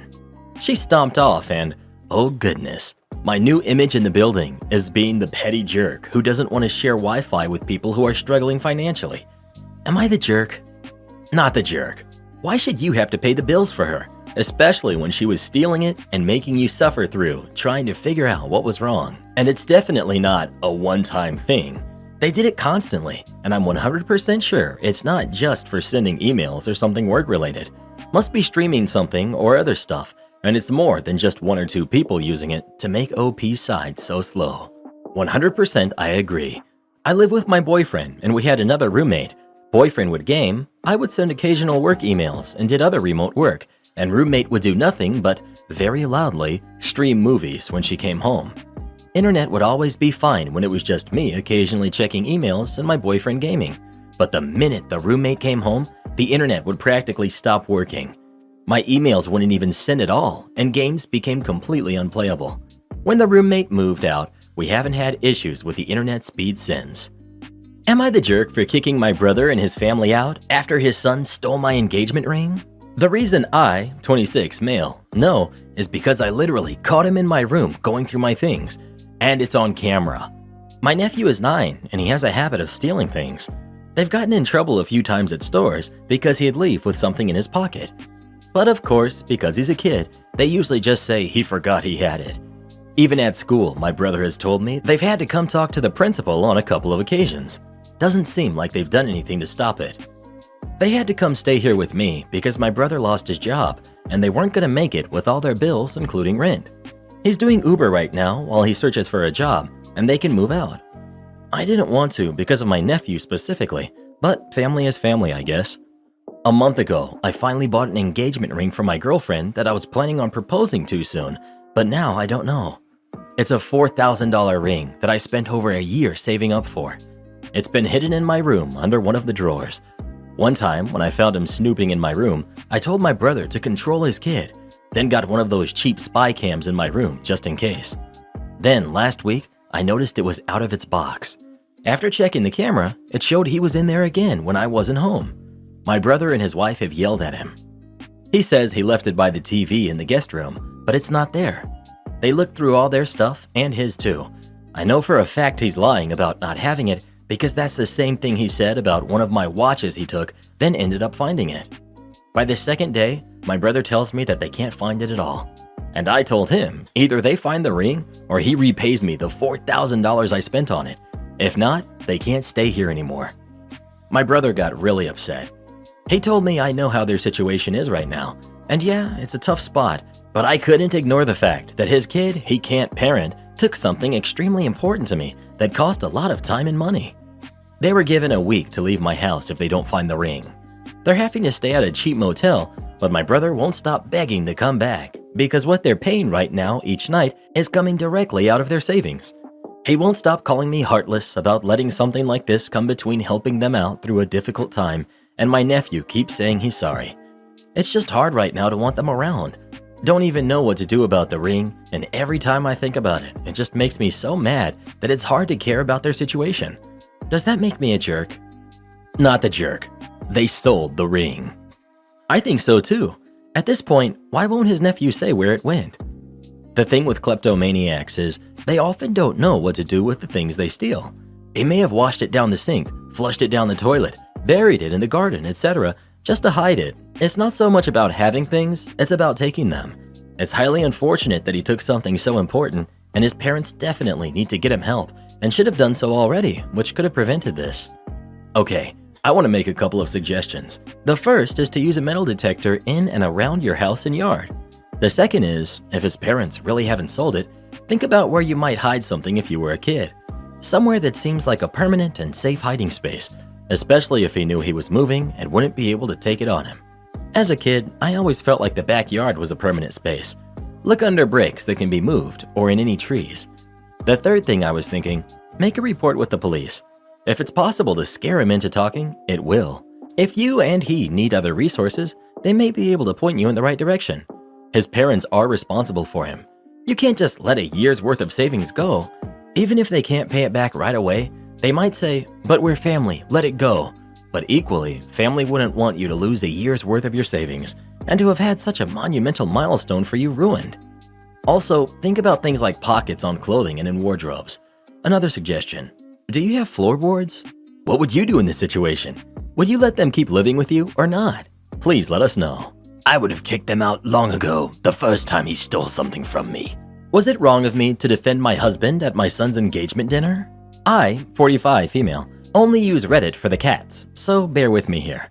My husband, 55 male, and I have a son who I'll call Logan, who's 22 male. Logan is engaged to his girlfriend, Jenny, 27 female. She was a regular at a grocery store where he worked at as a cashier, and Logan asked her out. The age difference and my son's youth, edit, since he's only 22, bothers me since he could get someone his own age as he's very handsome. Last weekend, we were flown over by Jenny to her parents' house for dinner to celebrate their engagement. It was obvious that we were from two different worlds. While Jenny is a polite girl, she is a money-minded person. She works in a white-collar industry where she literally makes 8 to 9 times more than my husband does. She also has expensive taste. She clearly learned this from her parents. They live in an enormous house and make a lot of money. They had maids. My husband and me are a lot more humble. He's a veteran and works as a mechanic. I'm a stay-at-home mom. We started talking about our kids' childhoods. I hate to say it, but Logan was a difficult kid to raise. He cried very easily, would always talk about ridiculous things, and lied and hid things. My husband told a story about how Logan failed the ASVAB in high school, but instead of telling the truth, he ran away and hid at the playground. He was 17 at the time. Logan also was not allowed to join the military at 18 because of his low scores, though he was physically fit. Jenny's father said that in Singapore, where they are immigrants from, all men had to join the military for 2 years and education was important. Jenny made a comment about how Singapore has a narrow definition of success. My husband then joked that the only reason Logan wanted to marry Jenny was because she was rich and smart, and he could coast with her wealth. Edit. Logan told us how he planned to be a stay-at-home husband for Jenny, even though they don't have or want to have kids. Jenny's parents were furious and immediately began to insult me and my family. Her mom said that they didn't want their only child to marry a dumb gold digger, plus some choice words about our family. I yelled back at her, said my husband was right, and they didn't understand the value of hard work sitting in their chairs all day, and Jenny should have realized that no 22-year-old good-looking guy would want to marry someone older than him. She might be ready to settle down, but he isn't. We all left, with Logan and Jenny leaving separately. My son called and asked why I would embarrass him like that. I told him we were being honest. He sounded teary and yelled at me. He said his life was bad because of my husband. I admit, my husband was strict, but that was only because of what Logan did. I told Logan that it was his fault, and if he hadn't been the way he was, my husband would have been much more relaxed, and that Logan would one day thank us for raising him. Edit. Logan is not my husband's biological son. My husband and I married at 30 and 40 when Logan was 7. You're the jerk. How are you? Let me count the ways. 1. Started out mocking your son in front of his in-laws. 2. Acting snotty about a successful couple and their successful daughter. Jealous much? 3. Mock your son for wanting to be a stay-at-home husband when you're a stay-at-home wife. 4. Act like your son's girlfriend is a cougar when there's only a 5-year age difference, when there are 10 years between you and your husband. 5. Doing a lousy job raising your son. That's enough for now. I doubt you'll take any of this to heart anyway. Here's hoping the younger folks work out their issues and have a lovely wedding without you there. Just looking at this list, it becomes immediately clear what a disaster OP and OP's husband are. Who goes to meet their future in-laws and decides that appropriate conversation is insulting their own son, culminating in accusing him of being a gold digger. And then, when the future in-laws begin to question the son's intentions, they turn around and insult them too. OP, you and your husband need to look past the enormous chips on your shoulders to see how inappropriate and cruel you're being to your son, Jenny, and Jenny's family. Don't be surprised when your son goes no contact with you. Obviously, you're the jerk. And what world is 4 years in age difference of any significance? Keep your nose out of other people's business. Also, your kid is 22 now. You aren't a stay-at-home mother anymore, unless you have other kids who are younger. You're the jerk. Also, if you think that age gap is bad, then what about your own with your husband? Is your own past and background clouding your opinions? Seems like a smidge of projection going on here. Am I the jerk for demanding someone's seat and getting them fired? At short notice, I had to get a train with my 2 kids, who are 1 and 3. I booked us tickets with assigned seats and packed plenty of distractions for them. When the train arrived, it was clearly overcrowded, and our seats were taken by a couple in business attire and company lanyards. They had covered the seats next to the 4 in a square around a table with their bags and clearly weren't intending to move. I asked them if they were in the wrong seats, and I was ignored. I raised my voice slightly and asked them to check that they were in the right seats, as I had booked them, 3 seats total. I was told to buzz off, back to my deadbeat baby daddy. I was furious. Luckily, another passenger alerted a train guard who removed them from the carriage after a lot of back and forth, insults, and threats towards us. I was very shaken up, but a number of passengers offered support, made my kids laugh, and said they'd keep an eye on us. During the journey, a passenger insisted I should have the video he had taken of the altercation. Another passenger provided the names and company information of the 2 people, displayed on their lanyards. Multiple people recommended I follow up with an email to their company and offered to be a witness. I didn't do this then. After speaking to my husband, I emailed the company with a full explanation of what happened and asked that they speak with their employees. In their reply, they said I was one of a number of people emailing about this incident, with video evidence and witness accounts. They had already suspended the employees, but now I, as the victim, had emailed they would be terminated immediately in line with company policy. I felt awful. I never expected them to lose their jobs, and I felt shell-shocked. My husband called it karma, but several friends think I should have never reported them and told the other passengers not to either. Am I the jerk for getting them fired? Bruh, your friends told you not to report them? I'm sorry, but your friends are idiots. You didn't get them fired. Their nasty behavior got them fired. Please try to recognize that you are not responsible for this incident or the consequences, not the jerk. Yup, they shouldn't have been entitled jerks in the first place, so that's 100% on them. On top of that, it's nobody's fault but their own that they were foolish enough to act so rudely in broad daylight while openly advertising their company IDs and lanyards. They very well might have also been on company time. Regardless, they're the ones who made fools of themselves, and they're the ones who made their company look bad with their behavior. Not the jerk. Do crappy things to other people, and you sometimes get crappy consequences. They not only insulted, but actually threatened you guys. Their behavior is far beyond the bounds of intolerable, and the outcome is nobody's fault but their own. You didn't get them fired, they got them fired. They are two really, really horrible people, and they brought this on themselves with their own horribleness. And it's not like you knew they would be fired. It was perfectly reasonable of you to make a complaint to their employer, who they were representing in public. Look at it this way. You may have helped give them the kick in the pants that they needed to become better human beings. Am I the jerk for no longer helping my stepdaughter? So I, 38 female, have been with my husband John, 40 male, for over 6 years now, and we have 2 kids. He has a daughter, Kim, who's 15, that I've been helping him raise since he was 9, and our son Sam, who's 6 months. Her mother isn't in her life anymore due to reasons unknown to us. The problem started off after I asked Kate if she could help me with some chores around the house while I took care of Sam. We got into a fight over which one of us should do dishes, when she yelled that I'm not her real mother and locked herself in her room. When John came home, I expected him to talk some reason into her, but after their talk, he ended up agreeing with her. They both sat me down and he told me that she was right to say that I'm not her mother because I'm not, and that I overstepped my boundaries by asking her to clean. According to John, her only focus should be on her homework and housework should be my job. I'll be honest in saying that I was heartbroken at that moment. I've always thought of her as my daughter and have treated her as such. To find out that she doesn't feel the same way and that my husband supports this decision made me lose a lot of love for both of them. I told them that I would respect their wishes, but I warned them that I would no longer go out of my way to help her. He can raise her, and I would spend my time raising Sam. He agreed. True to my word, I have not helped her with homework. She either has to get a ride from her dad in the morning or take the city bus. I no longer put money away for her college fund and have used that money to start Sam's. All I do is cook and do her laundry, and that's it. Both my husband and Kim haven't adjusted well to this new arrangement, and I can't help but feel like a jerk for keeping this up. I've confessed to my best friend about this, and she says that I'm not, because this is exactly what they asked for, and if they wanted it to stop, they would simply apologize. So I need unbiased opinions. Am I the jerk? You have a husband problem. Kids do chores. It's part of growing up and being responsible. Yes, there are reasonable limits to them, and homework comes first. But whether you are biologically related to her is irrelevant, and their focus on that is simply hurtful.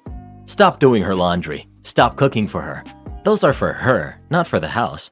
And I don't know what arrangement you have with your husband, but his telling a teenager in your home that you have no right to tell her to do anything, insisting that all housework is your job, and claiming you overstepped by giving instruction to a kid you have co-parented for 6 years is ridiculous. I think you need some couples and family counseling. Not the jerk, but please realize that this situation cannot continue. All lines of fracture in this household are only going to get worse. You want all of the students to not follow the school uniform? Okay. A few years ago, I retired from teaching in the UK, and I particularly love the stories of malicious compliance from schools and colleges. The recent threads about malicious compliance by students, which teachers had to take on the chin, brought back many memories, so I thought I'd share one which involves me and my students, and which happened in my first year of teaching in 1981. I was fresh out of college and went to teach science in a secondary, 11 to 16, school in a rural town in which a lot of the students were the kids of farmers and could be quite a challenge. I was only a few years older than some of them, and I was walking a very fine line between wanting to be liked and having some level of respect and authority, something which every new teacher will remember. I had replaced a popular teacher and had been given his tutor group, home group, and they weren't making it easy for me. To be fair, I probably deserved it. One of the main protagonists was a boy whose father was a successful farmer who happened to be chair of the governors and who was always keen to protest when he wasn't happy with something. We'll call him SH, as those were his initials, and this was 40 years ago.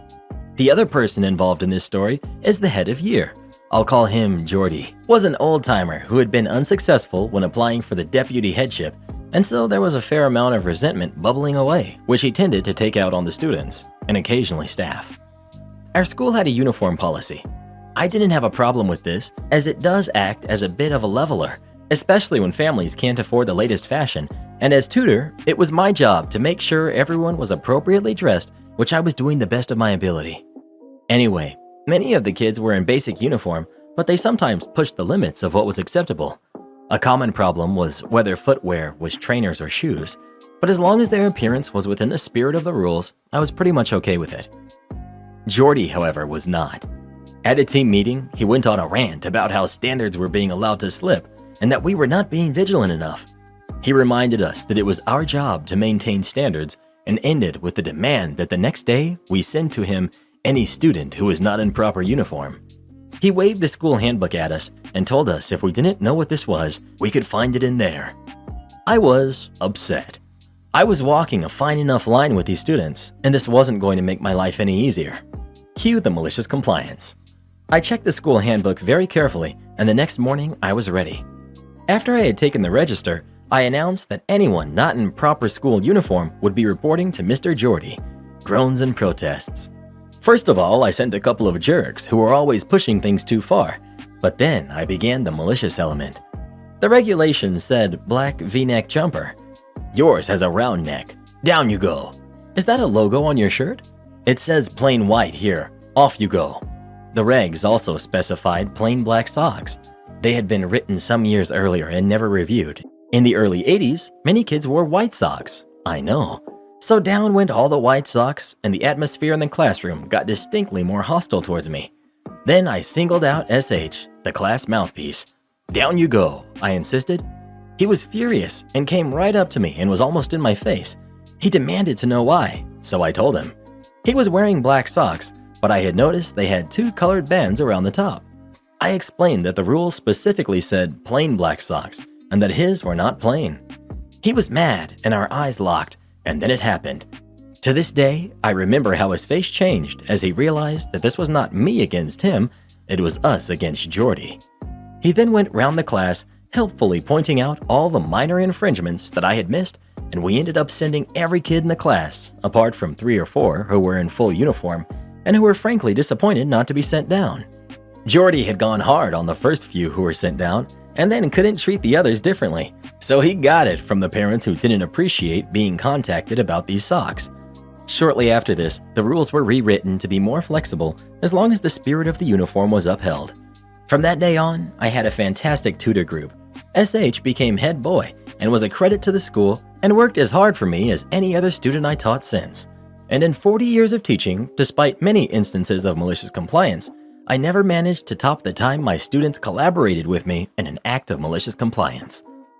Just find room for 10 extra pallets of soda. I used to work for a national soda company.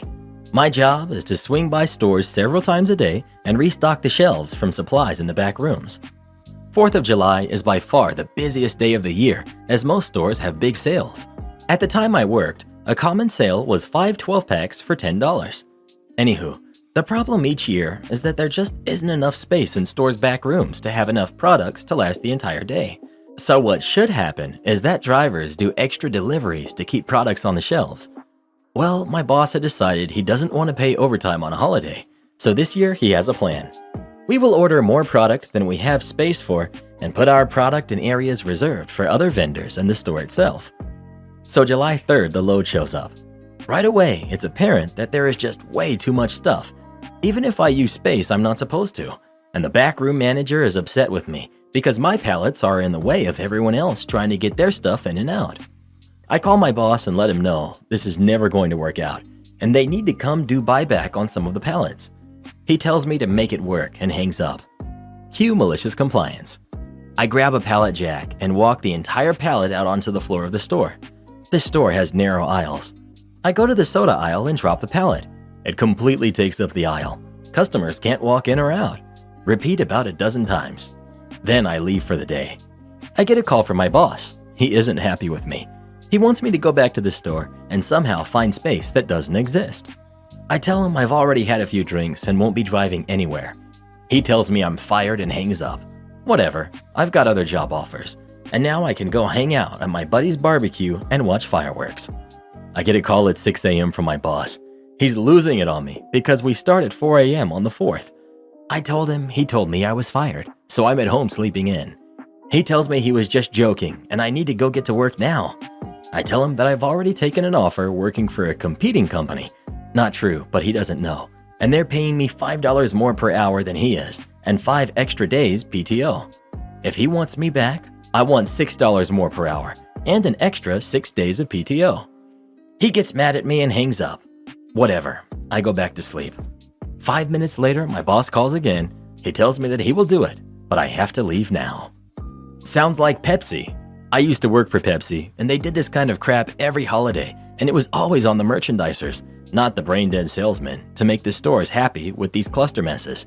So glad I got out. Forget them.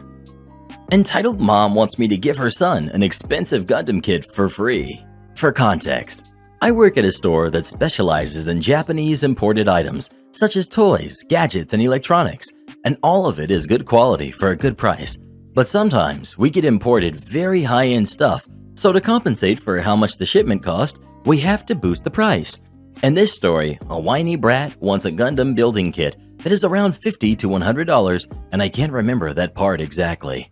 Cast. We've got entitled mother, we've got the bratty kid, we've got my manager, Jackson, and we've got me, Gas Mask Gary. Here's how it went down. I was at work, sketching and waiting for someone to come to my register. I doodle a lot, at home or on the job, as at the time, I was doing this job mid-high school to early college, where I majored in art, specifically cartoons and animation. And then, some arrogant-looking mother with bad fashion taste walks in with her bratty weeaboo son. I think nothing of it, as people like this walk in all the darn time. But things start getting bad when he whines about wanting one of the more high-end Gundam Figma build kits near the display shelf in the back. They come to the register after arguing over which one to get. They decided on a highly coveted Unicorn Gundam with a metallic yellow-gold look on the plastic. Entitled mom. Hello there, sir. We would like to purchase this toy. Me. Okay, let me scan this for you. I proceed to do so, and it popped up as a low-end $15 product that looked similar, but was obviously different. I had a look of confusion on my face. Entitled mom. What's the darn holdup? It's my son's birthday, and I don't want to ruin it for him. Me. Well, this product has the wrong price tag. It's coming up as $15 instead of $40. Well, it's just a toy. It's not worth much. Come on, just go with its current price. Me. Well, if I do, I'll get fired, and you might get arrested once my boss finds out. Entitled brat. Mom, I want the cool robot. Shut up, sweetie. Mommy's talking to the big greedy man here. At this point, you could see how upset I was. See, what I did was I went to the shelf it was on and scanned the other box of the same kit, and what do you know? It was $40. So I told her and she flipped. She calls me some names that I definitely can't type out here. Entitled mom with boiling blood. You jerk, you are ruining my little boy's special day. I just wanted to buy him a cool toy that he actually wants. I just sat on my chair while she yelled at me, cranked up my tunes on my Bluetooth earbuds, and didn't listen. I wasn't going to take crap from her. Eventually, she left me alone and went back to the shelves. Minutes later, she leaves, but the alarm goes off. These stupid people tried to shoplift and got caught. They had taken the Gundam kit and were taken in by the cops. I don't know the rest because I wasn't there, but I haven't seen them since, so maybe they were banned. Do this next. Tap here on your screen to come see our new podcast playlist, where you'll find thousands of hours of the best stories you've ever heard. Or tap the one on the right. That episode is specifically just for you, based on other videos you've enjoyed the most.